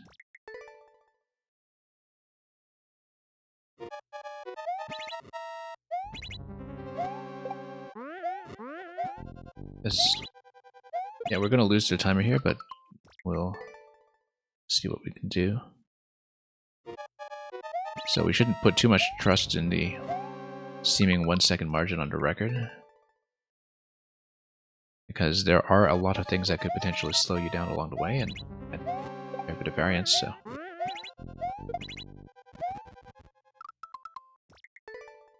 Yeah, sometimes we have to, you know, back up and cut momentum a little bit to get the back throw, and so that can throw off that jump quite a bit as well.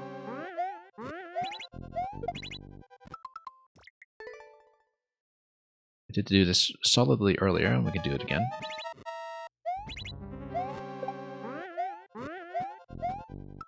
.28 though, that sounds pretty low. Well, I wonder what the trap is.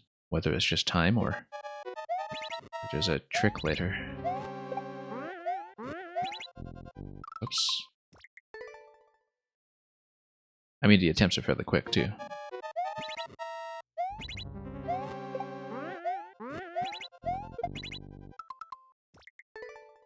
Yeah, we got it earlier. We just need to make sure we get a nice full jump with good momentum.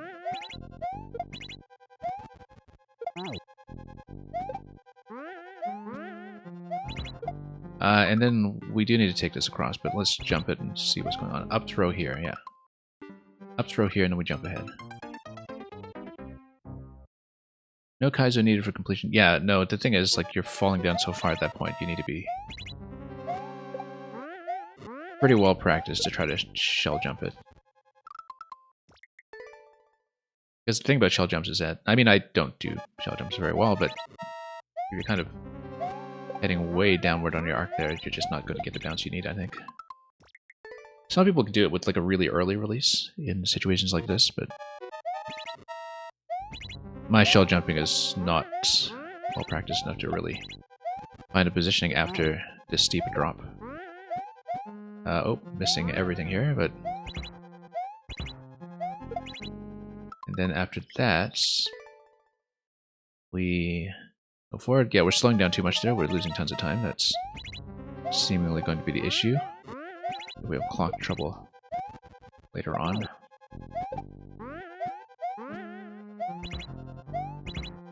We're losing way too much time on those jumps, actually. 2 seconds. Oh yeah, we're not even close. Not even close. So, we're jumping too high. Crazy Wreck, yeah, purple. That's exactly what it is.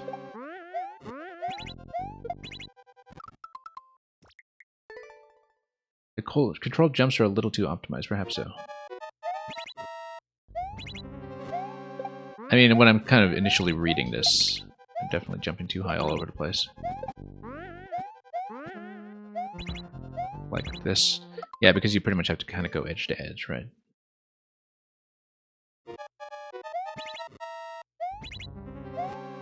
We'll see. Given the technical requirement on the player, which isn't that high, you can kind of tell that the clear rate is likely coming from time.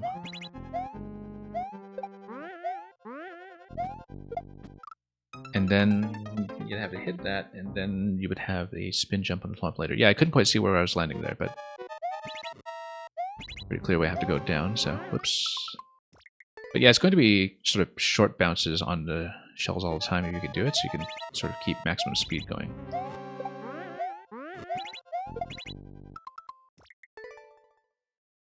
Definitely tons of room for improvement.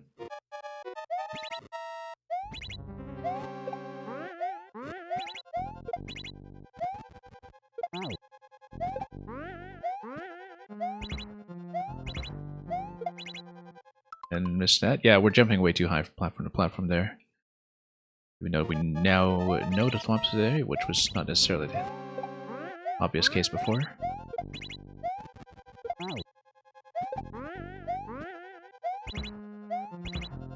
Yeah, we're trying to shave the jump a little bit, which is why we fell off. Most people don't use the springs. Yeah, I mean, as a speed level, I kind of assume that we need all the help we can get when it comes to some of the turnarounds. You did spin through the spikes. Yeah, we'll see what happens.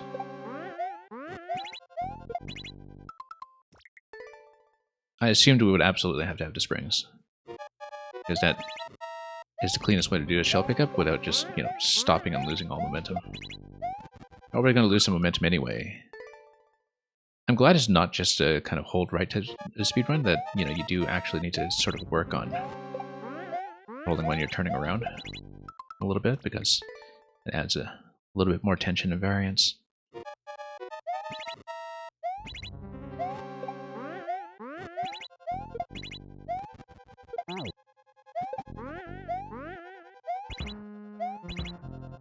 But speedruns always have a bit of a risk and reward going on, where you have to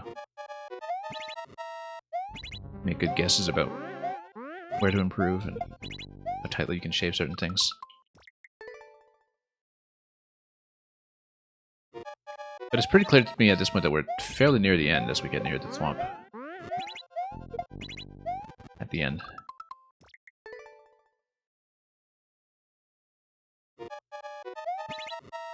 I mean, even if you're going at full speed, there can't be that much level left to go. So, when you first got into Mario Maker, you just made ideas before playing the game. Yeah, that's how a lot of people do it.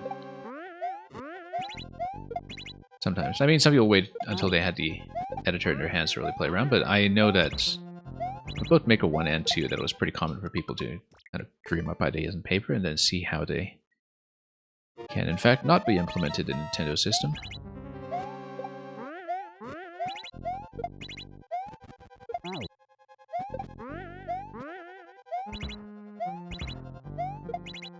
Nope. Yeah, I'm controlling that and pulling back on it just a little bit too much. We don't want to cut that momentum after the throw, but in general, I can release that shell a little bit higher, I think, and just kind of let it fall in towards that on-off switch so I can get a better jump, but we'll see. Too high. Spin off the thwomp in the last challenge if I hit the backwards. Is the last challenge, rather, if I hit the backwards shell throw. Yeah, I thought so, given the amount of time remaining. That would likely be what's going on. Totally missed.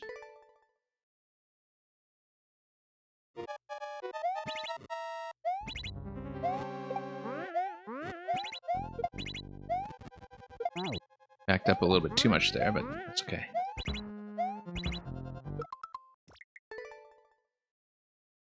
Always a little bit of guesswork there when it comes to how my jumps are going to go, but we'll fix it eventually.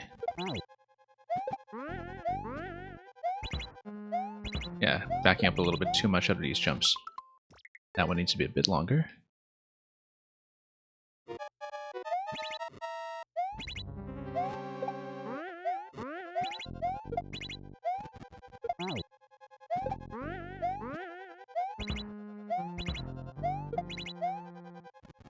Okay, that felt a bit cleaner. That should have been a spin jump. Pretty sure record holder used some tech because you hardly had a time to spare. Yeah. Okay, yeah, because 1 second. Given how tight we've seen the clock go now from playing it, that must have been... Yeah, it could have been a shell jump. I can see that potentially skipping or shaving something, but... Thank you so much for the sub, Sapphire. Much appreciated. Hopefully didn't throw me off by too much here as we were reading what's going on. Oh, 1 second, we missed it.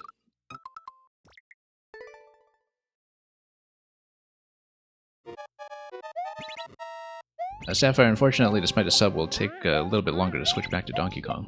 But the request is noted.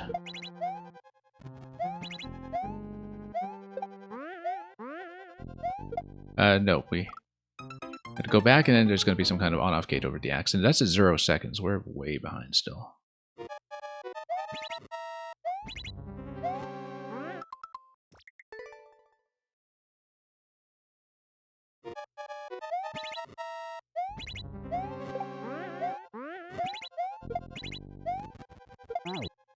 Getting a little better at this.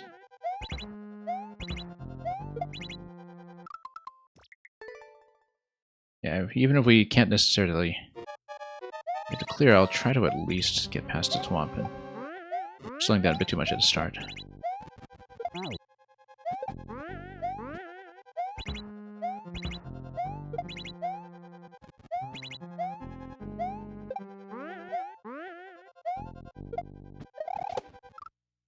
Yeah, time's up over there, and we missed a shot anyway. And we actually should have just fallen off the ledge there instead of jumping. I think, you know, if you save airtime there, that actually could help in the ending, because we did add a fair bit. You're saying the timer is... yeah, well, that's the thing about levels with really low clear rate sometimes. You know, if you're talking about 0.2 something, that's actually lower than a lot of Kaizo levels, but then you have to remember that, you know, with a lot of Kaizo levels, people will just kind of tap out at the first jump if they think they can't do it. Whereas here, particularly if you don't know how tight the timer is going to be yet, everything is doable for a run-of-the-mill traditional player. It's just that when you're playing it, you don't quite know how far off you are from success. You don't necessarily have a good reading for that. We do need a bit of a jump, otherwise it falls like that. Oddly enough, if you kind of do the back throw on the on-off switch, you might even be able to shell jump that. It's just that you would die to spikes afterwards. Probably. Unless you really fly over the level or something. Missed. We have read everything accurately up to this point, though, I think. So,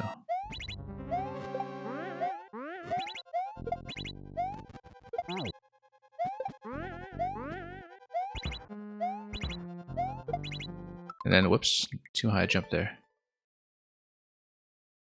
Yeah, I've been pulling back and losing momentum too much in that segment. So we want to avoid that if we can.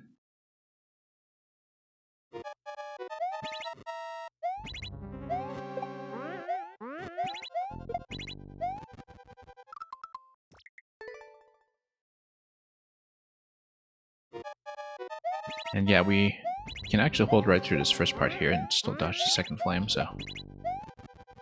Oh.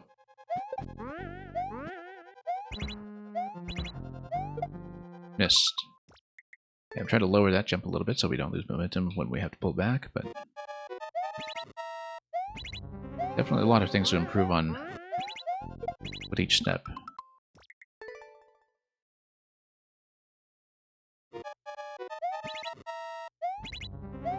Well, like I said, we'll make a reasonable number of attempts. We'll see how far off we are on a timer. We had one timer death past the thwomp at this point, so that's getting closer, but...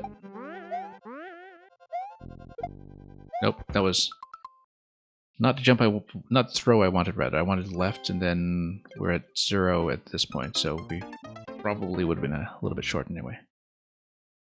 You think you should have added double on-offs for throwbacks, or more than one tile jump over lava? I'm not exactly sure what you mean by that. Oh, you mean to so you don't have as many issues with throwing accuracy? The first throw seems fine to me. I think the one with the drop towards the swamp later might have some visibility issues, like this one here, simply because you don't know where your target is. As you can see, we're going to be a bit slow anyhow. Like, you don't know where you're going to land, right? Like, you don't see the thwomp and the muncher, and you don't exactly know what you're jumping towards as you're doing the throw. So for that one, it might be helpful to have a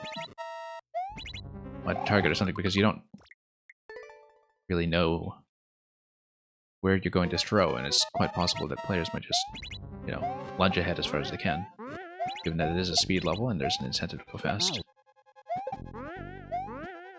I think in a speed level, if you don't see what's coming, you just sort of assume that you have to go forward as quickly as possible, and so I can definitely see it being a problem with people trying to do the back throw and landing on the munchers or something, but I don't know if that's something that's come out in testing, or if it's generally safer than it looks.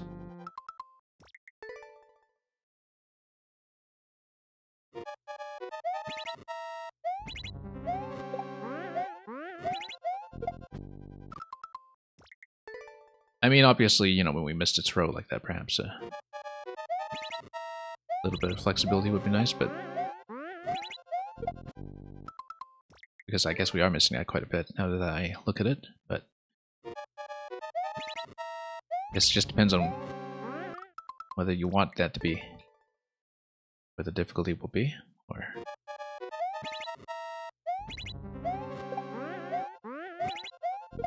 Yeah, because we're able to do it, it's just... Okay. That we're going to lose a certain amount of time in attempting it. And as you can see, we're going to be off the timer anyhow, even if we do hit the switch, so... Yeah, because it looks like I kind of need to jump a bit, because I can definitely see, too, that people could easily assume that the last throw is one where you just fall off the edge. If you're trying to save time, right? It's not really clear from looking at it at first whether it is a controlled jump or indeed any jump.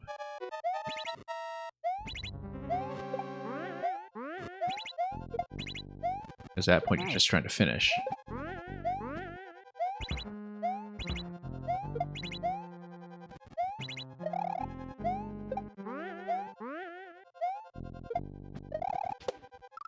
Yeah, because it looks like we do kind of need to pull back a little bit. Trying to remember.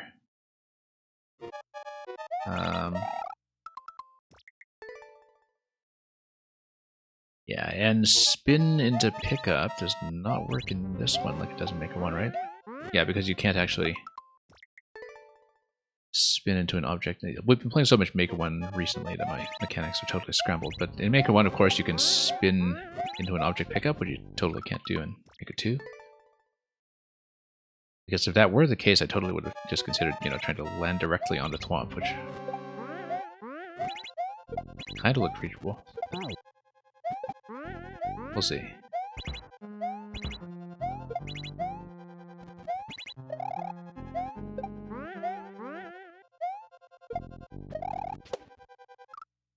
Well, closer in terms of time. We're missing the shot every time, but I do want to see where we are on the timer every time, so.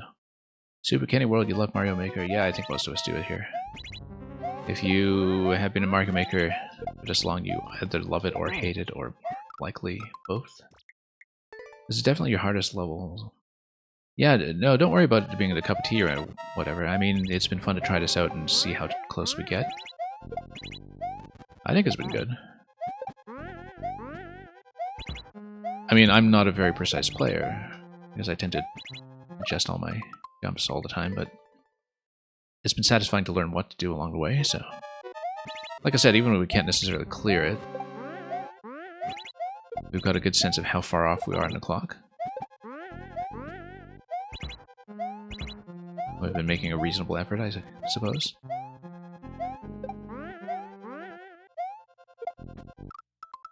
Yeah, this landing here, though, I think is definitely tough to hit, because in order to try to shell the on-off switch, it's taking a bit of guesswork. Like I said, I'm usually somebody who will never ask for more indications or anything, but in a time-sensitive situation where you are jumping towards something blind,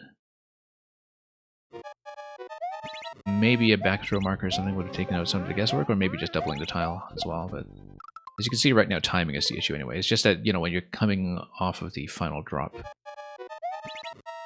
it's very difficult to guess what kind of jump you need based on the landing position as well as where the shell release is going to be, and so we slow down a little bit excessively there sometimes. 5 seconds at this location. Super Kenny World, unfortunately we are closed for today because we will only really have enough time to clear the rest of the queue that's already in. Sometimes when I can stay longer, I try to reopen for people at the end, but today we're running long enough that I would not count on that. So, we run viewer levels pretty regularly here though, so hopefully you're able to catch us another time. Yeah, sometimes I try to accommodate as many people as possible, but, if we're running long with hard levels in particular, it's a bit more difficult to guarantee, and I'm gonna bump the head over here. Maybe we should jump towards the arrow, like the down diagonal arrow, and use that as a bit of a landmark location. Seems a little far for the shell release though, so. For the early shells, and for the early activations, I don't think I need indications. For the last one, simply because you can't see where you're going as the player. It might be helpful to have some guidance as to whether I'm expected to go high, but... Or even have something else that's visible on screen to kind of bounce on the way down. See, it's not even something that necessarily needs to be solved with indication, it's just that we need something on screen that gives you something to work towards. But I don't know, I mean, the timer's already looking pretty tight, so... If you want to keep it at a 20, I don't know how much you could realistically adjust around that, but... Yeah, we're missing it every time, but we are getting closer to the X within about 2 tiles.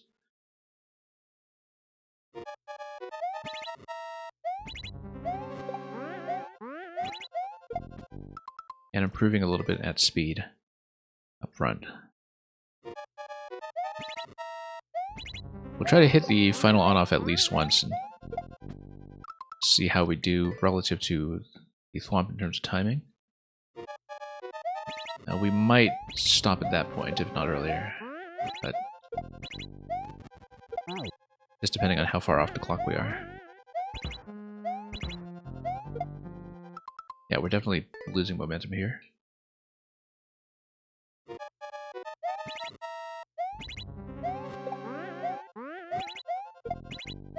And regardless, I hope this is still a useful test when it comes to seeing where the trouble spots potentially are. That was a lot cleaner than usual. Spot here. Oh, that was bad. 1 second in that location. No, that looked actually pretty plausible if we just do the back shot without spending too much time in the air.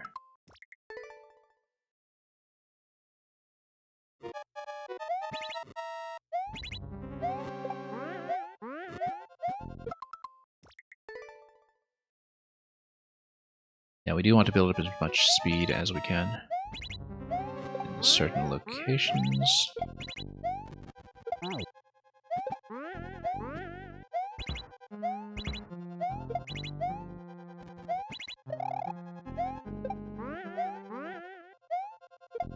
Nope, missed a shot once again.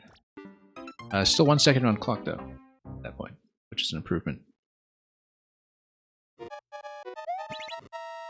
You're telling me about claustrophobia and Flappy Bird? Yeah.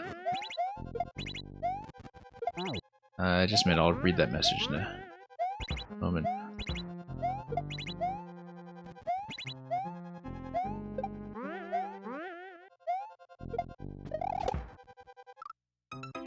Well, it's actually pretty close to the axis, we just haven't hit the shot yet.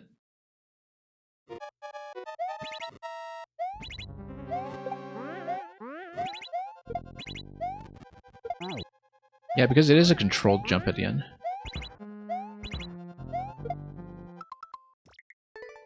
You know at that point that you're going to be tight on time, and you also know at that point that over a big pit like that, jumps are going to add time. I feel like the instinctive tendency is to see if you can just drop off the edge to do the back shot. Which is still kind of mechanically interesting in its own right, if that is a way to do it, but it seems from what we've looked at here that you do need some kind of jump. I actually think a straight drop at the end into a back shot would actually be fine. I mean, have a bit more clarity to it. But, and it's something that you don't really see that often as a task for the player, so.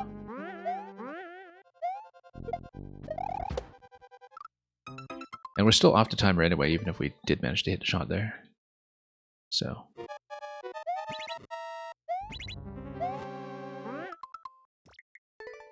I mean, either that or just really stretch out the valid number of on-off blocks to a big target zone. So the player has some flexibility and they just got to improve the jump itself with time. And yeah, because I think that maybe, hitting the target is not the interesting part of the ending, so.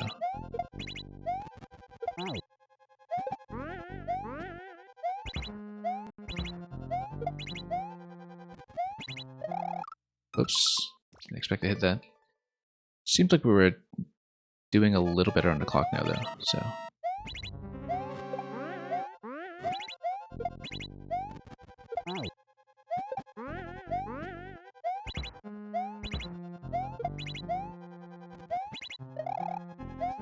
We're still leaning back excessively in some places, but. And then that's still way off in terms of time.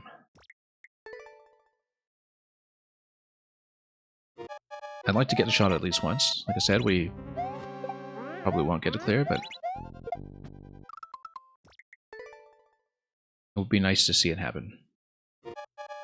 At least partly.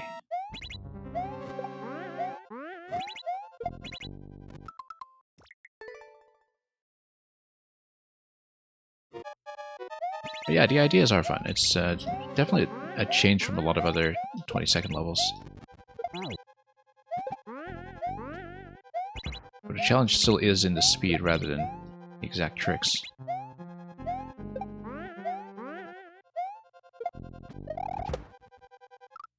That would have made it if we had hit, I think.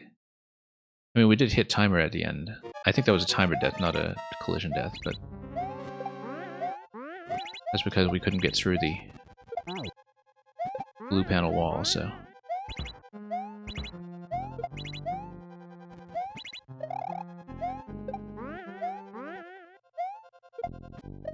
Still low in that shot. And still far back on the timer. But that's the closest we've been on the timer in that previous attempt where we got all the way up to the wall next to the axe. So in terms of timing, we know that, you know, if we just hit the shot there, we might be okay, but...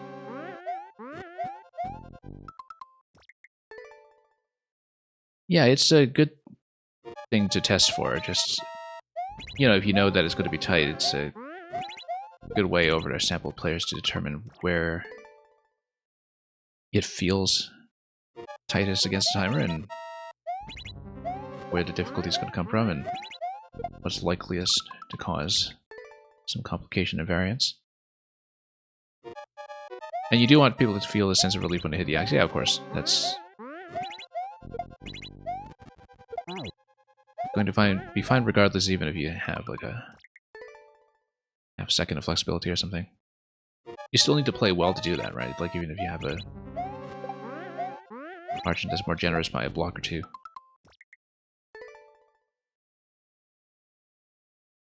You're still going to need to think about speed the whole way through the level and do a few things like interact with trampolines and shave some jumps along the way. I think you're able to find that balance, I think, without really trivializing the various speed-related mechanics that you put in here, so...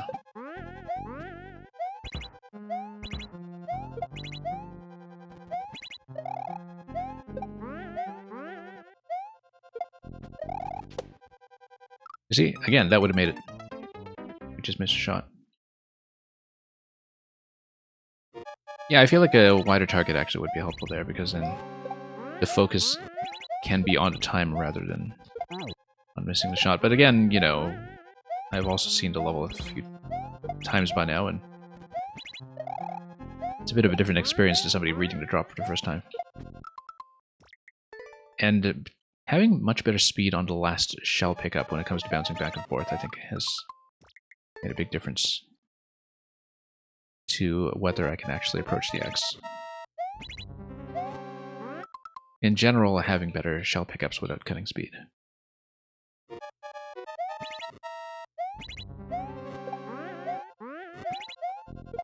Whoops. So you don't have so much ground time as you go from spring to spring. That's something that we can work on minimizing as well.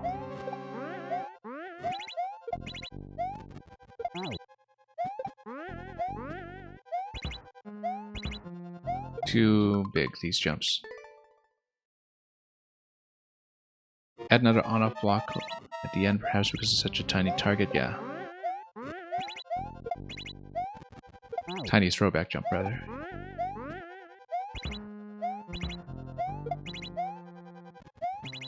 Like, you still need to play well the rest of the way, so... I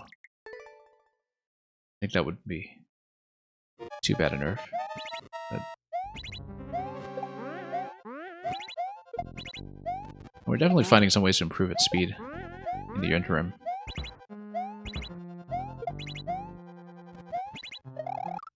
Nope, spin is taking me slightly too far. Spin probably is better there for getting you across horizontally, but we don't know that exactly. Because we're kind of dealing with half-second margins here, even looking at the clock to see if I'm on pace doesn't really give me much information.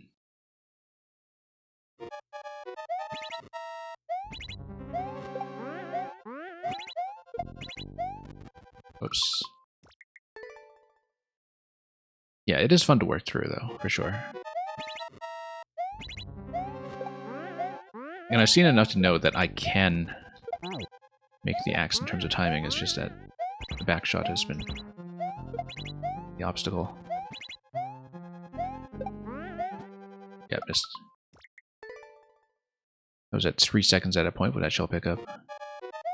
Although that's not a number that's precise enough to tell me what I need to know.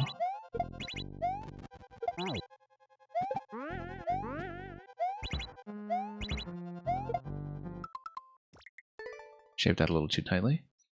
You found that if you're at 2 seconds on the drop shot, you have enough time, yeah. I'm trying to improve these early bounces, basically, and get better jumping angles, so, you know, we jump a little bit earlier. Like here, for instance, so we don't spend so much time on the ground going up to that. Little improvements like that can make a big difference for a tile or two. Like here, for instance, that didn't quite get enough height, but...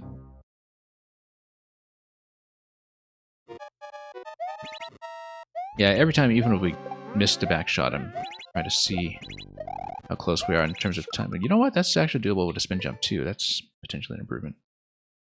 You thought that hit? Yeah, I don't think so. That's sort of interesting. That spin jump actually does work here. I wouldn't want to try that consistently, though.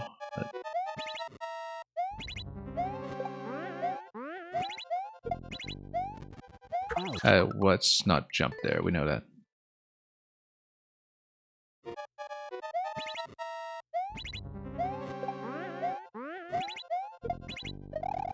Yeah. But I was just thinking, okay, can we keep the jump nice and low with a spin? I might even try it that way, but, you know, we probably shouldn't mess too much with muscle memory at this point.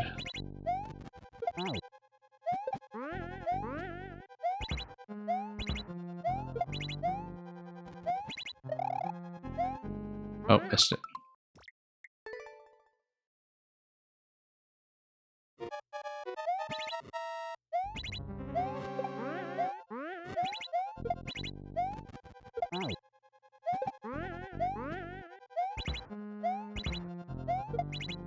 Whoops. Yeah, I was late on that. I knew one of the jumps in the middle there was a bit too high. We needed to adjust that.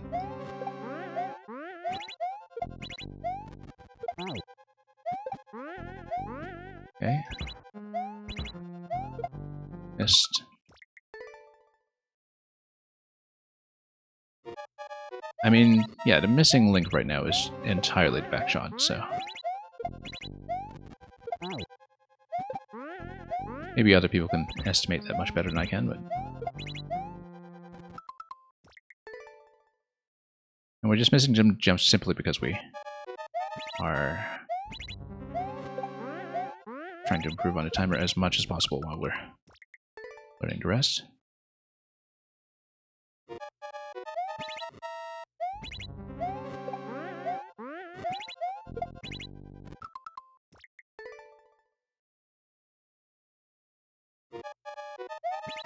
Yeah, I mean, it's something to work on. Some people really do like grinding out tighter margins, and it's fine. Like you were saying, from the clear rate, you can tell people are definitely putting in the attempts and seeing what they can do with it. They might just not be able to give it that final touch.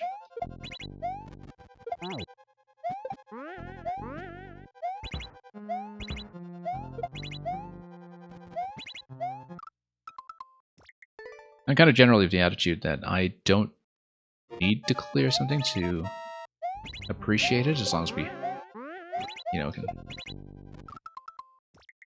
engage with the mechanics and appreciate the design. So even if we don't clear this version, that's perfectly okay. It's just that we're close enough that I do want to see how close we can get if we do manage to get a shot down, which will at least be a bit of an intermediary accomplishment. We slowed down a bit too much in that area. Yeah, too much. Yeah, the ending could benefit from being a bit more lenient, but you can kind of see what margins I'm getting here as you go, and that might give you some information as to how much you want to change it. I missed. Yeah, we want to go full speed into the shell pickup. That's what we've learned.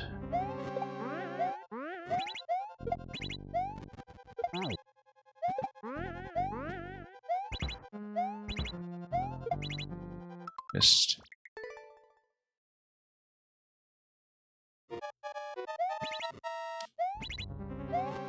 Nope. And I mean, looking at the margins on Thwomp too, we've clearly improved with time, so.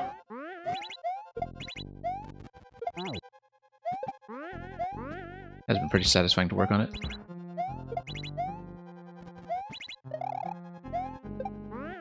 Oh, it slowed down a bit too much there.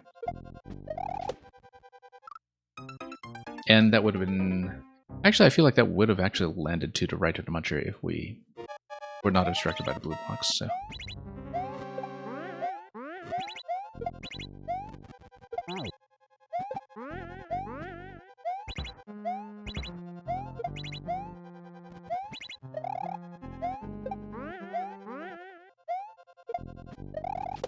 Nope. 2 on-offs on the last drop would make people like much more. Yeah. Yeah, this throwback is much more of an issue than the distance after that, I think. But again, that's also partly because, you know, the level wants the player to go far forward as possible. The throwback makes it look like you should be treating it more like a drop. And then the reality is actually just kind of in between, right? And how much in between? How much do you need to control that? Very difficult to see until you have played it through a lot.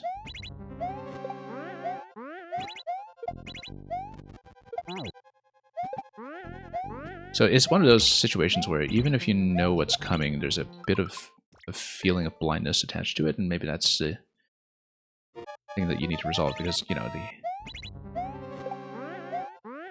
thing that works about this first bit here, for instance, is that you kind of know that the timer is pushing the player forward, the back shot is pulling the player back, you can kind of find a balance. And then you have perfect visibility over the target here, that single red block that gives you that balance, right? I feel like the visibility actually makes a huge difference. Like, even if you just had an intermediate bounce or something on your way down. Like, something to land on that you can actually see, or something to go for that you can actually see. But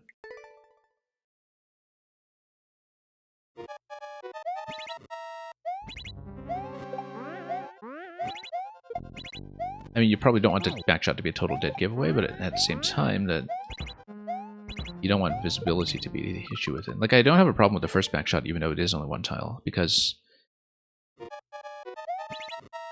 with that sort of push and pull of the timer and the backshot, I know what I want to go for. I know what I want to aim for, and I can see it. It does make quite a big difference. Oh, missed it. We'll try to get to the thwomp one more time. I mean, you're changing this anyway. You've seen a useful playtest, I hope.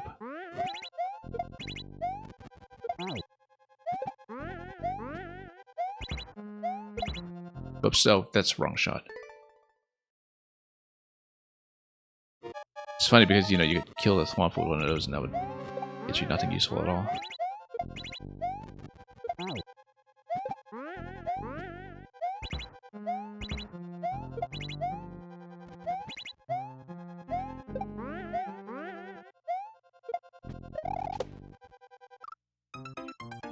Yeah, we'll call it at this point, but I like that we managed to play it enough that I could see that we basically had a timing to hit the axe. What was the clear time? Wow, you were really tight on the clear. So yeah, I'm guessing the skip that saves a second, it must have been a shell jump or something to maybe skip one on-off state. Because I'm looking at this and I'm thinking that, you know, maybe if you skip one on-off state, then you just don't worry about the last back shot, right? And maybe that gives you some kind of time save. But looking at this, I wonder how that could happen. Not very easily. Like, I guess if you sort of know what you're falling towards after the on-off thwomp sequence, and you just don't do the up throw at all, but then you use the shell as a landing. Like, if you shell jump into that location instead of using shell for the on-off, then you also skip the back shot at the end. Potentially. Maybe. Yeah. Anyway, thanks so much for showing us that. Hopefully some other players find more success. Who got the clear on this? Oh, Snow Bear, Red Knight, yeah, a lot of people that. see around and are very, very skilled. But I would like to keep the commitment to finish the last two in the queue, so let's go through Sapphire and Pascal. They're both still here. Sapphire, who did just sub. And Pascal might have dished, so this might even be the last one. So let's put Sapphire in. And yeah, thank you for that. It was a fun one to chip away at over time, even if we never managed to make the backshot happen. But it was good to see that, you know, the timing was something that we could make work and we could improve towards, so.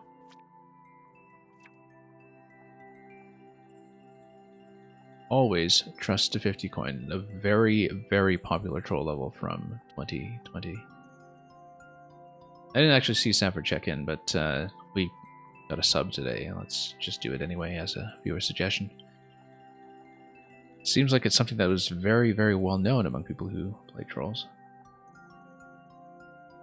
And yeah, Team Soko will play it next time. I mean, I usually just try to run 4 hours or so, and we're over by enough today that I would like to finish up with something. But we'll see how long this one is. As a troll, it might take a little bit, so. And your son made a couple as well, yeah. If Sapphire's not actually here, we might not see this all the way through today, but we'll take a look and take a recommendation seriously, so. Seems like it's a level that, you know, troll people know. Always trust a 50 coin? Let's take the 10 coin. That's why it says always trust a 50 coin.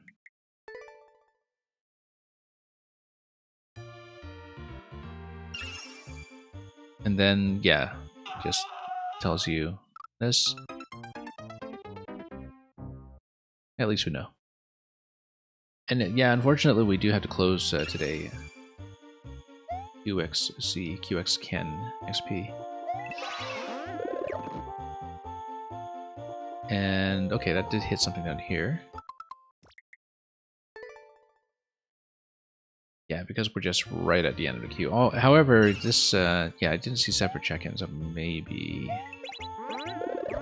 if it's something quick. Yeah, if we jump towards this position, then we get a mushroom, fire flower. One of these will suffice for getting through this check here.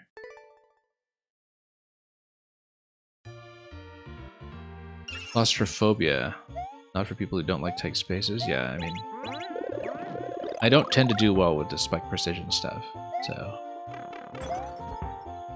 depending on if it's that kind of claustrophobia, we'd have to see. Fireflower gets crushed, but then Fireflower is just bait for getting crushed, I think. No, it's not. You do need it. Because you take one hit there, and then you still have the mushroom available for stomping through the next block. Okay.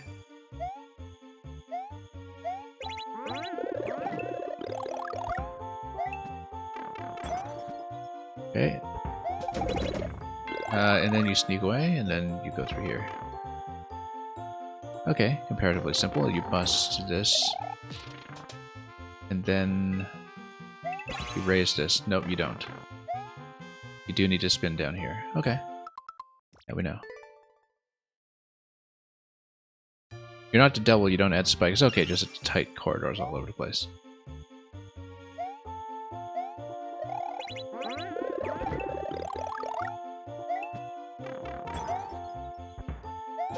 Okay.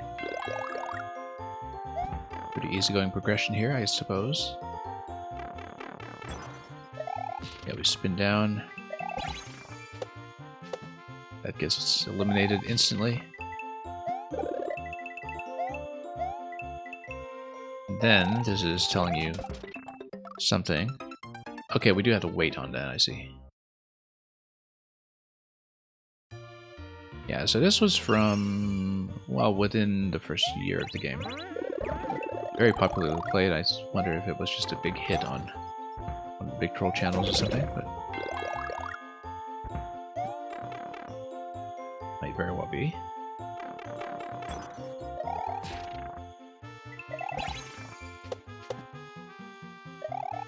And then, if we hit this, then we don't have the on-off switch reset itself later.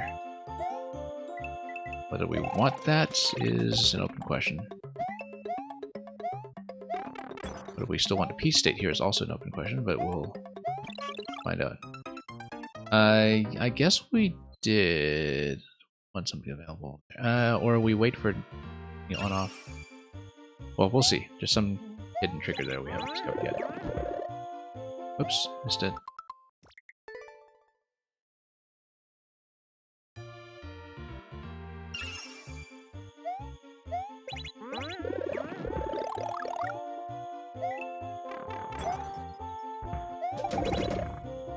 Yeah, like I said, we might not necessarily clear this one out, but you were so excited when you finally completed your first stage and it took you hours.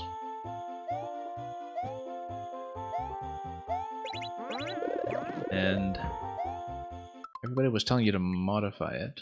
Don't mind at all, you will likely just love seeing streamers hit it and then smile on their faces. I mean, you're not going to see the smile over here simply because we don't run the webcam, but we appreciated it anyway.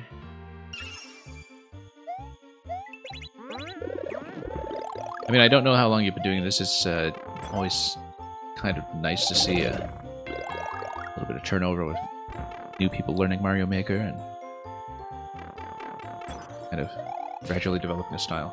So.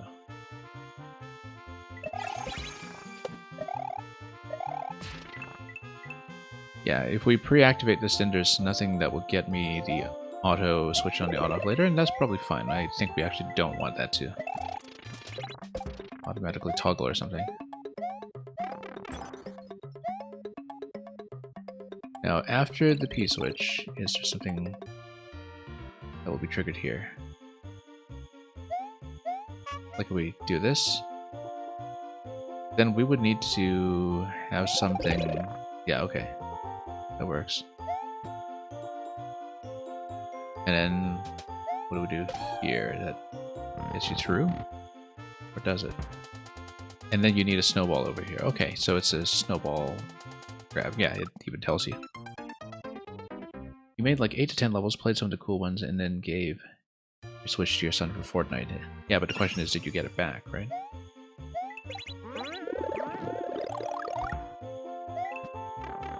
I have to this day never played Fortnite. I mean, I've seen enough of it on people's streams to kind of roughly what's going on, but...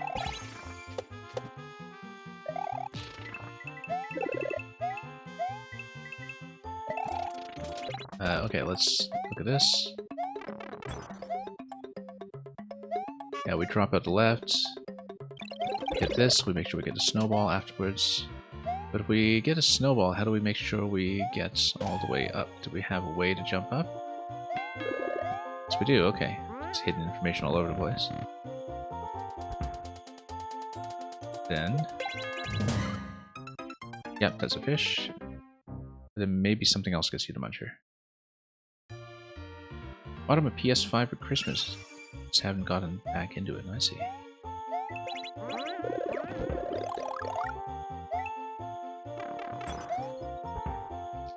Most of your early levels just got cheesed.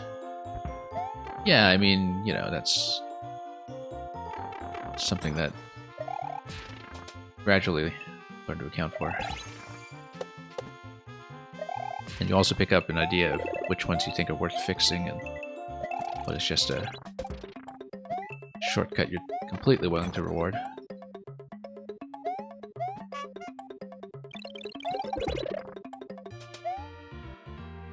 Okay, so yeah, we know how to go through here. We just need to get hit by the fish. I mean, I think you just go left, right? Either you throw in this position.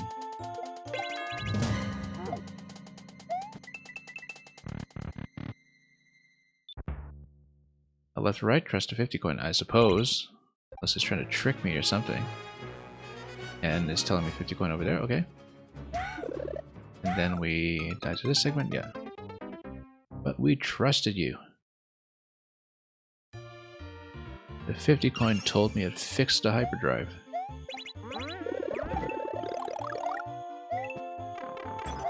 Apparently not, so let's grab this and go.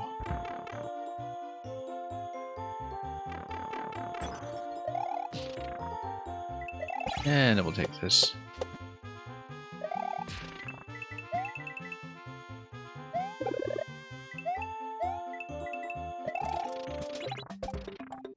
And then we'll eliminate that. Over here.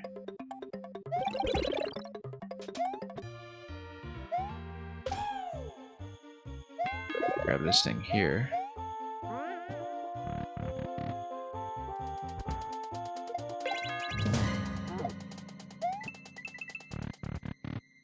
And I think we could trust him. Yeah, exactly. Anyway, checkpoint.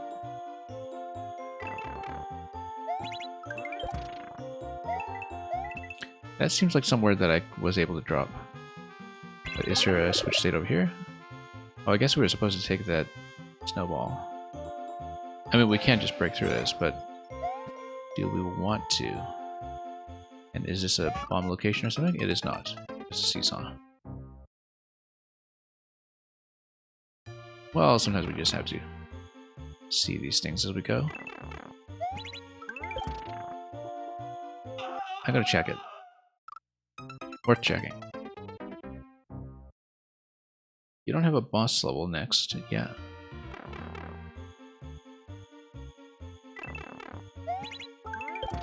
It's good to have more ideas in mind than you actually realistically have time to build. Okay, so previously we didn't kick snowball into that. That was something I had somehow avoided. Probably just a facing direction, I think.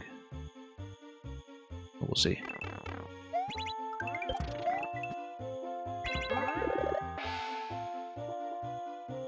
Then wonder if we can kick the snowball and grab the helmet. I feel like we were supposed to maybe go up further here. Or not. Well, this is all smiles, but I feel like there's gonna be some kind of trick. Yeah, that's the trick. But you do need to hit the P-switch first before you get too far.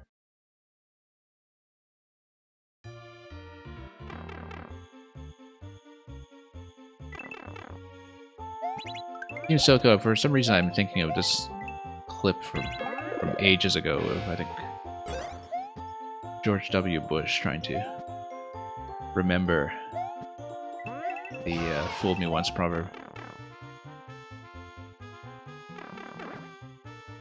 I think I saw that in some documentary. But... oh, okay. Yeah, we just need to go fast, actually. Yeah, nothing's gonna kill that for me, so we just go fast. Before it drops in.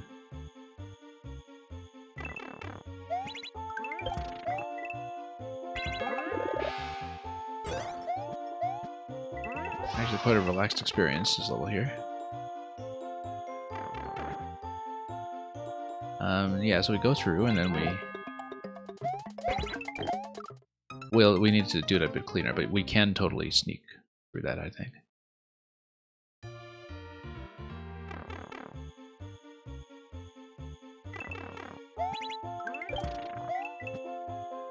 And Team Soko, nobody remembers anything.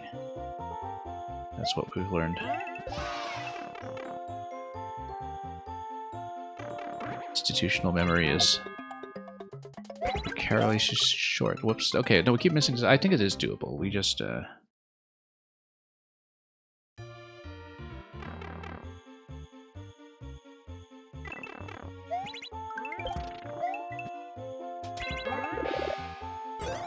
right, where the Men in Black just kind of, flash the device at you. And wipe your mind strategically. Oh, maybe we can't make it here, because, like, I get caught on the slope. And...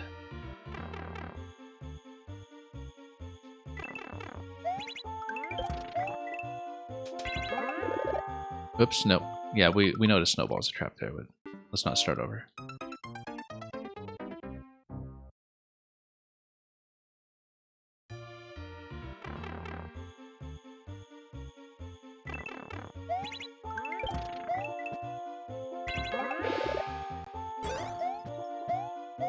Okay. We're going to check up here a little further. Okay, no, I was wondering if that was going to be anything, but it is actually just a bit of a trap.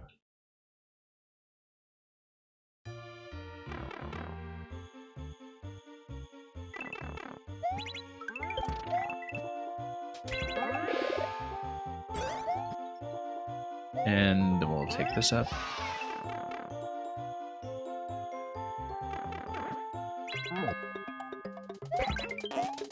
Yeah, we can totally make it up here. This is totally not going to hit the on-off switch the way I think it will, right? It's going to hit something else and then... Oh, maybe it will. Curious. Should we wear it or should we fire it? Let's... Careful here. Yeah, you want to avoid wearing it. That's the thing. Wearing it as a trap. Or it seems so. Yeah, that's specifically what it is. Then you come down here, something is going to break the top right. We'll see what it is. As you go up here and hit the B switch, or you attempt to hit the B switch, something happens. Spine your head to the right. So, yeah, that jumps. Then, everything bounces. Then you go through here.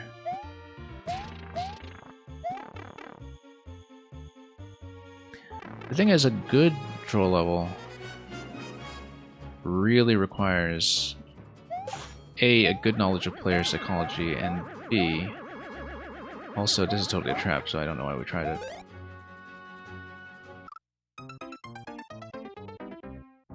But there's nothing there that we can see. A pretty decent knowledge of player psychology in terms of what people try, and they're also very technically advanced at the top end. That the people who are kind of really serious about troll making, they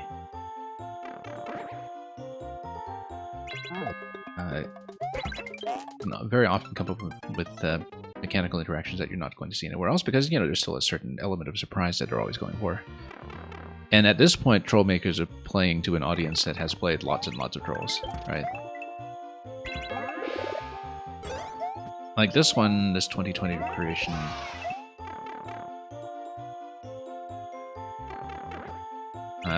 in some ways feels conspicuously for a more casual or wider audience than some of the other ones we've seen. In terms of just being very, very forgiving about what it wants to show you. And here we go. Yeah, we so go for this and we get out of the way. Grab this hat. I am not in the States, no.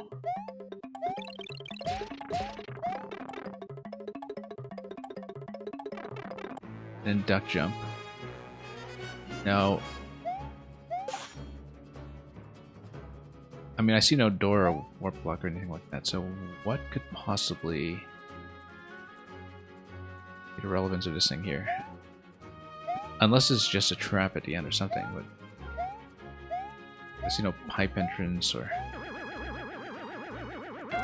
anything else.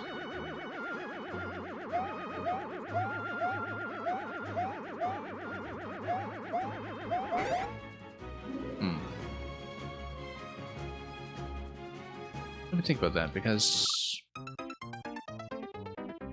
I mean, it's a dead end, then maybe the duck jump is just the anti-soft lock trap, but no, because if you have a slope like this, you can't go back into the pipe. Since you can't stack pipes in Maker 2, unlike Maker 1, when people wanted to make one-way pipes, usually with a slope drop or just a tile drop, that's the way they'll do it.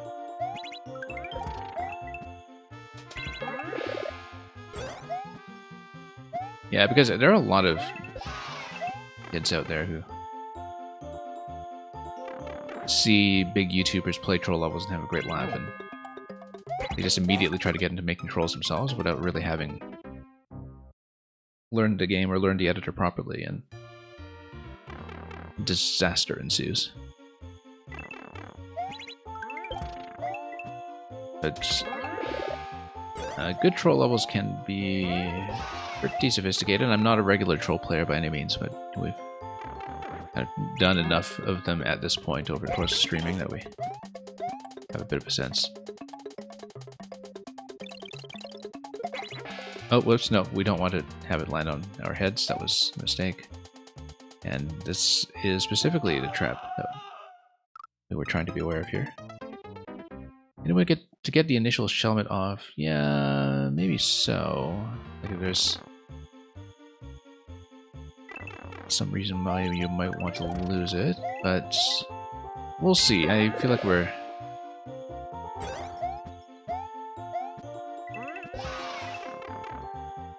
missing something that I haven't seen. Anyway, let's try to dodge this. Keep this. Past this point, yeah, we know how to do the Shelmet here. Maybe I should break this and then... Oh, you know, no, I know. I know what it is. I know exactly what it is. It's telling me here. I break it open. And then we have to wait for the P-switch to expire, or we can't come up. Can we? Yeah. No P-switch? Well... Yeah, because then P-switch traps you here. It's telling you need mushroom, but then... I feel like that's probably a trap in its own right. We will see. Yeah, you need to grab the pound on the way down. Okay, that's fine.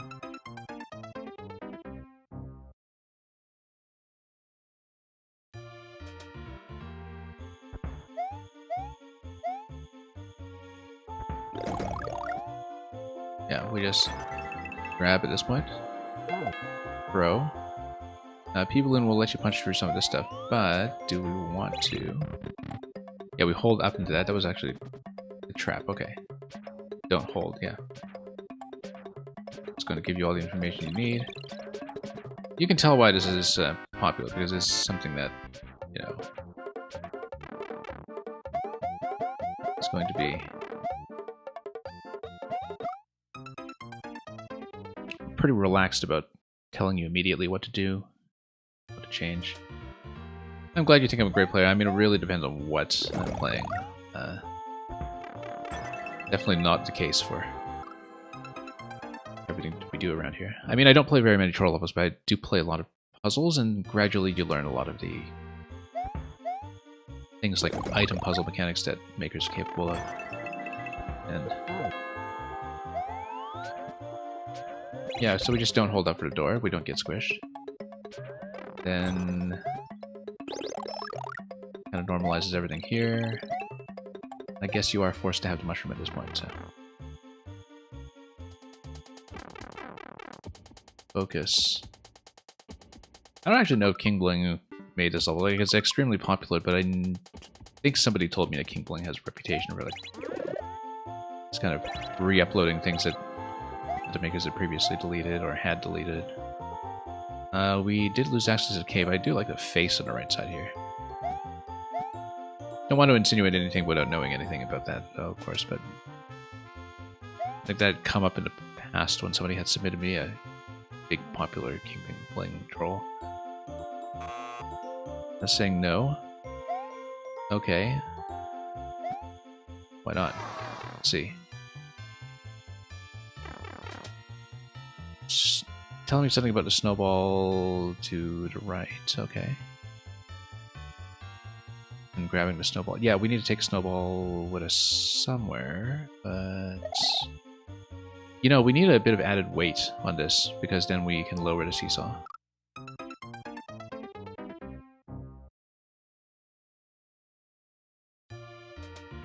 Yeah, my Mario Maker knowledge has lately been very confused in some ways, because I've been playing Maker 1 and 2 week to week, and there are a ton of changes between the two. We played a lot more Maker 2 at this point, because I wasn't a streamer back when Maker 1 was still active. But,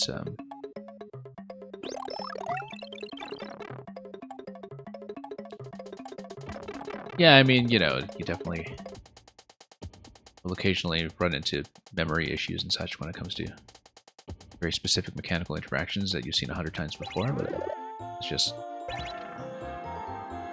part and parcel of streaming. Yeah, no, you do need to go left. You need to go left. Yeah, the cape feather here is just bait. You go left to grab the snowball, and then you use it. I thought I previously had taken snowball down with me. Oh, no, I see what's going on. Yeah. I think I know what this is.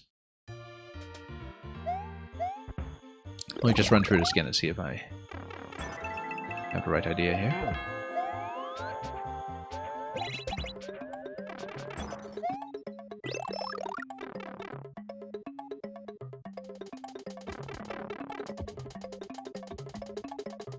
Focus. Yeah, look at the potential scroll break on the left as well. No, again, yeah, we wait for the break because the break is on a timer. Yep. I was wondering where the scroll break was coming from, but it is just a timer, as far as I know. We did previously manage to sneak a snowball anyway. But yeah, it actually affects whether the snowball is going to spawn on the left side, I think. Depending on how the switch state is going. It seemed like we had previously broken that somewhat away when we went down there the first time and hadn't quite learned the room yet. Anyway, we kind of face left into the power pickup. We throw this. Push.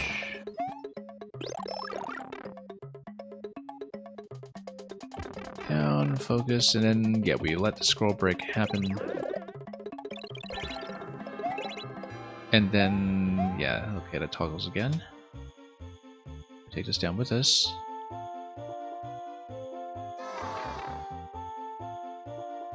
And we don't want to lose that, but then we grab the snowball here, and before the seesaw comes up, we can just roll it across.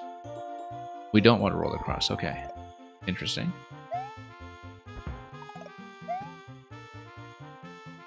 Interesting. I wonder why. Yeah, I guess we'd have to die to the fishbone at this point.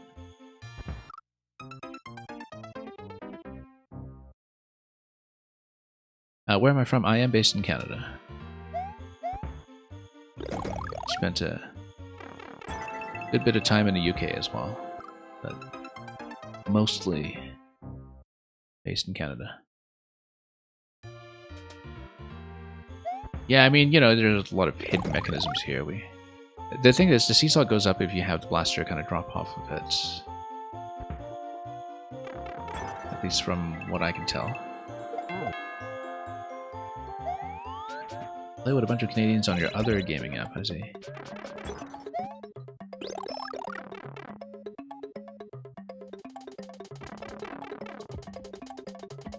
Yeah, socially speaking, it's a remarkably small country.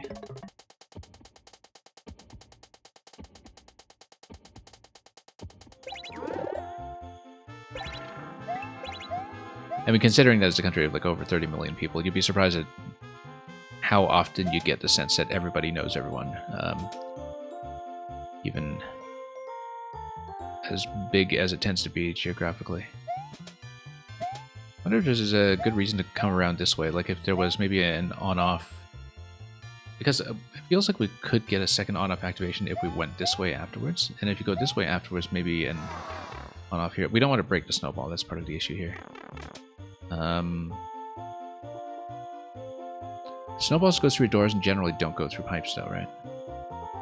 So yeah, let's see. But you have piranhas stacked on blaster at that point. Removing the piranha raises the blaster. Unless you are like right beside it and then the blaster doesn't go up that quickly. You basically don't want to do a remote throw. I think I know what to fix. Top 20 on Marvel Contest of Champions, really? Very interesting. Yeah, I don't know that app at all, I don't think. Unless I'm confusing it with some other Marvel thing. Yeah. Focus. But I don't keep up with mobile at all, so...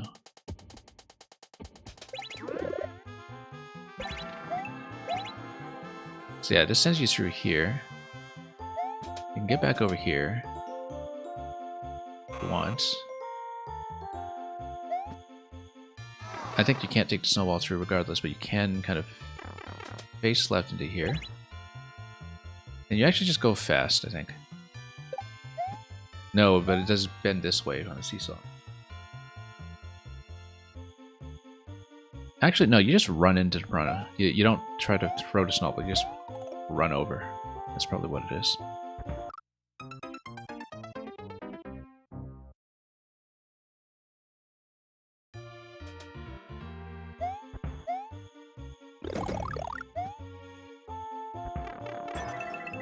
Forgot the how. It's okay.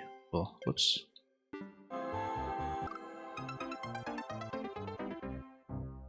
Run and jump, break it. Yeah, that's what I'm thinking. Boss Cutter. That was the next thing I was going to try if I get back there.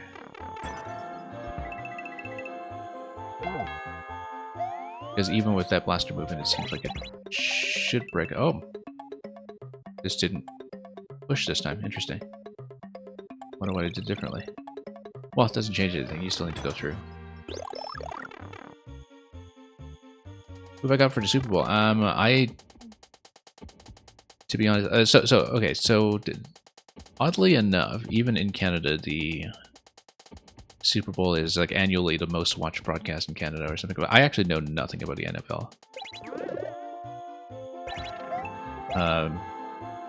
I know that the Kansas City Chiefs are one of the teams in it this year, but that's only because, like, and I don't even follow, like, Taylor Swift or anything, but, you know, I feel like there's been endless press bonanza over how there's, like, a Taylor Swift connection to the Super Bowl this year or something. And that's the only reason I know that the Kansas City Chiefs are in it, for some reason. But I actually know nothing about the NFL, to be quite honest. Go in this door, yeah, we just need to react to it quickly. Okay, fine. And until we die to this thing and watch the whole cutscene. But yeah, I do enjoy the Super Bowl if you aren't keeping up with it. It's a lengthy, non-death scene, as you can see. Threat after threat after threat. And who is going to get us in the end? Ludwig. Working on his Dota last hitting, apparently. Cheese and 49ers, okay, I see. Yeah, I don't know who's favorite or anything like that.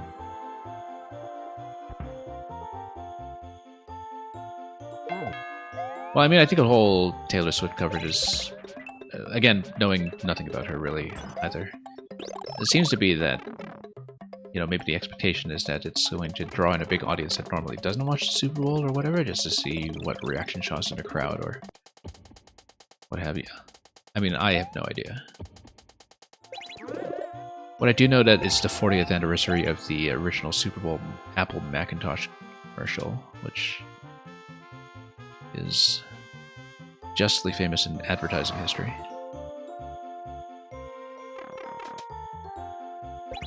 Oh, whoops. Oh, you know what? We actually made it. Oh, no, we didn't make it. Okay, never mind. Yeah, because the seesaw wasn't in the full position we needed.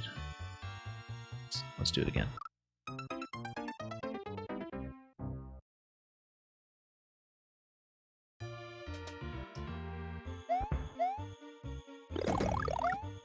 Oddly enough, I have one very specific memory of the Super Bowl. Which is that a couple of years ago I was in the US,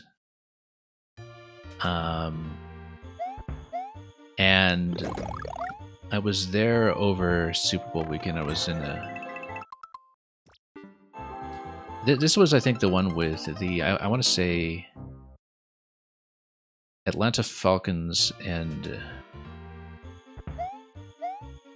New England Patriots, is that correct? I don't know my NFL, but it was the one with the, you know, massive comeback that coincidentally happened after the first Super Bowl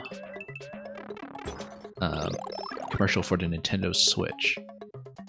So it was the year that the Switch launched, so this was in 2017, it must have been. And I kind of remember that specifically because I knew that there was some kind of Nintendo Switch advert that was going to debut at that Super Bowl. And that was the only reason that I kind of understood that the Super Bowl was even happening. But, you know, I was in a restaurant that day, and because it was in the US, it was nearly empty. But they did have a TV playing the Super Bowl, of course, because it's America. And I kind of distinctly remember that as like the one Super Bowl that I sort of watched, if you can call it that. I did see the whole comeback and everything because, you know, we watched it from just a little after the Switch ad. I tried bouncing off the spring. Wait, hang on. I displaced the POW again. Let me do this.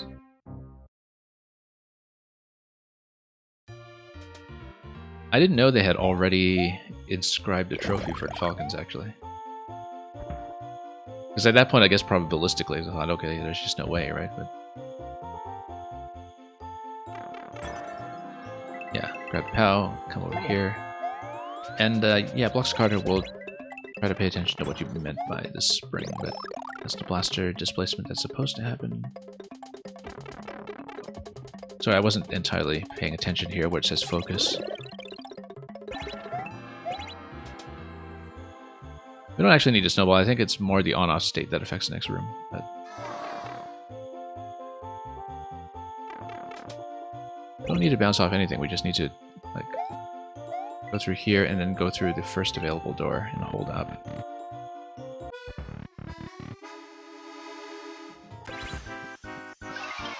And then it's telling me what to hit.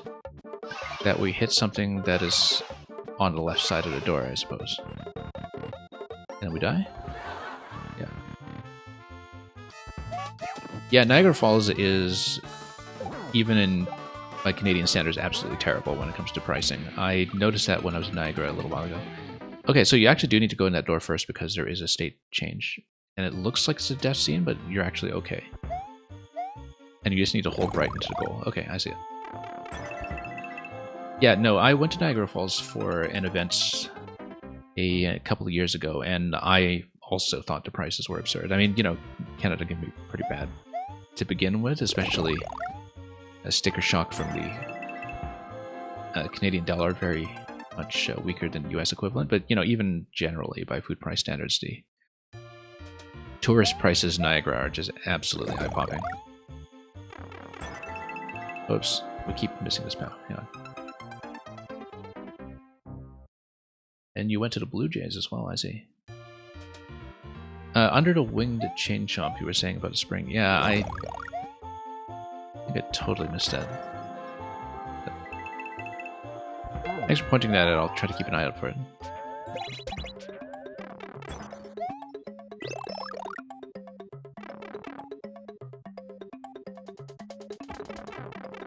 And let's go this way. And then, whoops, left. We missed it. That's fine. We figured this out a while ago. We just find creative ways to lose regardless.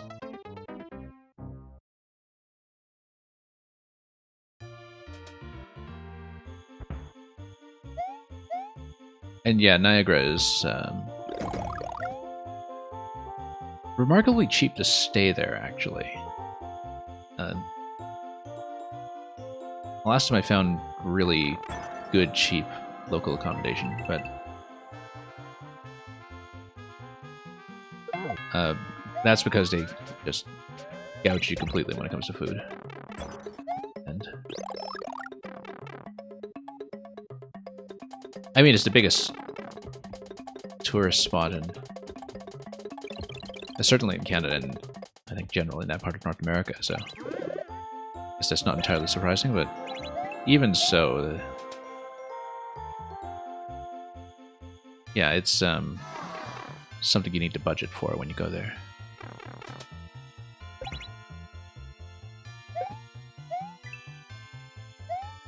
This is basically kind of encouraging you to hit this spot here. We're not going to do it. We're going to go in this first, and we know to hold right after that. Because there is a meaningful state switch or something.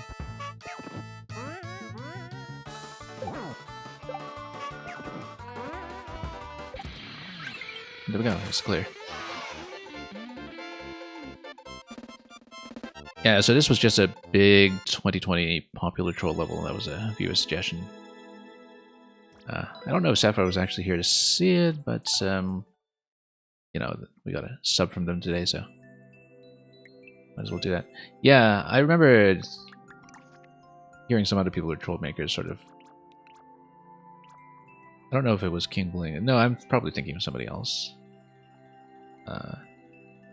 Very popular set here, but hasn't been updated since, as you can see.